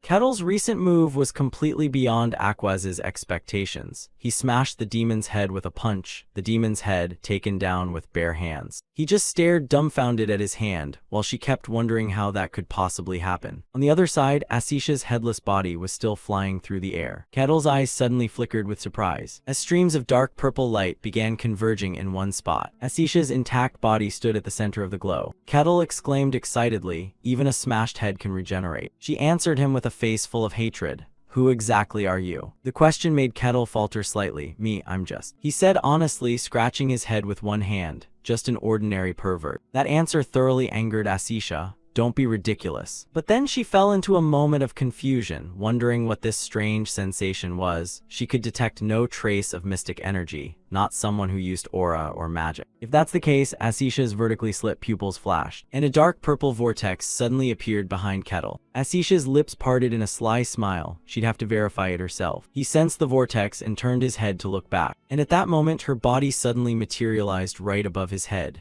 Die. He blinked, tilted his head up slightly, and muttered to himself. The human form is a bit annoying, but I'll tolerate it. A powerful fist drove through her body, Asisha. Her mouth opened in pain, her expression one of utter disbelief. Between her brows, Asisha frowned tightly. Her body was once again punched away by Kettle. Blinding violet light radiated from Asisha, and the hole in her chest closed up as if it had never existed. A jet of dark purple fluid spurted from her mouth. Asisha propped herself up on her hands amid swirling dust and smoke. She hung her head in disbelief. Impossible. Asisha's eyes were full of astonishment, the black streak still at the corner of her lips, just a simple punch, not enhanced by aura or magic.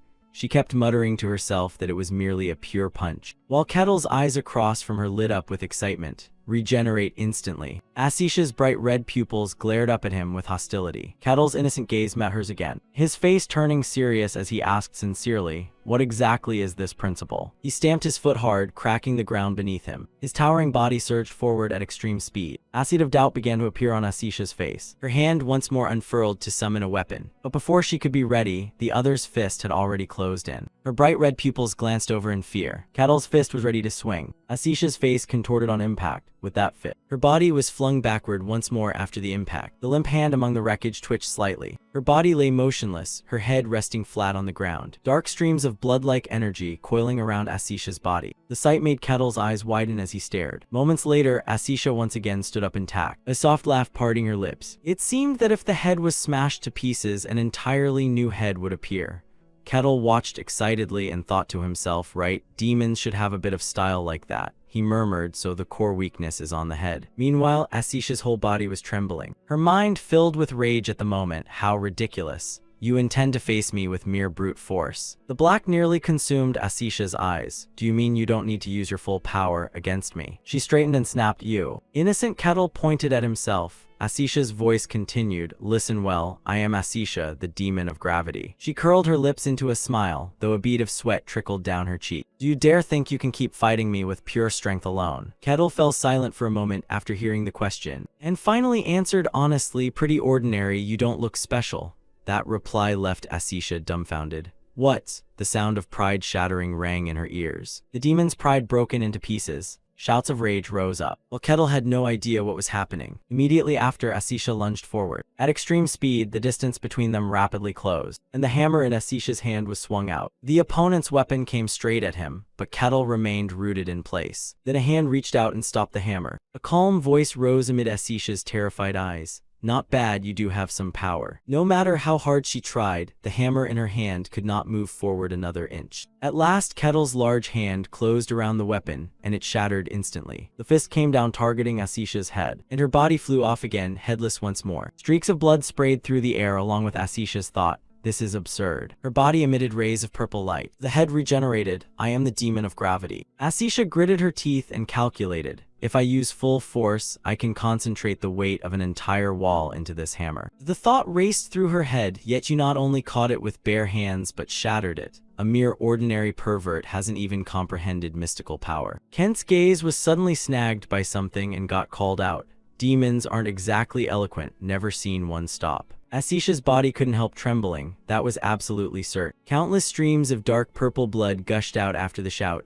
Impossible. A surge of furious purple lunged at Kettle. Die, you pervert. His grip tightened. A single punch blocked the opponent's attack. A powerful column of golden light shattered the purple glow, rushing straight at the stunned Asisha. A plume of smoke exploded with a deafening boom, accompanied by her anguished scream. The gust swept through, forcing Aquaz to raise her hand to block as she wondered in shock what on earth she was witnessing. Asisha's cunning image flashed through her mind. Asisha, an immensely powerful demon who single-handedly destroyed a kingdom. From centuries ago, a demon of that caliber. Kettle's powerful fist still didn't stop. It continued to drive straight through Asisha's head, while Aqua stood there dumbfounded, eyes wide in disbelief, being pounded by mere punches. On the other side, Asisha lay silent on the ground, her face a mess. Kettle's foot planted on her. With a contemplative look, he dropped his gaze and murmured, "So she really doesn't die, meaning this demon can't be killed by pure physical strength alone." Asisha's lips curled into a crafty smile. She thought with interest, this is the first time I've felt such pressure. Asisha recalled the feeling when his punch landed on her face, overwhelmingly powerful. Beneath his boot, she gave a scheming, excited smile. What the heck are you? Kettle glanced at her coldly, then modestly replied that he's just an ordinary pervert. Asisha sneered, then growled, "Don't talk nonsense, but I do feel a bit relieved now." Having said that, she raised her sharp claws, wanting to try something. She slashed with her claws in a swift arc that made Kettle flinch and spin around.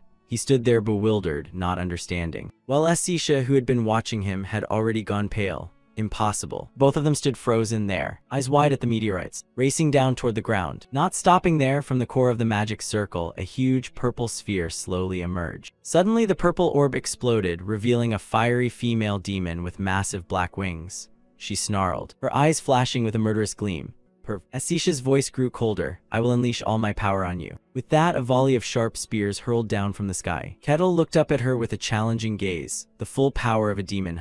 Aquaz, watching from the sidelines, ground her teeth in fear. Too dangerous. She closed her eyes, clasping her hands tightly in prayer. You can't deal with that demon using pure strength, divine attributes. Asisha curled a sinister smile. Holy wounds, piercing, and destruction. Immediately, a barrage of spears all aimed at Kettle and came hurtling down. Contrary to her expectation, he still stood there, face impassive, using his elbows to flick away the spears that were poised to stab him. All the spears that flew at him were swatted away. Asisha couldn't believe her eyes, mouth agape in surprise. What the hell is this? This thing is. Before she could react, Kettle darted forward. In the blink of an eye, he was in front of her, startling her into retreat. Asisha was still dazed, not having time to grasp the situation just then. Aquaz outside shouted, Untitled Chapter 3 line 58, let the light burn away all evil. No sooner had she finished speaking than the large golden axe in his hand flashed with blinding light. Kettle looked at the axe and his eyes lit up. What is this, the power of a god? Aquaz hurriedly informed him, I've gathered enough divine power, strike that demon now. Immediately, Kettle raised his hand and spoke in a slow, deep voice full of killing intent.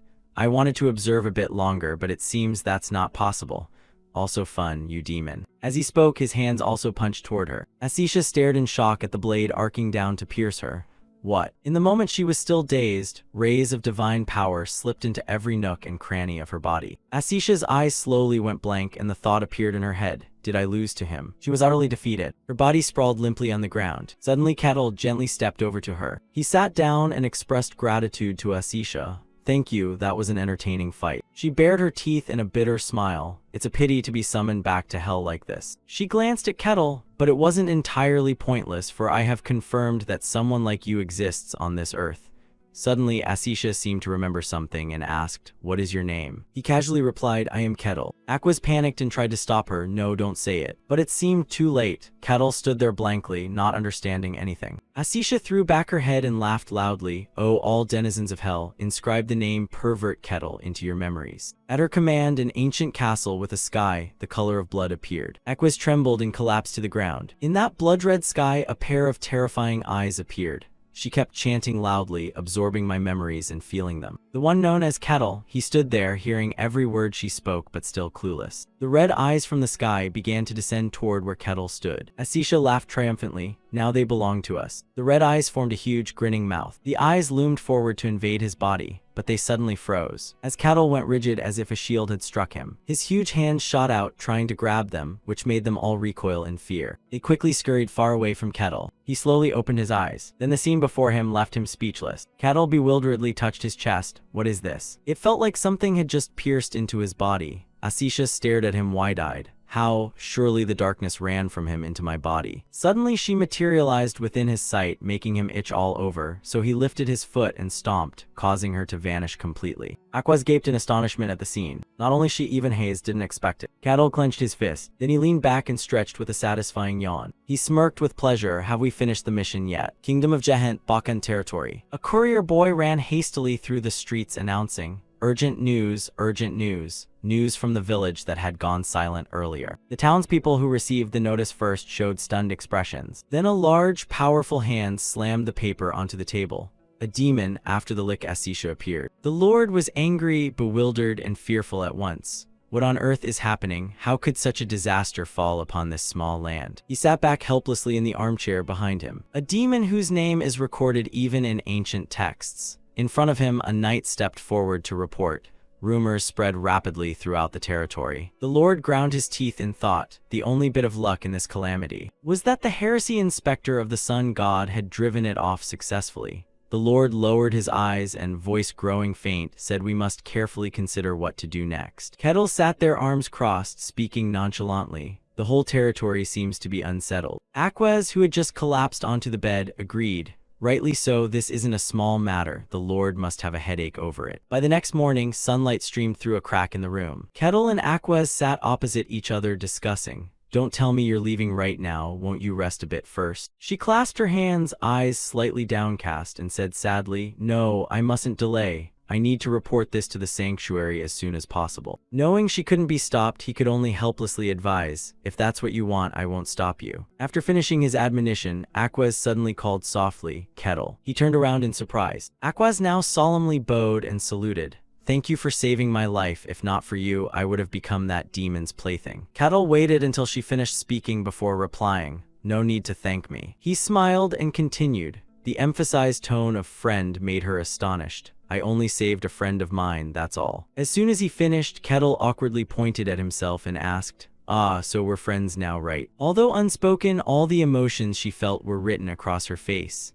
Aquaz thought in shock, a pervert and a servant of a god becoming friends. After a moment of silence, she asked again, I'm the heresy inspector of the sun god, still, you want to be friends with me? Kettle asked in puzzlement, making her once more surprised with a hint of joy. Is there any reason I shouldn't? Aquaz clenched her hands tightly, standing there dumbfounded.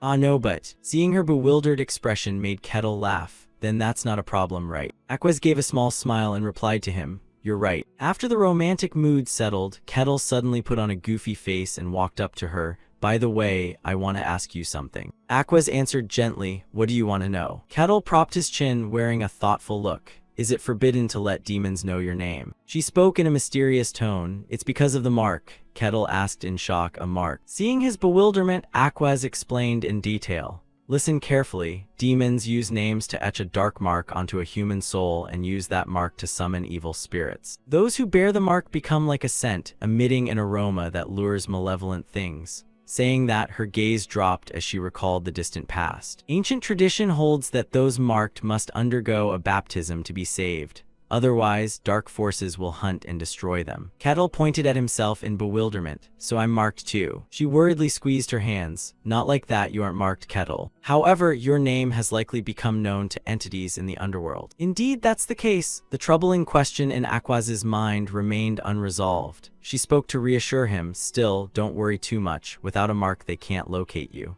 They can only know the identity but have no way to track you down. Hearing that, Aquaz felt much calmer. Unless they meet face to face, there should be no problem. Kettle, relieved by the explanation, looked at her in wonder. So that's it, it's miraculous. I couldn't kill it with physical strength alone. Aquaz pondered and stepped forward. That's the nature of demons. She recounted an old tale. Long ago, the supreme gods created humankind. Foolish, weak people who acted on instinct. But the gods did not intervene directly in the human world. Still, external entities grew interested in the human realm. They crossed spatial tides and slaughtered people brutally. At last, the gods could not tolerate it and descended into the human world, siding with humanity, calling those beings demons and driving them away. From then on, humans built sanctuaries to honor the gods who saved them and continued to flourish under divine guidance. But over time, for reasons unknown, demons began to reappear and interfere in the human world. Her tone suddenly grew serious. So the gods chose the faithful, bestowed powers on them, and continued fighting the demons.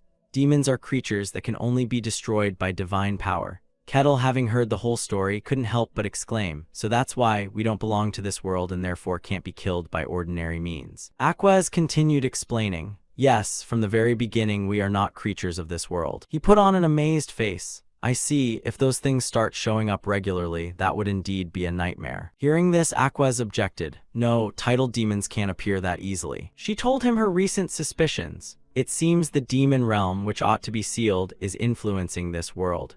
The cycle that spawns dungeons has become abnormal, and increasingly more dark entities are surfacing in the human realm. Aquaz's gaze grew firmer. It began about a year ago. Kettle suddenly seemed to recall something and flinched. A year ago. He remembered that time. If it was a year ago, wasn't that when I was on my final mission in the Frostlands? Suddenly, Aquaz cut the story short. Too long a tale, thank you, Kettle. She bowed slightly to express her gratitude. I must depart immediately. If you ever come by, we will surely welcome you. Kettle smiled in reply, I hope so too. The carriage wheels began to roll. Seated inside, Aquaz stared out the window, her heart full of unspoken thoughts. She squinted slightly, thinking that although her body hadn't fully recovered, she couldn't delay any longer. She had to report this to the Saintess immediately. Then her thoughts suddenly faltered, but images of Kettle kept surfacing in her mind. Why was that? Why has the sun god never spoken any prophecy about that man from the wilds? Down the long corridor, a troubled figure paced along. Kane let out a long sigh. His eyes ringed with crow's feet as he spoke.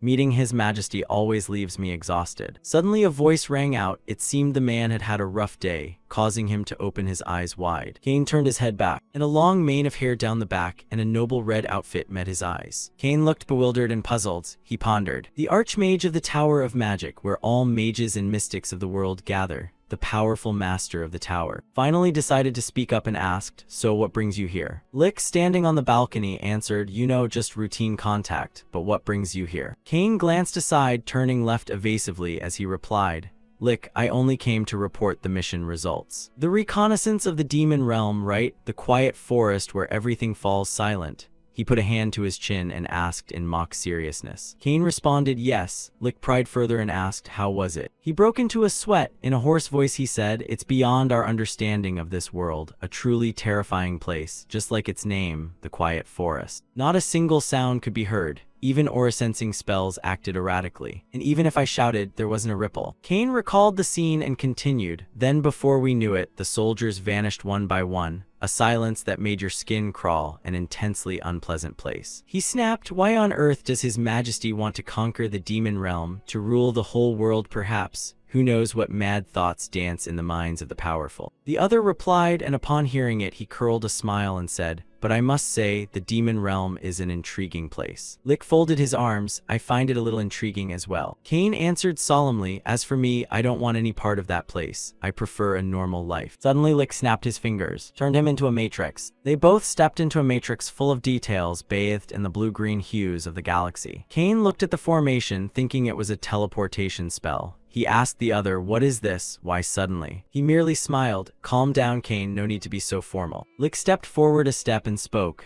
"You've met someone very special, haven't you?" As if remembering what Lick meant, Cain flinched and stammered, "No way." Lick looked at him with a gentle, slight smile. Cain seemed to realize and cursed, "Damn it. The observing eye, when did you place that on me?" Lick kept the smile on his lips and replied, "Since our last meeting, it's been one of the few pleasures left for this old man." Cain, in contrast, was furious and cleared his throat. "Go to hell." He asked irritably, "If you've seen everything, why ask at all? I want to hear your thoughts." Lick replied slowly, "About the one I thought only existed in ancient legend, about that Mandy from that snowy region." Cain hesitated. "I'm still not sure. Think carefully," his voice rasped. "A Mandy capable of defeating a sword saint and wiping out Lickatos like swatting mosquitoes, appearing from the edge of some snowy wasteland. Doesn't that already sound suspicious?" "Wait, you said he defeated Kardos," Lick wondered. "What do you mean, you didn't know?" Then he put his hand on his chin, thinking, "Well, that thing still hasn't been revealed to the public." Lick recounted slowly, but rumors had already begun spreading within the Mage Tower.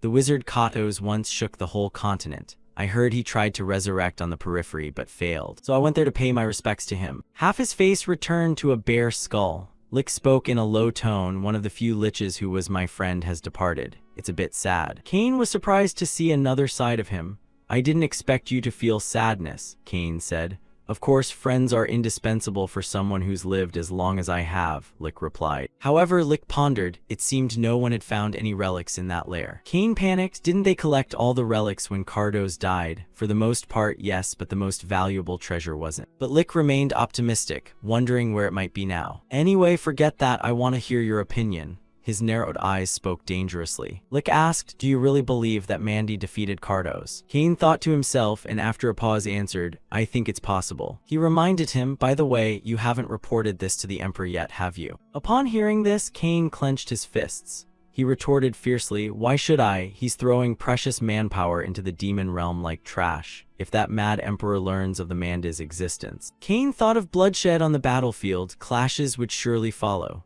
A Mandy acting on his own and an emperor who wants to grasp the whole world. If that happens, the kingdom will be dragged in. Lick walked on and spoke. "Really sounds intriguing. Are you implying that the Mandy could single-handedly stand against the Empire?" he asked, making Cain hesitate. "I'm not sure, but I felt a sensation very similar to the first time I saw you." Lick seemed to realize something and said, "Don't tell me he's of hero rank." Cain raised an eyebrow at Lick. "I'm not in a position to judge, but he's very valuable. Even more than that." Before the other could finish speaking, he blurted out in alarm, Don't tell me you intend to. A bustling market crowded with people in the Barkan territory of the Jehant kingdom. A long-haired girl was looking around. She carelessly tripped over a stone in the road, her whole body pitching forward, about to hit the ground, when a quick hand caught her. A man with a warm voice rang out, "Oh my, you must be more careful." Kettle supported the girl and asked kindly, "Are you all right?" The girl stood dazed for a moment. Suddenly he felt uneasy inside. Kettle thought to himself that she would probably run away in fright. She politely bowed and thanked him. After she walked off a bit, he turned his head and stared. Kettle's eyes widened in surprise. He wondered in a daze, what is this? What's this strange feeling? Kettle looked up at a girl on the street, his heart full of confusion, his mind a tangle of thoughts, as if suddenly understanding. He opened his eyes wide, wondering why people didn't avoid him. Golden honeyed light gradually slipped into the room through the door crack, shining down on the gleaming teacup on the table. The Lord, seated at the head, looked at the person before him with concern and asked, "Are you all right? I heard you were almost branded by another demon." Kettle sat with his arms folded and answered calmly, "No problem at all.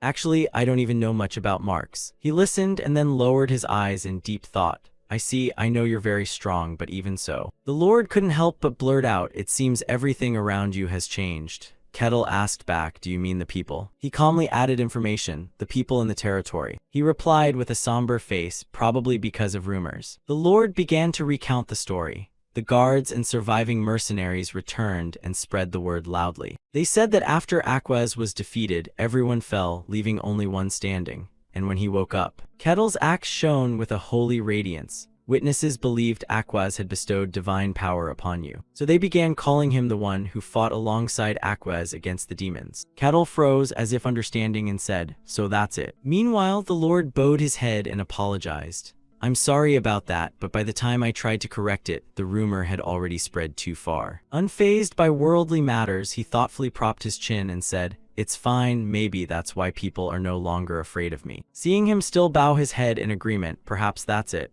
Now they see you as someone who opposed the demons." Kettle pressed his lips in thought. He tilted his face to the sky and began to repeat the Lord's words. "You opposed the demons." The casual phrase slipped out unexpectedly, and just like that, he had a reputation. Scene shifts to the reception desk, where Rosa announces with a professional smile, "Congratulations, Sir Kettle, you have been ranked up. You are now rank C." Kettle asked back suspiciously, "Rank C?" Then looked at her with bewildered eyes. "So I jumped 3 ranks at once?" Rosa smiled and explained, "Well, you did something worthy of a promotion like that." He quickly recovered his composure and put on a confident smile. "Very good." At the same time, Rosa professionally held up the paper and continued, "Your mercenary insignia will also be reissued. Since it will be a custom insignia for you, it may take a little time." Kettle asked blankly, "Even the insignia has to be custom made for me?" She quickly replied, "Yes. From rank C upward, you are considered an official mercenary recognized by the guild, so of course you must be treated accordingly. And from rank C on, you have access rights to almost all areas." Rosa stood up briskly and gestured in explanation. "You will face no obstacles when accessing most cities and temples." Sensing something off, she covered her mouth with an embarrassed smile. "Ah, except the imperial capital. The empire is really strict." Rosa wiped a sweat and smiled in agreement with him. "That's right, only those recognized by the nobility can enter the empire." She covered her mouth and began to speak seriously. "In truth, nobody really knows much about the imperial capital. It's all worrying rumors. Honestly, there's less information than about the demon realm." Making Kettle, who was just listening, break out in a sweat in disbelief. To that extent, Rosa suddenly put a hand to her mouth and coughed. She immediately reverted to a professional smile and steered the topic elsewhere. "Anyway, now that you're rank C, you can accept most available contracts, and you can even enter A-rank dungeons if you go with a party." He over there grinned like he'd found treasure. An A-rank dungeon means I'll have the chance to take on many different quests. His grin was quickly replaced by a cocky smirk. Elsewhere, Alessandro was stunned, unable to hide his shock that this had happened. He broke into a sweat, slammed his cup down, and asked if everything was settled. Kettle answered calmly, "The demon was vanquished and the heresy inspector confirmed it's fine, so I think it's settled." Those words left Alessandro and the other two dumbfounded. "Well then, that's good." Cassin suddenly spoke up. "Still, the sun god's heresy inspector is extraordinary, defeating a demon like that while Hayes panicked and stared at him. No," she thought to herself with a dark face, "if I hadn't fainted that day. That's why I realized how strong he was. He completely overwhelmed a titled demon." Hayes, as if stunned, considered seriously. In that case, Aquaz just walked in and poked at a meal that had already been prepared. Cassin suddenly asked, startling her, "Now that you're rank C, what do you plan to do next?" While Kettle remained calmly cross-armed and replied, "Nothing changes. I will continue doing assigned tasks as a rank C mercenary." Cassin's eyes sparkled as he stared at him, beat a demon and still so humble. Damn, that's pretty cool. Hayes ground his teeth in furious jealousy. Don't get burned, that's not human. He also blankly raised the question, "So what do you all plan to do next?" Cassin quickly volunteered in a stammering voice, "We're only rank F, we can't do much." He lowered his eyes and in a gloomy tone said, "I intended to live day to day and die like a parasite." Cassin suddenly stood up with vigor, "But now I want to live life to the fullest like you." Kettle and Alessandro sighed and lowered their heads. "Now you think of that, you're impossible." A second later, Kettle sat dumbfounded between them, staring at the two who were glaring at each other. "So what do you all plan to do next?" Hayes cleared his throat at that moment. She looked at him and calmly answered, "As always, I simply follow Lady Kalosia's instructions." He propped his hand, thought for a moment, then recalled, "I think I heard something from Aquaz." "That's right," Kettle continued. "Those who serve Kalosia are currently on break, only the high-ranking ones remain active." This sudden news left Hayes stunned. "What?" She panicked and denied the truth. "Aquaz, that must be a mistake, I'm just an ordinary cleric, really," he replied nonchalantly. "Is that so? If you say so, I'll believe you." No sooner had he finished than Hayes laughed in desperate fear. "He obviously knows already, doesn't he? Could he be waiting for me to confess?" Hayes' thoughts spiraled further. Was he playing mind games? She was utterly terrified. This is too scary. Cut to the black sky. Late night at the Mercenary Guild. Rosa happily thought to herself, "I did it. The receptionist Rosa is ready to go home." A pair of leather shoes suddenly stepped in, making the girl who'd been smiling all day turn back on full alert. Impossible to relax. The man opened his mouth. "I have a request." As soon as he finished, Rosa despaired overtime again. She sighed wearily and reluctantly spoke. "All right, what kind of request?" Aaron looked at her puzzled. "What now?" Her eyes seemed totally unfocused. He raised a hand and cleared his throat, and plainly stated his request. "I need an escort. 2 people, me and a young woman." His pale fingers began to tap. 2 people and the destination is... Rosa's eyes widened in shock when she heard the words, "To the far end of the Denayan kingdom." She glanced up into those blue eyes. Capital city. Rosa, half dreamy and half serious, guessed, an escort mission all the way to the Denayan kingdom from such a remote place. She began to recall his appearance when he entered, cloaked like that, clearly concealing his identity. Polite speech, shabby clothes, very suspicious. Rosa warily spoke up. "All right, I'll accept for now. Do you have identification?" Aaron stroked his beard and pondered for a moment. "Need something to prove identity." He handed the receptionist a gleaming silver badge. "Use this." She blinked slowly to inspect. "This is..." Rosa's thumb traced the embossed pattern, the Mercenary Guild's badge, not something easily obtained. She trusted her instincts. Sure enough, his identity wasn't ordinary. Rosa returned the badge to Aaron. Verification complete. She followed procedure automatically. "Then I'll proceed to collect the commission fee." He fumbled inside his cloak. Aaron placed a gleaming gold coin on the wooden table. "I'll pay with this." He spoke plainly and sincerely. Rosa did the math and picking up the coin to appraise it, said, "We can provide 1 person." Aaron visibly deflated. "What?" He gaped and asked in a trembling voice. "Only 1 person." Aaron actually regretted the pure gold coin he'd produced. After all, it was an escort request. Rosa, who had calculated fairly carefully, thought, "You'll take a mercenary for the whole journey and the risk is quite high. Besides, the Denayan kingdom is quite far." She had to ask for his understanding. Depending on circumstances, it could take nearly a month, so of course the fee is higher than a normal job. Aaron looked embarrassed. "Well, that's fair, but..." He stubbornly asked again, "Isn't there any other way? At least 2 people." Rosa suggested another option was possible, but in that case the mercenaries would be of lower rank. "Would you accept that?" She didn't forget to warn Aaron, "If you want a trustworthy escort, it's best to choose mercenaries of rank D or above." He hesitated. Then Aaron quickly recovered his composure and asked, "Please choose someone with those skills for me." Rosa patiently explained. In that case, this money only covers one person. He asked slowly, even so, is there really no other way? She frowned slightly. Really, why act so desperate? Rosa couldn't guarantee anything. Honestly, in such a remote area, it's already hard to find anyone willing to escort. I'll try, but finding two people is very difficult. Aaron replied curtly, I see, understood. I'll leave it to you then. After he left, she inspected the gleaming coin. Small but very pure gold, yet the surface was heavily worn as if to deliberately hide its origin. Rosa had a bad feeling, so she clenched it in her palm. This is going to be troublesome. Night fell. Aaron's footsteps paced steadily and then stopped altogether. He knocked on the wooden door a few times to alert whoever was inside. Aline jumped lightly at the sound. Who is it? Aaron outside removed his hat and spoke. A loyal subordinate of yours. Recognizing a familiar face, she relaxed and opened the door. Aline, concern still on her face, said, come in. She anxiously asked about the returns at Rosa's place. How did it go? Aaron couldn't bring himself to look Aline in the eye. For now they accepted the request. She seemed to breathe a sigh of relief. Thank the gods, how many people did they say they could provide? He suddenly choked up. Ah well. Aaron had no choice but to admit it was only one person. He felt a pang of guilt. Sorry, we don't have enough money.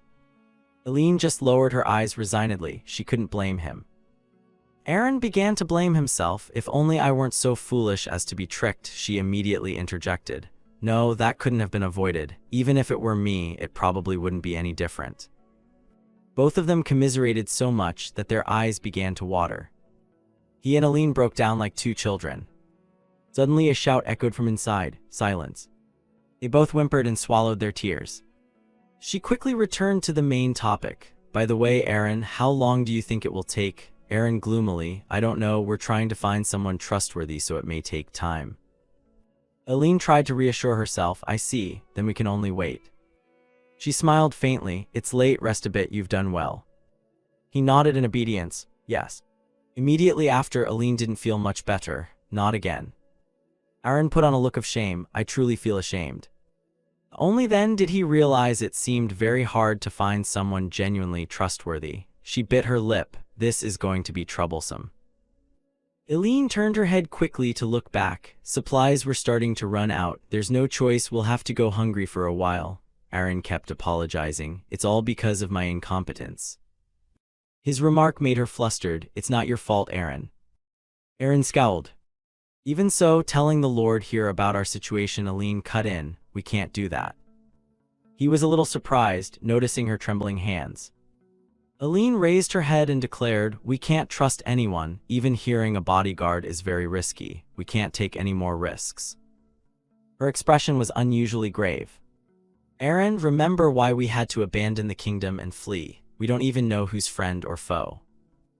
Aline tried to steady Aaron. Though we've been in hiding for some time, there's still no news from there, even though both of us escaped. He understood at once and frowned briefly. I'm sorry, I've become too weak. She still hesitated about hiding. By the way, are you sure the Denian kingdom is truly safe? Aaron asserted confidently that place will protect you. The king of Denian swore when the princess was born. His blue eyes suddenly lit up. They might even help us get revenge. Aaron placed great hope in Aline. So you absolutely must live. Aline Mavrachi, our princess, if even you are lost, our kingdom will truly perish. She was afraid to face such fragile hope, but the mercenary, can we really trust him? He gripped Aline's hands tightly. Don't worry, we paid gold precisely for trust. They will surely recommend someone reliable. She hesitated. I hope so. Aline drifted into daydreams for a moment. Who will escort me after all? She imagined a guy in Kettle's image, a mercenary. I hope he's handsome and knightly. Kettle at that moment leisurely leaned back, hands behind his head. Nothing to do. He was overwhelmed with nostalgia. Suddenly remembered how those idiots back there were doing. They're the only ones who didn't shun me. They're probably still living their silly lives as always. Kettle thought for a moment and was surprised. Oh right, the mission ended. He raked through the still fresh memories. Since I woke up in the snowy region, that mission window has always been with me. At first I thought I was dreaming, but the bone-freezing cold and the monsters made me realize everything was real. Yes, the first mission was just to survive for a week. This time he came to Rosa to accept a new mission, an escort request. She smiled brightly and replied, "That's right." Kettle folded his arms and waited. "What's the mission about?" Rosa pushed a mission description toward him just as the title said, "Protect the client to the destination." Kettle skimmed the few short lines. "That's all," she replied. "Yes, but it will take at least a few days to travel. Preparations for the trip are entirely the mercenary's responsibility. He doesn't refuse hard labor, seems it'll require a lot of effort." Rosa considered the pay for this a benefit. In return, the compensation is generous. However, Kettle suddenly opened his eyes at that point. Yet she put on a serious face. "There's something off. Honestly, this stinks of trouble, so you can refuse." He stood up and retorted, "You don't know anything, Rosa." Kettle grinned arrogantly. "That's exactly why it's good." Rosa was puzzled. "Yes." He glanced back at the mission sheet. After all, an escort mission, 1 woman, 1 old man to the Denian capital, rank D. Kettle rubbed his chin and pondered for a long time. The kingdom Denian felt like somewhere he'd heard of before. The image of Milena suddenly surfaced in his memory. Milena of the Akasa clan. Kettle clearly remembered their meeting in the white snowy forest, the merchant clan woman he met on the snow plateau. She had said she'd welcome him if he ever came by. He was especially struck by the dazzling pendant in her hand. Kettle set the mission sheet back down. "What a coincidence, I'll accept the job." At that moment, a flickering blue light displayed the familiar system panel. He froze, his pupils involuntarily contracted. The front chair even tipped backward. Kettle took a half step back from that blinding light. And the words on the system panel finally appeared. "Mission number 785, escort the target and move to the kingdom Denian." His face went nearly ashen with fear. "No, why is this appearing here?"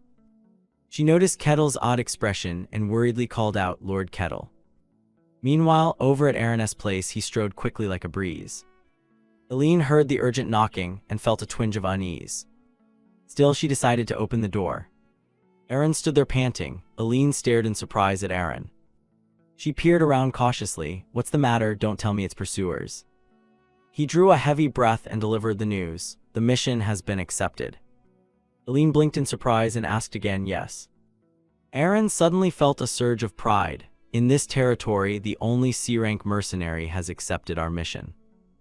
She seemed to have a torch of hope lit inside her. "A C-rank mercenary, is that true?" He joyfully confirmed, "Yes, we've arranged to meet tomorrow, so miss, please rest easy today." Eileen was overjoyed. "Yes." Back with Kettle, he was frozen-faced, staring at the system. The glare-reflective green panel showed a couple of words. "Mission number 785, escort the target and move to the kingdom Denian."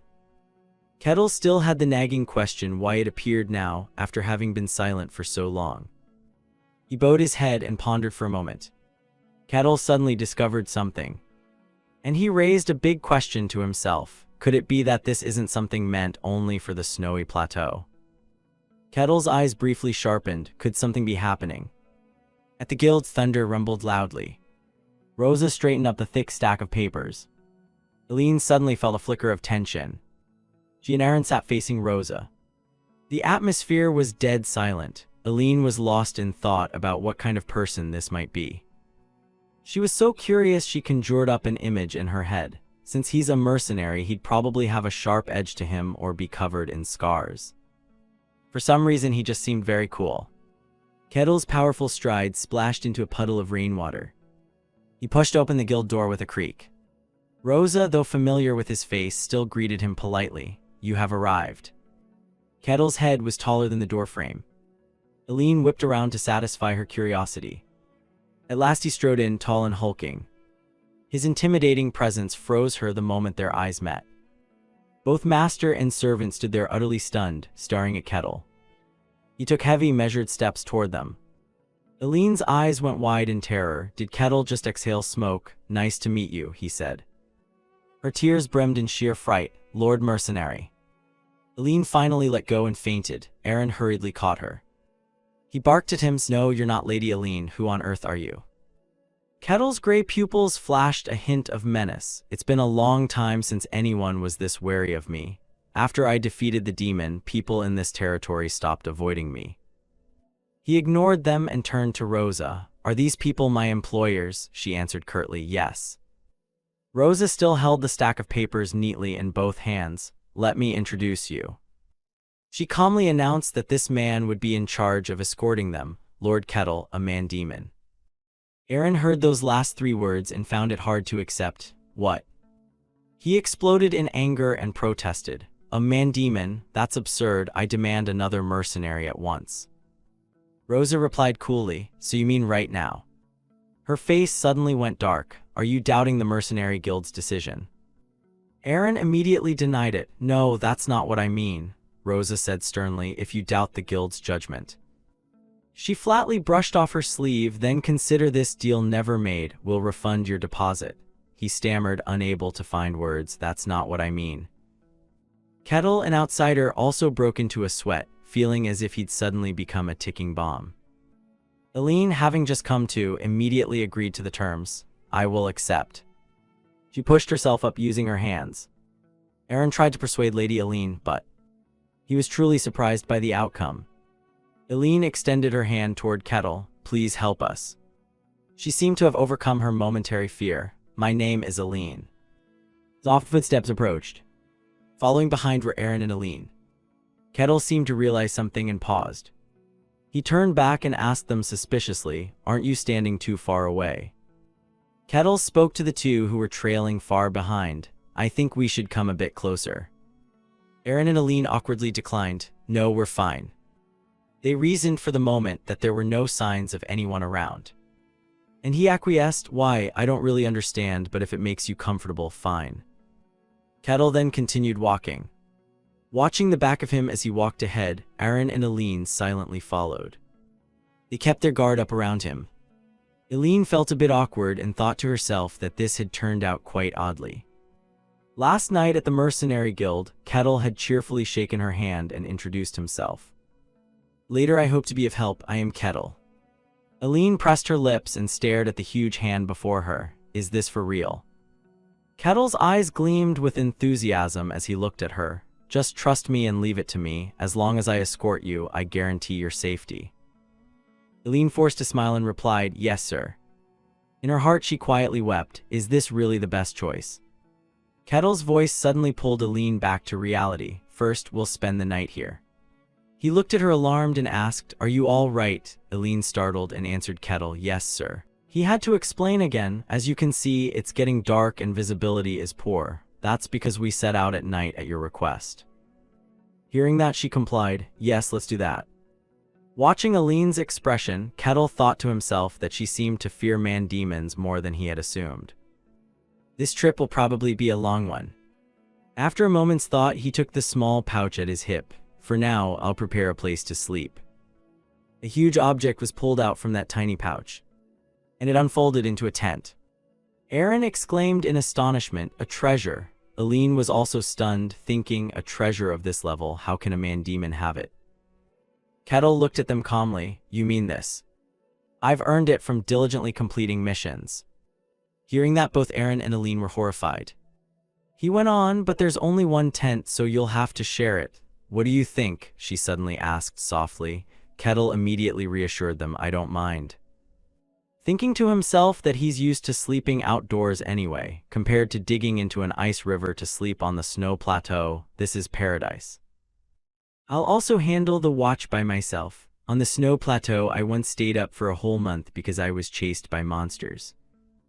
Kettle was very pleased, thinking it's all too easy. He reassured them, you two can sleep soundly, I'll take care of everything else. Aline spoke up, a little worried. It's okay, you don't have to shoulder so much alone. We'll take turns keeping watch. Kettle didn't refuse. Either way is fine with me. They both replied in unison, we're fine too. Seeing their determination, he reluctantly agreed. If that's the case, then so be it. Kettle inwardly regretted, I plan to use this opportunity to earn her trust. What a pity Aaron and Aline are so wary. Who knows what he might do while we sleep. Dawn broke, greeting a new day. Inside Kettle's tent, a scene of resentment unfolded. Aline's eyes rimmed with red. She hadn't slept a wink and felt like dying. She looked over at the corner and at Aaron as well.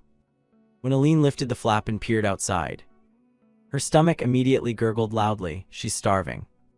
A gentle voice spoke up, "Are you hungry?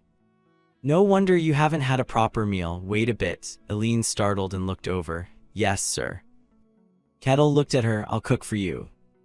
The sizzle sounded mouth-wateringly good. Kettle chopped the seasonings into small pieces and cooked happily. The sight before her made Aline's eyes widen in surprise. She watched him skillfully stir-fry and thought to herself, a man-demon who cooks, who would have guessed? Aaron and Aline were both so hungry they were practically drooling. He asked him hungrily, "Have you ever learned to cook?" Kettle glanced over and replied calmly, "It's just a hobby." He recalled when he first transmigrated here. The people on the snow plateau didn't cook at all. They only filled their bellies with the meat and blood of the monsters they hunted. As for me, I cooked with the leftover parts of those monsters. The ingredients on the snow plateau are very toxic and dangerous.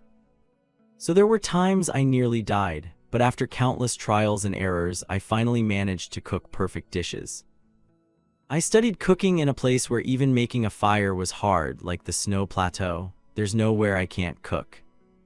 Kettle thought smugly to himself, indeed this is too easy.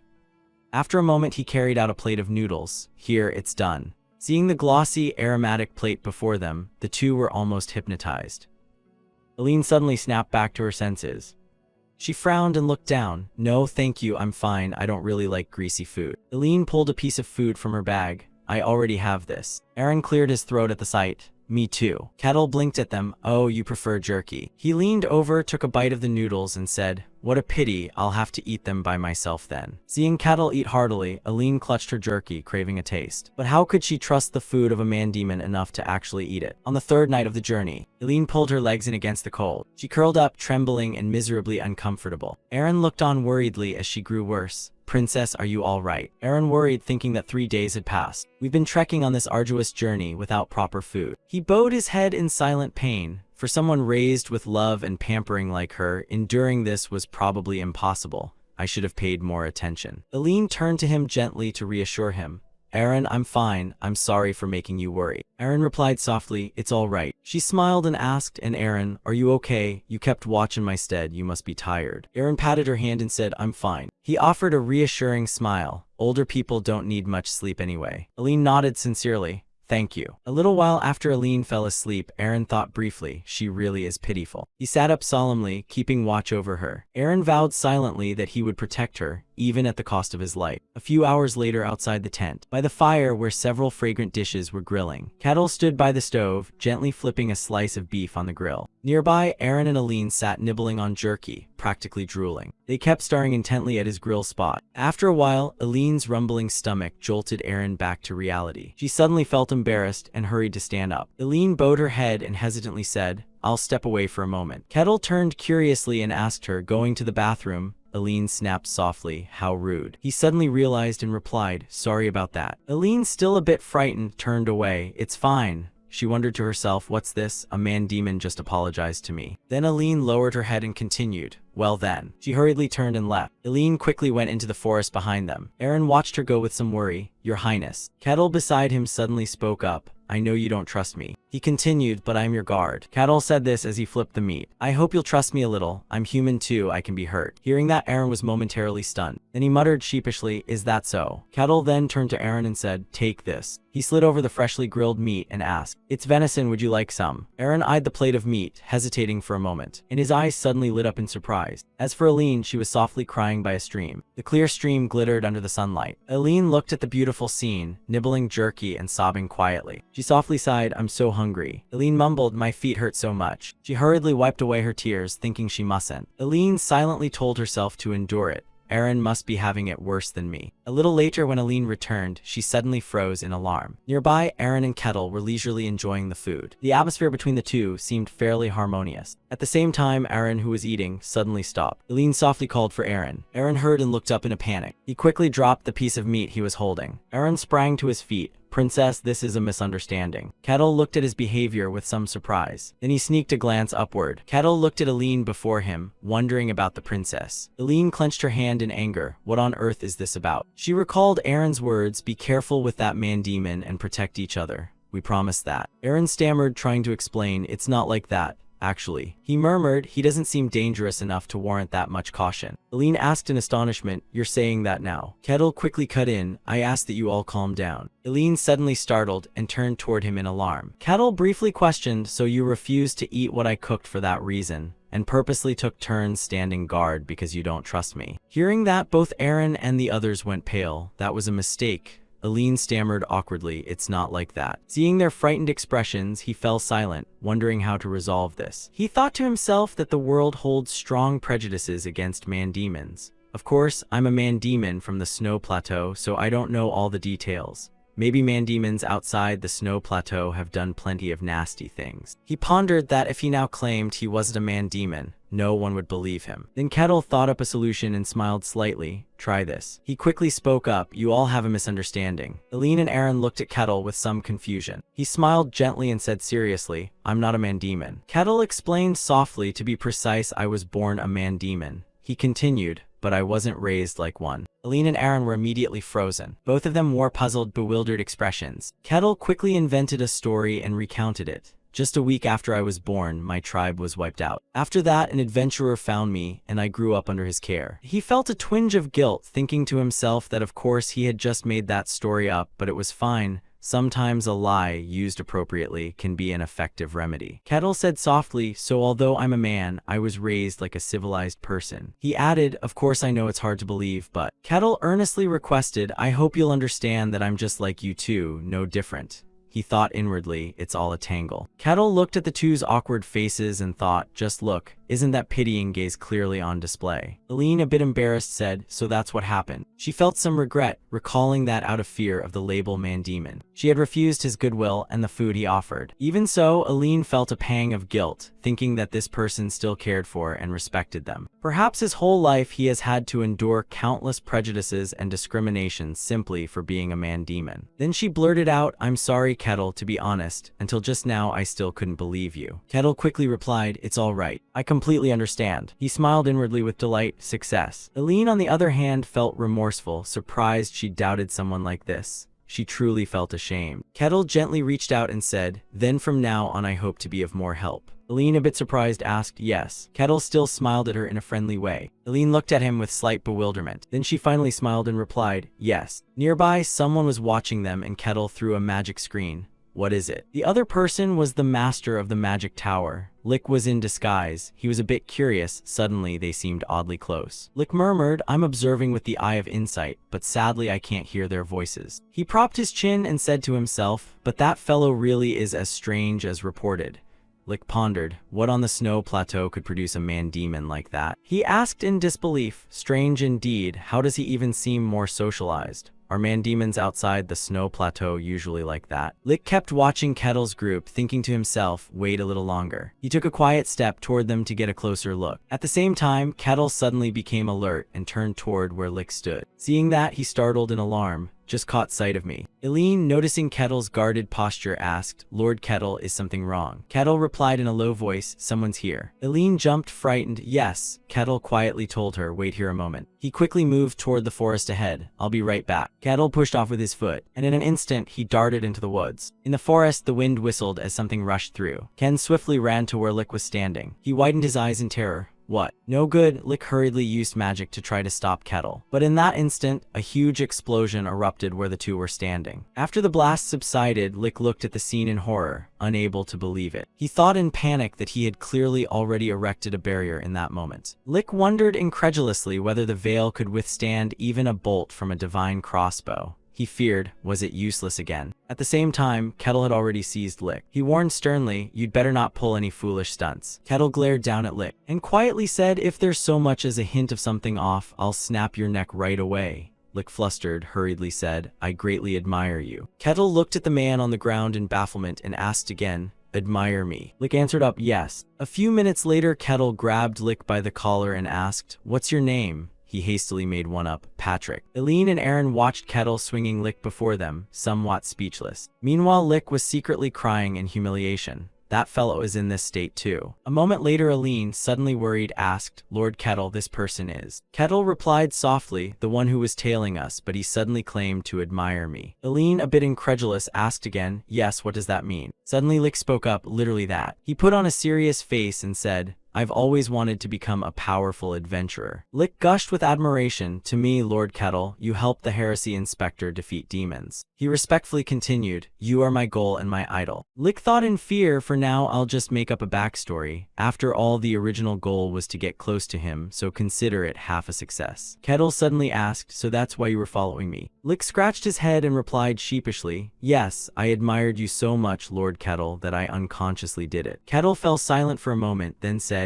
even so, I can't just let you go. He thought carefully. There still wasn't definitive proof this fellow was harmless. Then Kettle suddenly remembered something. He said excitedly, do it this way. Lick turned pale with fear and whispered, do what? One of the world's most talented mages, head of the magic tower, trapped in the body of a fiend, yet wearing a human guise to observe Kettle. Of course, he'd prepared a false identity named Patrick. Lick went pale again, staring at the length of rope in front of him in panic. Kettle grabbed one end of the rope and pulled it tight. He grinned brightly and said to him, all right, that's enough. Aaron and Eileen watched helplessly. Well then, let's get going. Lick, still in shock, couldn't find words, and so Kettle set off, dragging him along. Eileen glanced at Lick with some wariness. He sighed to himself. This is the first time I've ended up in such a situation. But Lick looked up at Kent with scheming eyes. I can be right beside him to observe. However, now I understand what that cane said. A speed beyond normal perception, and a raw strength that can shatter magic. He's both fast and strong. Here, even in a mortal body, I could easily handle superhuman levels. If that's the case, then. He looked up, his eyes filled with killing intent. Looking at Kettle's back, Lick guessed, could he really be at heroic rank? A voice unexpectedly spoke beside him.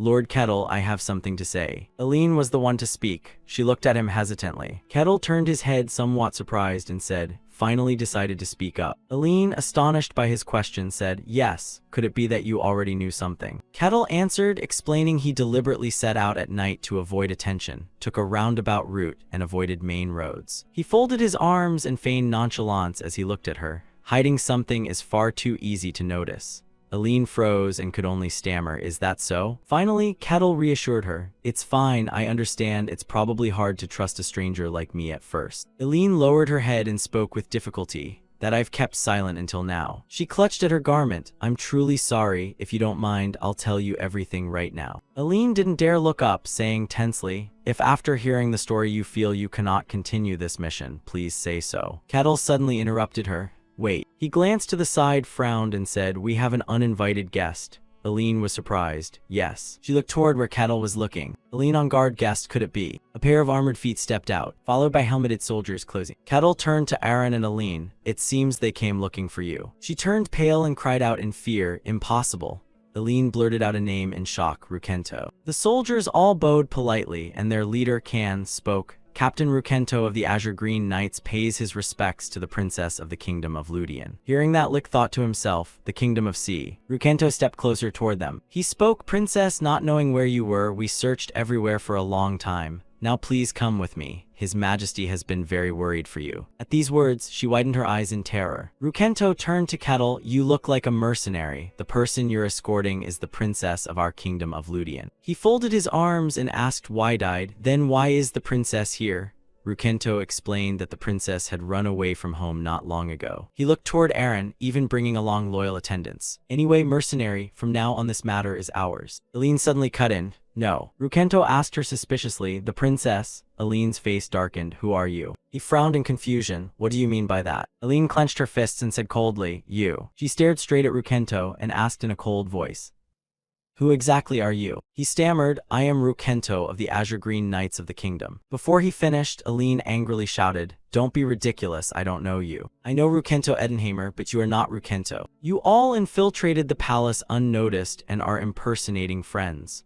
I remember my family's strange appearances, and yet they look exactly the same. Eileen, full of anguish, shouted, what are you? Where are my parents and everyone else? Lick heard this and felt a bit intrigued. He secretly used magic to probe. That red stream of magic passed through Rukento and returned. After checking, Lick was surprised to think he was human. Eileen still hung her head. You lot. She bit her lip and voiced her thought. surely you intend to eat me alive to seize our whole kingdom, right? Eileen looked up, glared, and shouted, but I will never let you succeed, just wait. Aaron looked at her sadly and said on, I will avenge everyone who disappeared. Rukento fell silent after hearing this. He unexpectedly sighed with a hint of resignation. Rukento didn't answer her but turned to Kettle. You heard that, the princess is delusional. Eileen immediately retorted, what? I'm delusional, don't be absurd. He calmly explained to her, please think logically that everyone except the princess has become strange. Do you really think that's possible? Eileen hesitated to retort, that matter. He didn't let her finish and said, the princess needs treatment as soon as possible. Rukento reached out and said to her, come on. His steps never stopped. Princess, please stop and come with us. Eileen looked at Rukento, approaching with fear. She squeezed her eyes shut and silently begged, no, this can't end here, please someone save me. Kettle calmly asked at this moment, what are you doing? He suddenly stepped in front of Eileen. Rukento glared and ordered Kettle, stand aside. He curled his lip and said to him, no you won't. Eileen stared in surprise at the back blocking her. He tilted his head slightly and without mercy said, if you don't move, I'll have to use force. Saying that, Rukento immediately lunged at him. As the distance between them closed, Kettle grabbed his head with one hand, then with a single force, threw Rukento flat to the ground. The knights in the squad watched in shock and shouted, Captain. They yelled at him, what are you doing? Kettle immediately explained that they attacked first, and his job was to deal with enemies who dared approach his employer. Rukento struggled to stand up. The princess is unwell. Do you believe all the princess's delusional claims are true? Contrary to his expectation, Kettle replied coolly, you're speaking nonsense. Isn't it only natural for a mercenary to trust their employer's words? Eileen opened her eyes wide in astonishment. She hadn't expected Kettle to trust her. Rukento scowled at this and angrily said, all of you are mad. Kettle smirked slightly, that's not certain yet. Having said that, he called back to Eileen. Though she didn't understand, she answered suspiciously, yes. Kettle glanced and said to Eileen, they appeared without any sign. She asked in panic, what do you mean? He didn't hesitate to call out Rukento. Simply put, these people suddenly appeared out of nowhere. Hearing this, Eileen turned pale. What on earth is going on? Looking at the situation, Lick also grew suspicious. Indeed. Kettle continued voicing his doubt. How did you all suddenly appear here? Rukento's group now fell silent and didn't utter a word. He raised his head and firmly asked, does that matter? We came here to find the princess, yet you nitpick strange things. Seeing Rukento's stubbornness, Kettle had to say, so you don't intend to answer, huh? If so, I'll escort her to the kingdom of Denayan. Seeing Kettle take her side, Eileen pressed her lips together, thinking, no one believed me. She recalled everyone's reactions. Not a single person ever believed what I said. Seeing the situation was grim, Rukento lifted the sword at his hip. He secretly signaled the other soldiers. It was useless to say more now. Kettle stepped forward reminding, everyone please step back a little. Eileen anxiously said to him, Lord Kettle, please be careful. They are the strongest knight order in our kingdom. Rukento's whole force didn't hesitate and coldly ordered swords drawn. Kettle curled a lip in amusement. How interesting. Lick sized them up with his red eyes. Rank 2. All of them can manipulate mystic energy. Moreover, he looked at Rukento. This one's rank 1. He then ordered, deal with that savage, kill him. Immediately, the soldiers moved in unison. They targeted a single man, Kettle. When all 5 closed in on him, Kettle remained calmly standing. Then with a single punch, the man on the right was knocked away, stunned. The man on the left met a similar fate under Kettle's physical blow. He raised his fist, poised to strike. A series of 3 soldiers were flung down by Kettle's consecutive punches. In the end, the entire encirclement was easily wiped out by Kettle. He looked up slightly annoyed. Getting ganged up on is really a nuisance. Rukento, seeing this, did not give up. He continued the assault. Don't stop, attack together. The soldiers obeyed. Yes. Another wave of encirclement approached Kettle. He grabbed the heads of 2 men at once with both hands and hurled them away. Not only that, Kettle used them as battering rams to knock back the remaining ones. Thus another attack ended in an overwhelming victory. Unable to bear it any longer, Rukento finally charged at this monster.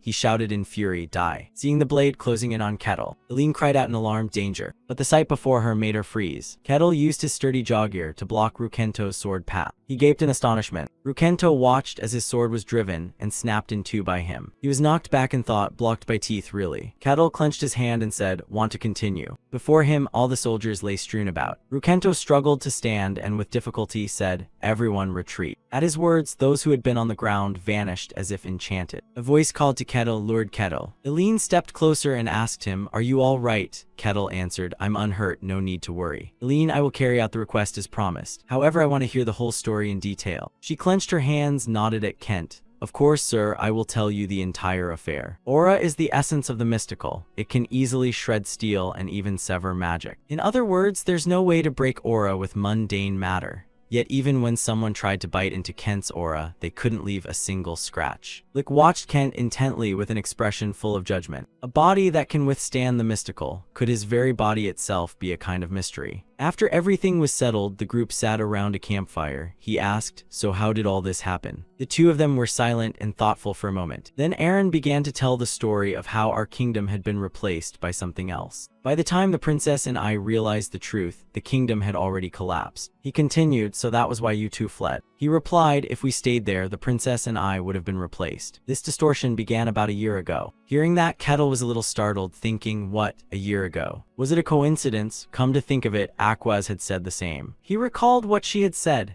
It seemed the demonic realm, which should have been sealed, was affecting this world.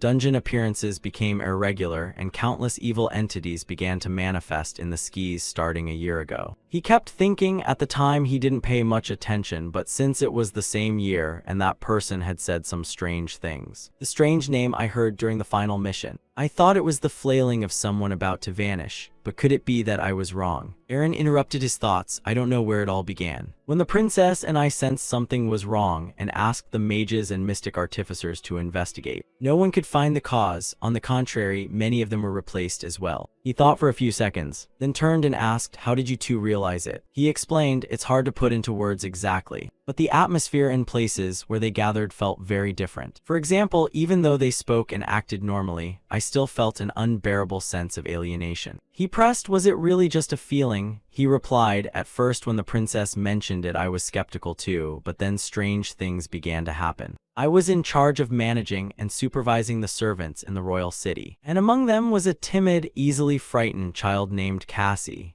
If the servants told ghost stories at night, she would be so scared she couldn't sleep and would yawn constantly at work. A child like that. I found that reaction amusing, so I would sometimes tease her with ghost stories. But at some point, Cassie stopped reacting at all to ghost stories. At first I didn't think much of it, maybe she grew up and wasn't afraid anymore. But the real problem came after that. Cassie was responsible for managing the statues in the royal city. Because the statues were large and heavy, Cassie often worried she might accidentally be crushed to death. Then one day an accident did happen. A statue toppled toward Cassie, but by misfortune turned into fortune. She wasn't seriously injured, though it was the sort of careless moment that could have killed her. Yet Cassie felt no fear or horror about nearly dying. She only worried about being punished. So in that moment I realized. The Cassie standing before me was not the Cassie I knew. A shy, easily frightened child had at some point stopped fearing death. Her behavior hadn't changed. She still smiled and spoke as usual. But I could no longer consider that child to be Cassie. After that, I probed a few others in the royal city, but most of them had changed just like Cassie. He interrupted him, "So you fled?" He replied, "Because I feared I would become like them." He continued, "Then why did you come to the kingdom of Danayan? If you needed protection, other places could have provided it." Aline, sitting beside him, squeezed her hands and answered, "Because only the kingdom of Danayan can enact the Declaration of Humanity."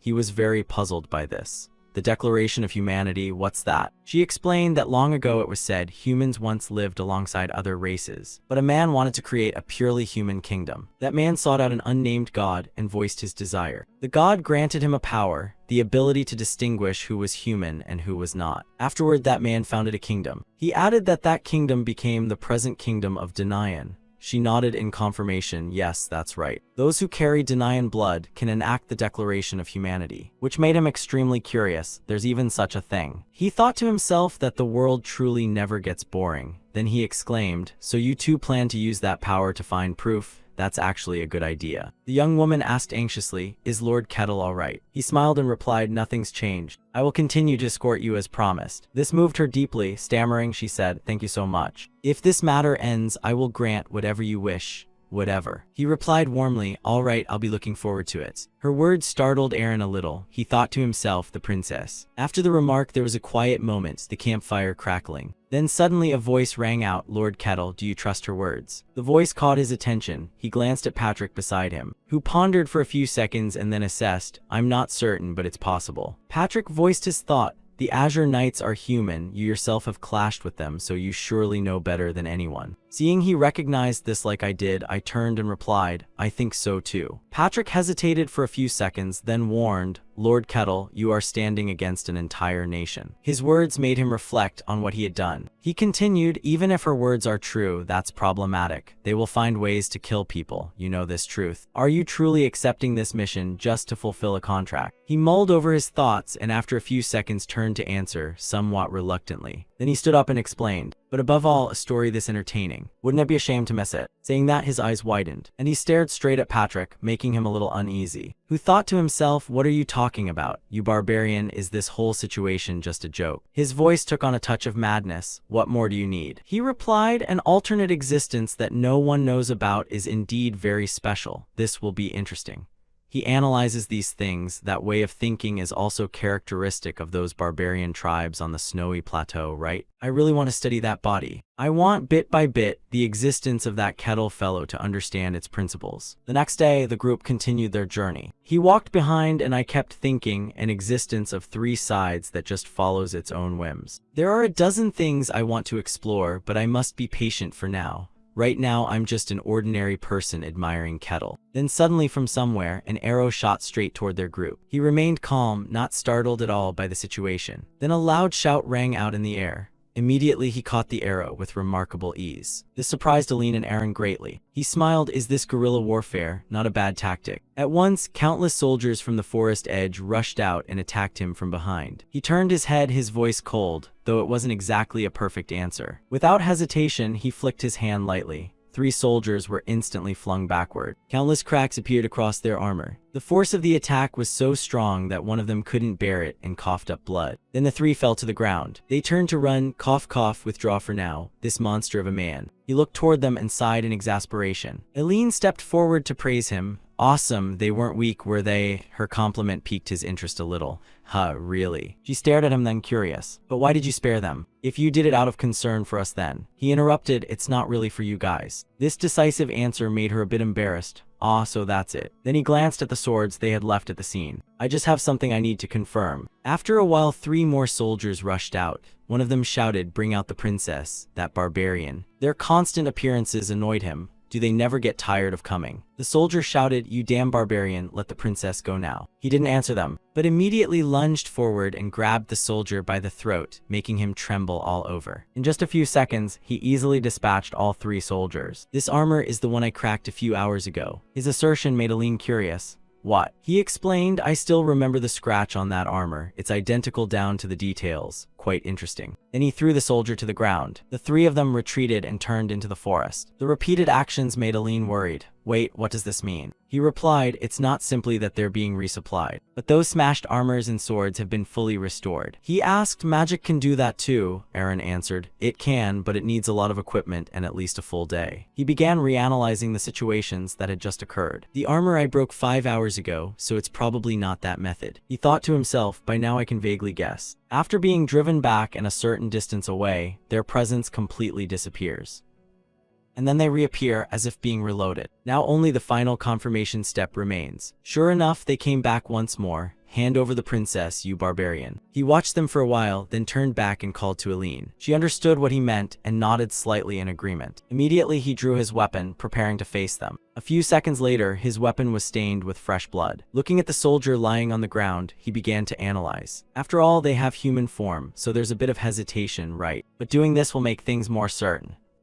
Let's see if my theory is correct. Cut to the afternoon. They continued moving through the forest. Aline now carried an indescribable feeling. Seeing this, he turned to ask, is he someone you know? This unexpected question startled her, then her gaze dimmed as she replied, yes, that's right. Sometimes I pass by and see him training. I know he's no longer the person I once knew. But to witness someone you know die right before your eyes. As he was speaking, a voice rang out again, stop right there. Hand over the princess, you barbarian. Their reappearance made everyone startle and turn to look back. Aaron could only gape. Aline couldn't believe her eyes. That person was obviously. He smiled with amusement. Of course it would be so. The scene shifted to nightfall. They stopped, lit a campfire, and began to rest. Sitting around the fire, Aline murmured, he was clearly dead. He confirmed, yes, that's exactly it. Thinking of the image of those soldiers made Aline tremble all over. What on earth have we been living alongside? He paused for a few seconds, then began to explain. Aaron had once said that Kathy, even when crushed by a statue, showed no fear of death. I had my suspicions too. Is that why they're immortal? He ladled a bowl of soup for the princess. Whatever they are, they're definitely not human. Then he looked at her and casually asked, do you have any theories about what they really are? She took the bowl of soup and answered vaguely, at least that is beyond my knowledge. Returning from the dead, that thing is not a living being. But if there's any possibility at all, then surely it is. What she insisted, the existence of the demonic realm. The new term made him feel a bit uneasy inside. He asked curiously, the demonic realm. She nodded in confirmation. Yes, it's a place beyond human perception. A twisted place. If those entities come from there, then this whole thing makes complete sense. At that moment, he recalled a system panel that had suddenly appeared before him. Mission number 785. Escort the subject to the kingdom of Denian. Is this why these incidents keep happening? It only appears when it's related to the demonic realm. But her words were immediately rejected by Aaron beside her. That's impossible, Your Highness. I've told you before, entities of the demonic realm cannot step out into the outside world, which made him even more puzzled. What does that mean? He explained it literally. Entities of the demonic realm have never stepped out even once since that realm formed long ago. He understood the point. Aha, a deduction based on experience and history. Elaine continued. But Aaron, as you can see, the world is becoming very strange. He agreed with that. Indeed, that's true. He cut them off. Are these distortions that began a year ago affecting the demonic realm as well? Seeing the princess's slightly saddened expression made him realize the issue.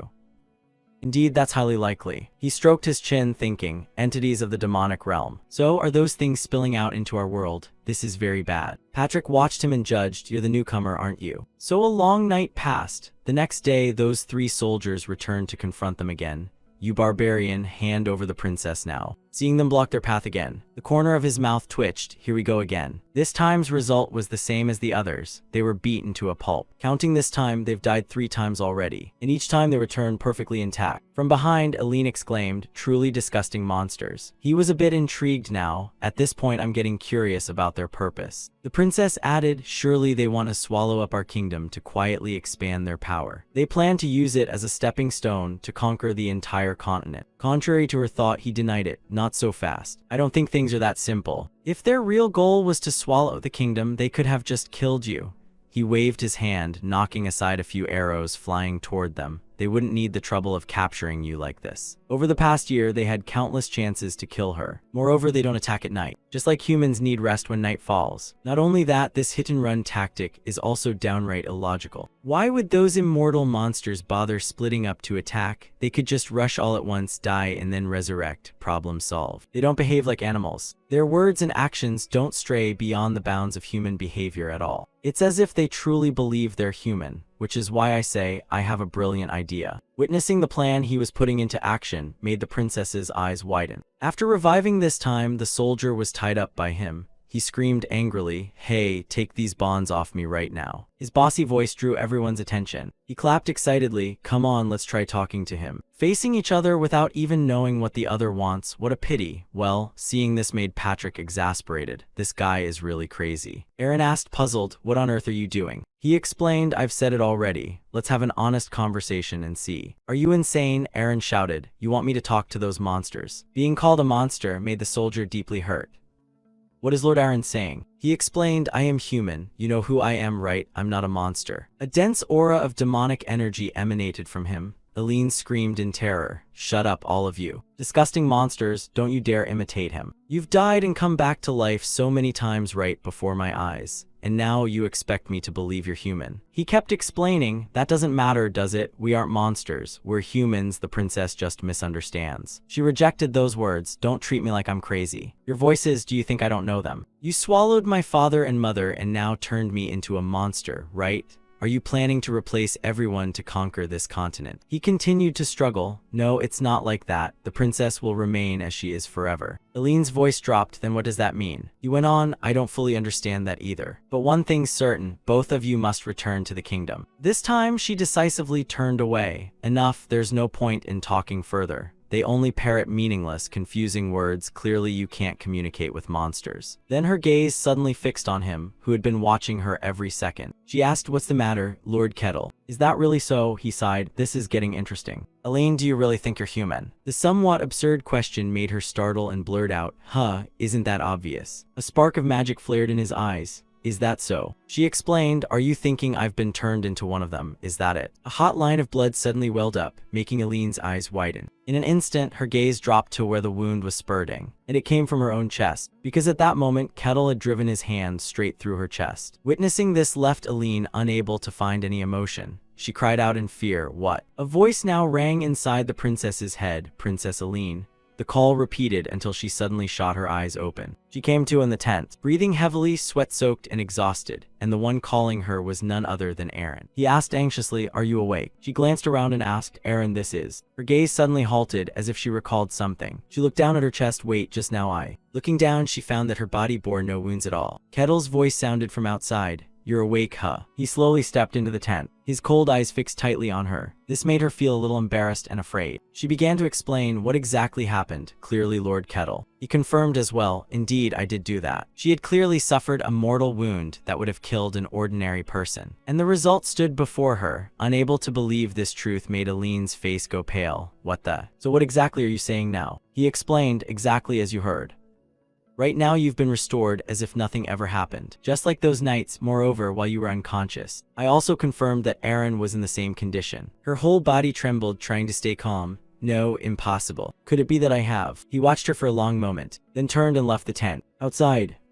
Seeing him step out, Patrick asked curiously, Lady Aline, how is she? He replied, intact as predicted. Of course her mind seemed to be in turmoil. He continued, when did you learn about this? About the matter that she is the same kind of being as them. He closed his eyes to think, rewind everything to when, let's see. After a few seconds thought, he began speaking from the very beginning. Patrick was left unable to believe, his eyes frozen. He continued, when I first met you two, I sensed an aura that was strange yet familiar. At first, I didn't know what that aura truly was. But when I saw the knights chasing you, I became absolutely certain of one thing. Patrick thought to himself, an aura, even though I couldn't sense it with my observing eye, is there some connection among the demonic realm entities? He began to analyze. The suspicious points aren't just that. At first, Aline refused the food I offered. As I recall, she ate only a single piece of dried meat the size of a hand for 3 straight days while being forced to march nonstop in conditions that would exhaust even fit young men. A princess raised in silks in the royal city certainly couldn't have endured that situation on willpower alone. Seeing him observe everything so meticulously, Patrick wondered if he'd even noticed such tiny details. The more he looked, the harder it was to believe he was just a savage. While the two of them were talking, the princess stepped out of the tent and called to him, Lord Kettle. She suggested, let's move on. Head to the kingdom of Danayan. A faint smile tugged at his mouth. Looks like she's managed to sort out her thoughts somewhat, huh? But before we go, you should reveal yourself. No sooner had he finished speaking than the princess turned her gaze deep into the forest. At a clearing, a slight disturbance began to ripple. A voice rang out. I clearly didn't sense any sign of magic yet. The air began to shimmer with threads of mana. He continued, could it be just intuition? A hazy figure gradually took shape.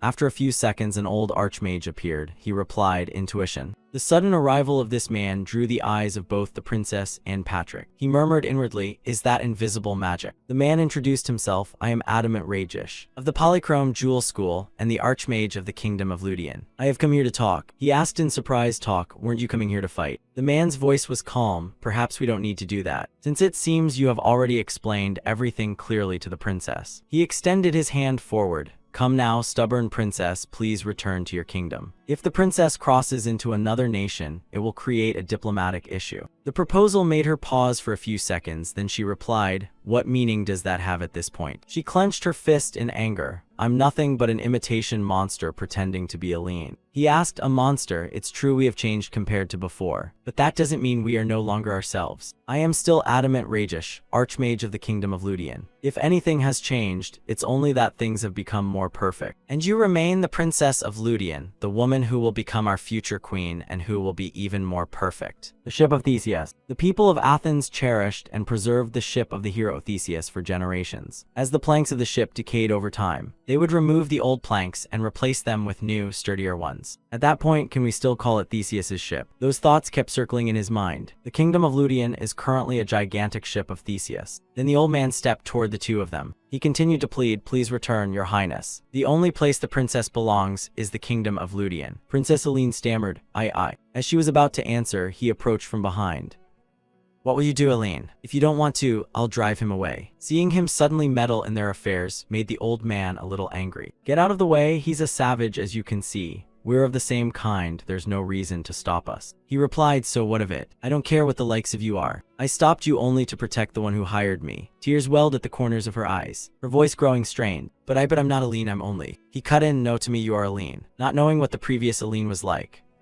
You hired me, you've traveled with me until now. The person I want to protect is the Aline of the present. He turned back to look at her, smiling. What do you want to do, Aline? Those words, like an encouragement, moved Aline deeply. Her voice faltered, I. Her eyes narrowed slightly, a look of firm resolve. Then she declared decisively, I don't want to go back. Hearing the exact answer he wanted pleased him. He snorted. Then he turned back. Your employer already said so. This left the old man somewhat helpless. He sighed. Then his expression shifted, eventually ending up like this. He glanced back at the two behind him. Patrick relied on that person. After that, he left the three of them and advanced toward the archmage. His voice was angry. This situation seems to amuse you, doesn't it, Savage? He smiled in response. Actually, it's quite amusing. He thought to himself that, judging by appearances, this was a formidable mage. Let's see what kind of magic you'll try to pull. Without hesitation, the man mobilized mana to shield his body. You'll regret blocking my path, Savage. He began to chant some magical incantations. Mana beams now converged from all sides into his palms. He continued the chant. But unaware of this, he lunged forward with a clenched fist. The terrifying speed terrified the old man. His eyes widened. The impact was so powerful that blood flew everywhere. He clenched his fist with relish.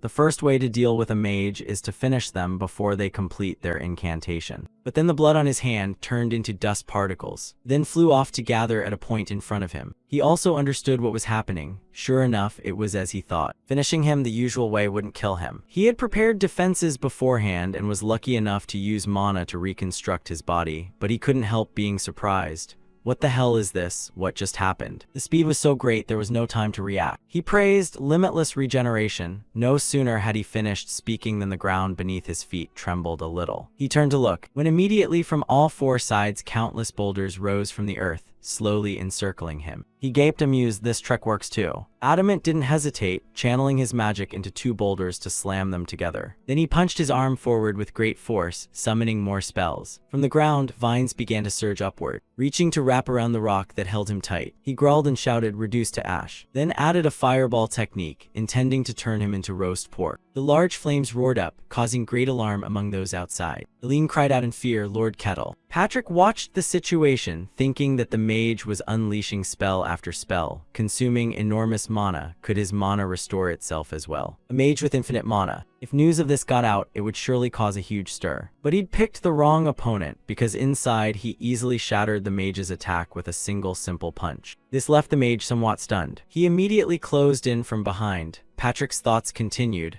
That one is a monster beyond the norm. His voice grew excited. A mage this strong, how interesting indeed. The mage turned fearfully to look back, and the moment he did, he took the punch, shattering his face to pieces. His body dissolved into smoke once more. The streaks of blood on his hands again vanished into nothingness. This is. That mage has revived once more. He exclaimed in fear, you monster, what exactly are you? He smiled and replied, I'm just an ordinary savage. His voice turned serious, don't joke around here. With that said, his whole body began to lift slowly into the air. All right, the probing ends here. From now on, I'll use full force to send you off. Watching him hover in the air, he was delighted. This was something to look forward to. A massive tornado began ravaging furiously through the forest. Patrick quickly raised a protective barrier around Aline and the others. Kettle remained standing there, calmly watching the high-level magic churning before him. This magic was powerful enough to produce some of the most terrible natural disasters. Adamant Ragesh appeared with great might at the heart of the storm, eyes blazing red. Kettle smirked, commenting that this magic was rather impressive. He began to focus his weight into his legs, preparing for the next move. A thunderous stomp made the ground quake violently. The shockwave from Kettle's foot exploded outward, shattering everything in its path. Adamant Ragesh was hurled aside by the terrible pressure he himself had created. The old man stood stunned, his face contorted in disbelief. The gigantic twister suddenly vanished into nothing in the blink of an eye. Dust and smoke dispersed, revealing the wreckage left by the collision. Patrick was sweating bullets. He felt no trace of magic in that strike at all. He couldn't believe such a disaster could be the result of a single stomp by Kettle. Adamant Ragesh collapsed to the ground, completely stunned by pure physical force. The old man muttered hopelessly, unable to understand how his magic had been so easily subdued. Kettle casually stepped up to him, still appearing utterly at ease. The old man clenched his teeth, the pride of a great mage was now nothing but ashes. Kettle closed in extremely fast, startling adamant Ragesh. The old man's eyes bulged, sweat streaming down his forehead from the choking pressure. A huge shadow fell, enveloping the trembling sorcerer. Kettle looked at the defeated man with a cold, emotionless gaze. Thick red smoke began rising from the ground around the old man. Adamant Ragesh screamed that no matter how strong Kettle was, he could not defeat him. Kettle nonchalantly nodded in agreement, thinking that ordinary methods indeed wouldn't be enough. A strange blue crystal shard appeared in Kettle's hand. He held it up before the old man, asking if he recognized it. Adamant Ragesh froze, worry showing in his eyes as he looked at the shard. Kettle said little and crushed the crystal in the palm of his hand. Energy burst out violently, tearing the surrounding space apart. He stood motionless in the beam of light, quietly observing what remained. Kettle's face remained calm as if nothing had happened. Glittering fragments still clung to his black gloves. The old sorcerer admitted he had understood the truth. Kettle smirked and asked whether this was the old man's true nature. Adamant Ragesh flew into a rage at the humiliation, howling with hatred. Kettle's eyes were sharp, locking onto the old man without release. He declared that from now on, the old man would have to bet his very life. Adamant Ragesh's body began to dissolve into strange black and red smoke. He used the last of his strength to flee, dissolving into a mist that drifted away. Before vanishing completely, he didn't forget to leave behind a parting threat filled with hatred. After the battle, Kettle stood still for a moment as if to steady his breath. The next day, his group set out again, heading toward the kingdom's border. Seeing the massive city gate appear before them, Kettle excitedly asked if they'd arrived. Indeed, before them stood the proud kingdom of Denian. At that moment, Patrick suddenly stopped and announced that he would go no further. Since this was another country, he felt it would be awkward to go deeper inland. Still, Patrick smiled and said that the journey with everyone had been truly enjoyable. Kettle didn't forget to thank him and express hope to meet this traveling companion again soon. He was certain that with their luck, a reunion was only a matter of time. Patrick waved goodbye and turned away, his figure gradually disappearing among the trees. Kettle and the others returned to their main objective, heading straight for the city gate. Eileen looked a little anxious, clutching her cloak as they faced the border guards. The guard immediately barked an order, demanding that the barbarian Ulen step back at once. The soldier's aggressive attitude instantly made the atmosphere tense. Kettle could only give a wry smile. He was too used to reactions like this whenever they appeared in strange places. But Eileen did not hesitate. She stepped forward and ordered them to open the gate immediately. She shed her usual timid demeanor, exuding the commanding presence of someone in authority. She declared loudly that she was Eileen Mavrachi, the Grand Princess of the Kingdom of Ludian. Her determined gaze stunned the Denian soldiers. The guard went pale when he realized he had offended a member of the royal family. Thanks to Eileen's status, the group was escorted into Denian's magnificent royal castle. Kettle was assigned to rest in a luxurious guest room beyond imagination. He comfortably flopped onto the soft bed, savoring the luxury. Indeed, having a princess as a friend wasn't so bad after all. Just then, Kettle's system panel popped up, notifying him that he had just completed a quest. It was quest number 758, a huge number that showed how long his journey had been. The system began calculating to grant him his reward directly. Kettle was curious what he would receive this time, since rewards were usually vague like this. While he was pondering, a knock on the door made him sit up. The door opened and Eileen entered in a stunning, elegant blue evening gown. Kettle smiled and invited her to sit.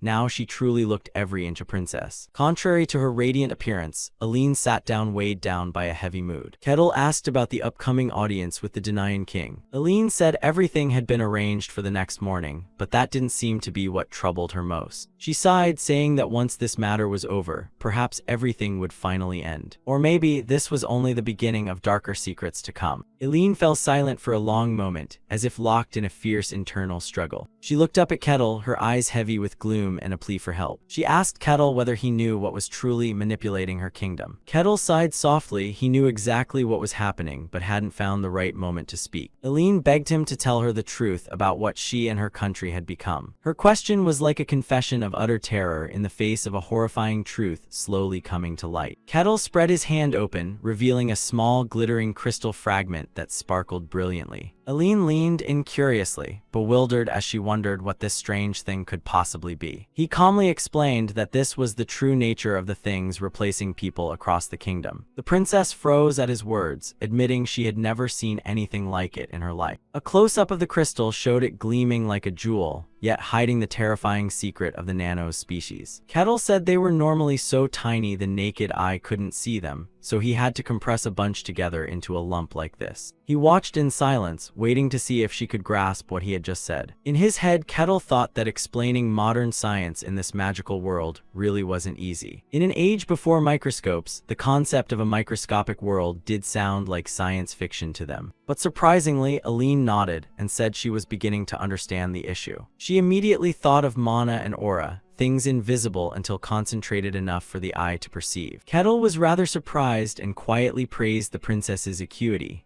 Magic did follow similar rules after all. Aline fell silent, her gaze darkening as she began to piece the fragments together. Kettle added, asking her to imagine that her entire existence was just a collection of those tiny particles. From head to toe, from organs to bone marrow and flesh, all of it was made of them. A hair-raising sensation made Aline tremble, and she unconsciously squeezed her own arm. She sat with her head bowed, her face pale from the shock of the truth about herself. Seeing Aline's reaction seemed a bit excessive, Kettle spoke up to check on her. Aline hurriedly composed herself and apologized, since the idea was indeed rather unpleasant. After some hesitation, she anxiously asked whether those tiny particles were truly dangerous. Kettle reassured her that for now they were suspended and could be easily broken by strong physical force. For convenience, he decided to call these entities by the short name nanos. He described nanos as independent individuals that assemble together to form the shape of a human. He gave the example of a lake. No matter how violently it is struck, the water never dies, and nanos were the same. Aline asked in shock, so does that mean they're immortal? Kettle affirmed they had no concept of death. But immediately she spotted a huge contradiction and hurriedly stopped him. Aline wondered if she were one of them, then why did she fear death so much? Kettle nodded, admitting it was an excellent question worth pondering. He narrowed his eyes at her and began offering conjectures based on his experience. Kettle concluded Aline was likely a variant,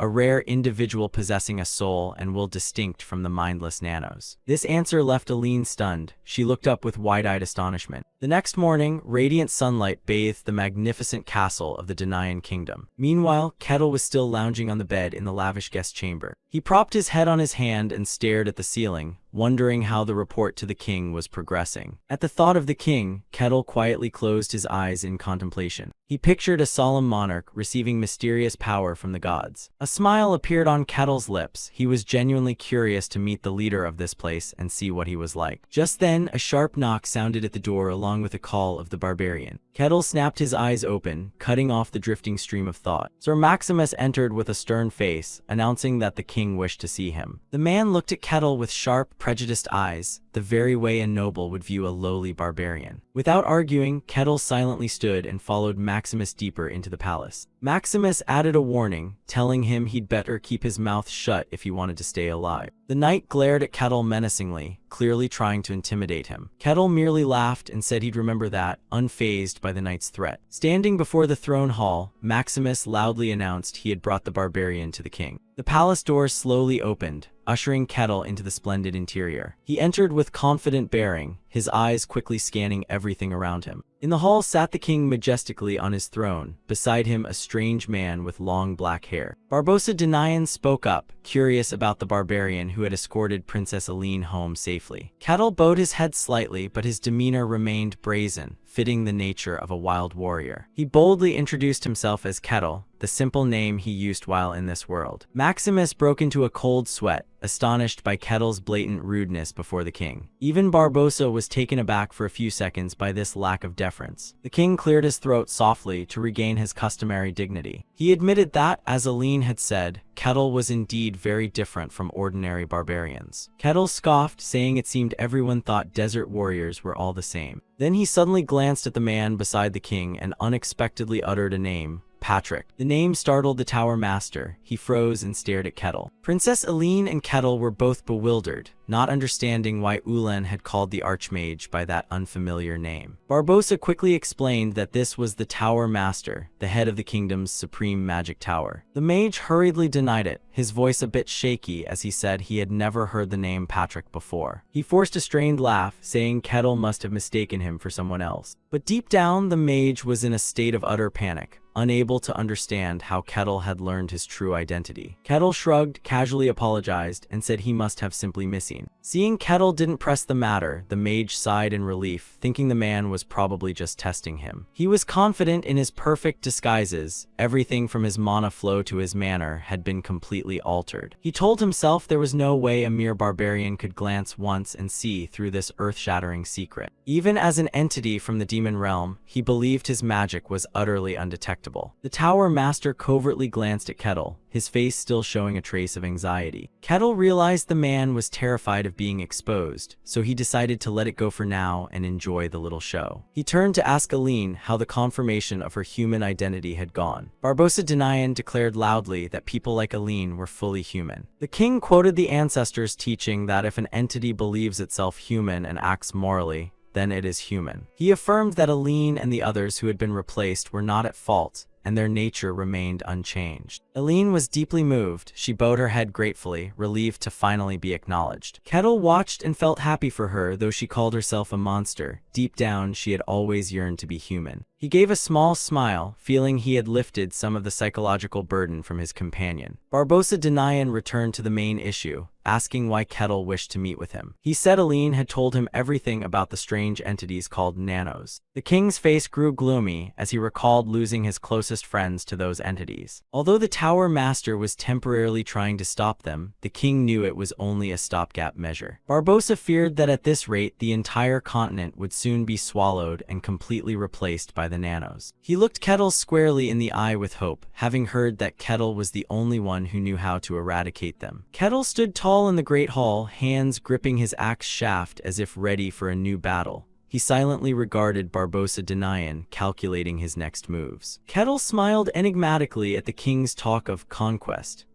At that moment, a system quest notification suddenly appeared before his eyes, requiring him to respond to the demonic entity present here. Talk about bad timing. Immediately after that, a soldier was tightly bound, kneeling on the floor. Above them, King Barbossa Denayan sat on the throne, flanked by Maximus and the Tower Master. Kettle, along with Aline and the guards Aaron, stood waiting, preparing for the next step. The Tower Master admitted that his sophisticated magical methods were ineffective at forcing that entity to reveal itself. He suggested Kettle give it a try, since he was the only one who had ever confronted them directly. A barrier was erected to ensure everyone's safety inside the hall. Aline watched the knight under interrogation with worry. The soldier screamed in pain, still insisting he was a flesh and blood human. Kettle closed his eyes, seemingly calculating something. He wondered which method would draw this monster's true form out. Kettle's eyes opened, flaring with a menacing purple light. A thick black murderous aura began to churn, engulfing the knight's figure. The man's pupils contracted. He froze under the sudden rush of fear. For a creature unfamiliar with death, the fear of mortality is the cruelest torture. King Barbossa broke into a cold sweat, terrified by the pressure pressing down on the room. Aline and Aaron standing behind also trembled, unable to withstand the force. The Tower Master did not expect that Kettle's murderous aura alone could produce such a strong physical effect. At Kettle's feet, the soldier collapsed to the floor, his whole body convulsing violently. He foamed at the mouth, his eyes rolled back, showing only white. A stream of black energy began to leak from the soldier's body. Kettle smiled with satisfaction. At last the prey had to show its true form. A dark entity burned with red eyes appeared, hovering right in front of them. Kettle stared at the strange outline of the monster. Aline, aghast, realized this was the true form of the nano-species. Kettle casually greeted the nano-entity, as if talking to a friend. The Tower Master and the king watched the developments from behind, holding their breath. The nano-entity agreed to converse instead of continuing to resist. It turned to ask Aline why she rejected her own kind. Aline shouted, accusing them of slaughtering and devouring her loved ones. The nano-entity feigned ignorance, claiming they were only bringing her perfection. Kettle interjected. He noticed it was trying to probe Aline's emotions. The monster coldly replied that there was no reason for it to answer. Kettle smiled, reminding it that humans never act without purpose. He even goaded that Aline might change her mind if it explained itself thoroughly. Kettle pressed on, telling it to clearly state its intentions. The nano-entity stood silent for a long while, as if considering the offer. Finally, it began to speak about cloning to increase their population. It explained that they needed to gather as many individuals as possible to survive efficiently. but it also wondered why two individuals could refuse their summons. Kettle curiously asked what the ultimate purpose of increasing their numbers was. The nano-entity flared red in the engulfing night. It declared it would bring absolute perfection to this world full of flaws. Kettle scoffed, realizing their plot to replace all life on the planet. The monster replied that it was offering help and wanted the two mutants to join it. Kettle turned to ask Aline's opinion of the entity's proposal. Aline's gaze hardened, utterly serious. She flatly refused, insisting she'd never stand alongside those monsters. The nano-entity roared in fury, feeling betrayed by Kettle. Kettle kept a smile on his face, asserting he hadn't lied at all. Enraged, the creature erupted with energy, threatening to devour everyone. A powerful surge of magic suddenly appeared, halting its aggression. The Tower Master stepped forward confidently, showing they had prepared carefully for this. The nano-entity only had time to snarl in hatred as it was driven into a corner. He snapped his fingers, commanding the monster to be silent. Immediately, it was compressed into a blue magical cube. Patrick took the cube, saying he'd gathered enough information and would bring it to the lab. King Barbossa watched anxiously, fearing the terrible consequences if they weren't eradicated completely. The Tower Master turned to ask if Kettle could handle the remaining monsters. Kettle agreed immediately, ready to set off on the mission. But he suddenly realized the distance to their location was quite far. He told Kettle not to worry, for he himself would provide support. He declared he could teleport the whole group there in the blink of an eye, astonishing Kettle. The Tower Master also wanted to go along to implement measures to prevent the monster's escape. As the two prepared to depart, a voice interrupted them. Aline stepped forward, pleading to join the group. Aaron was stunned, trying to stop the princess's reckless decision. She insisted she needed to know the truth about herself. Under the king's anxious gaze, Aline feared she might one day lose her identity. Aaron looked at her with pity and helplessness. She wanted to know whether she could hold on to this soul until the very last moment. The group stood silent, waiting for a decision. Surprisingly, Patrick agreed without hesitation, leaving Aline incredulous. Seeing this, Aaron insisted on going along to keep watch over the princess. He warned them not to do anything foolish, then began casting spells. Aline's eyes widened as she witnessed the enormous magic surrounding them. A gigantic magic circle blazed beneath their feet, ready to carry the group away. Aline and Aaron held each other tightly as they prepared to teleport. Kettle looked straight ahead, ready for the new challenges to come. In the blink of an eye, the group arrived at a completely new location. They stood before the royal castle of Ludian, ready to begin the new hunt.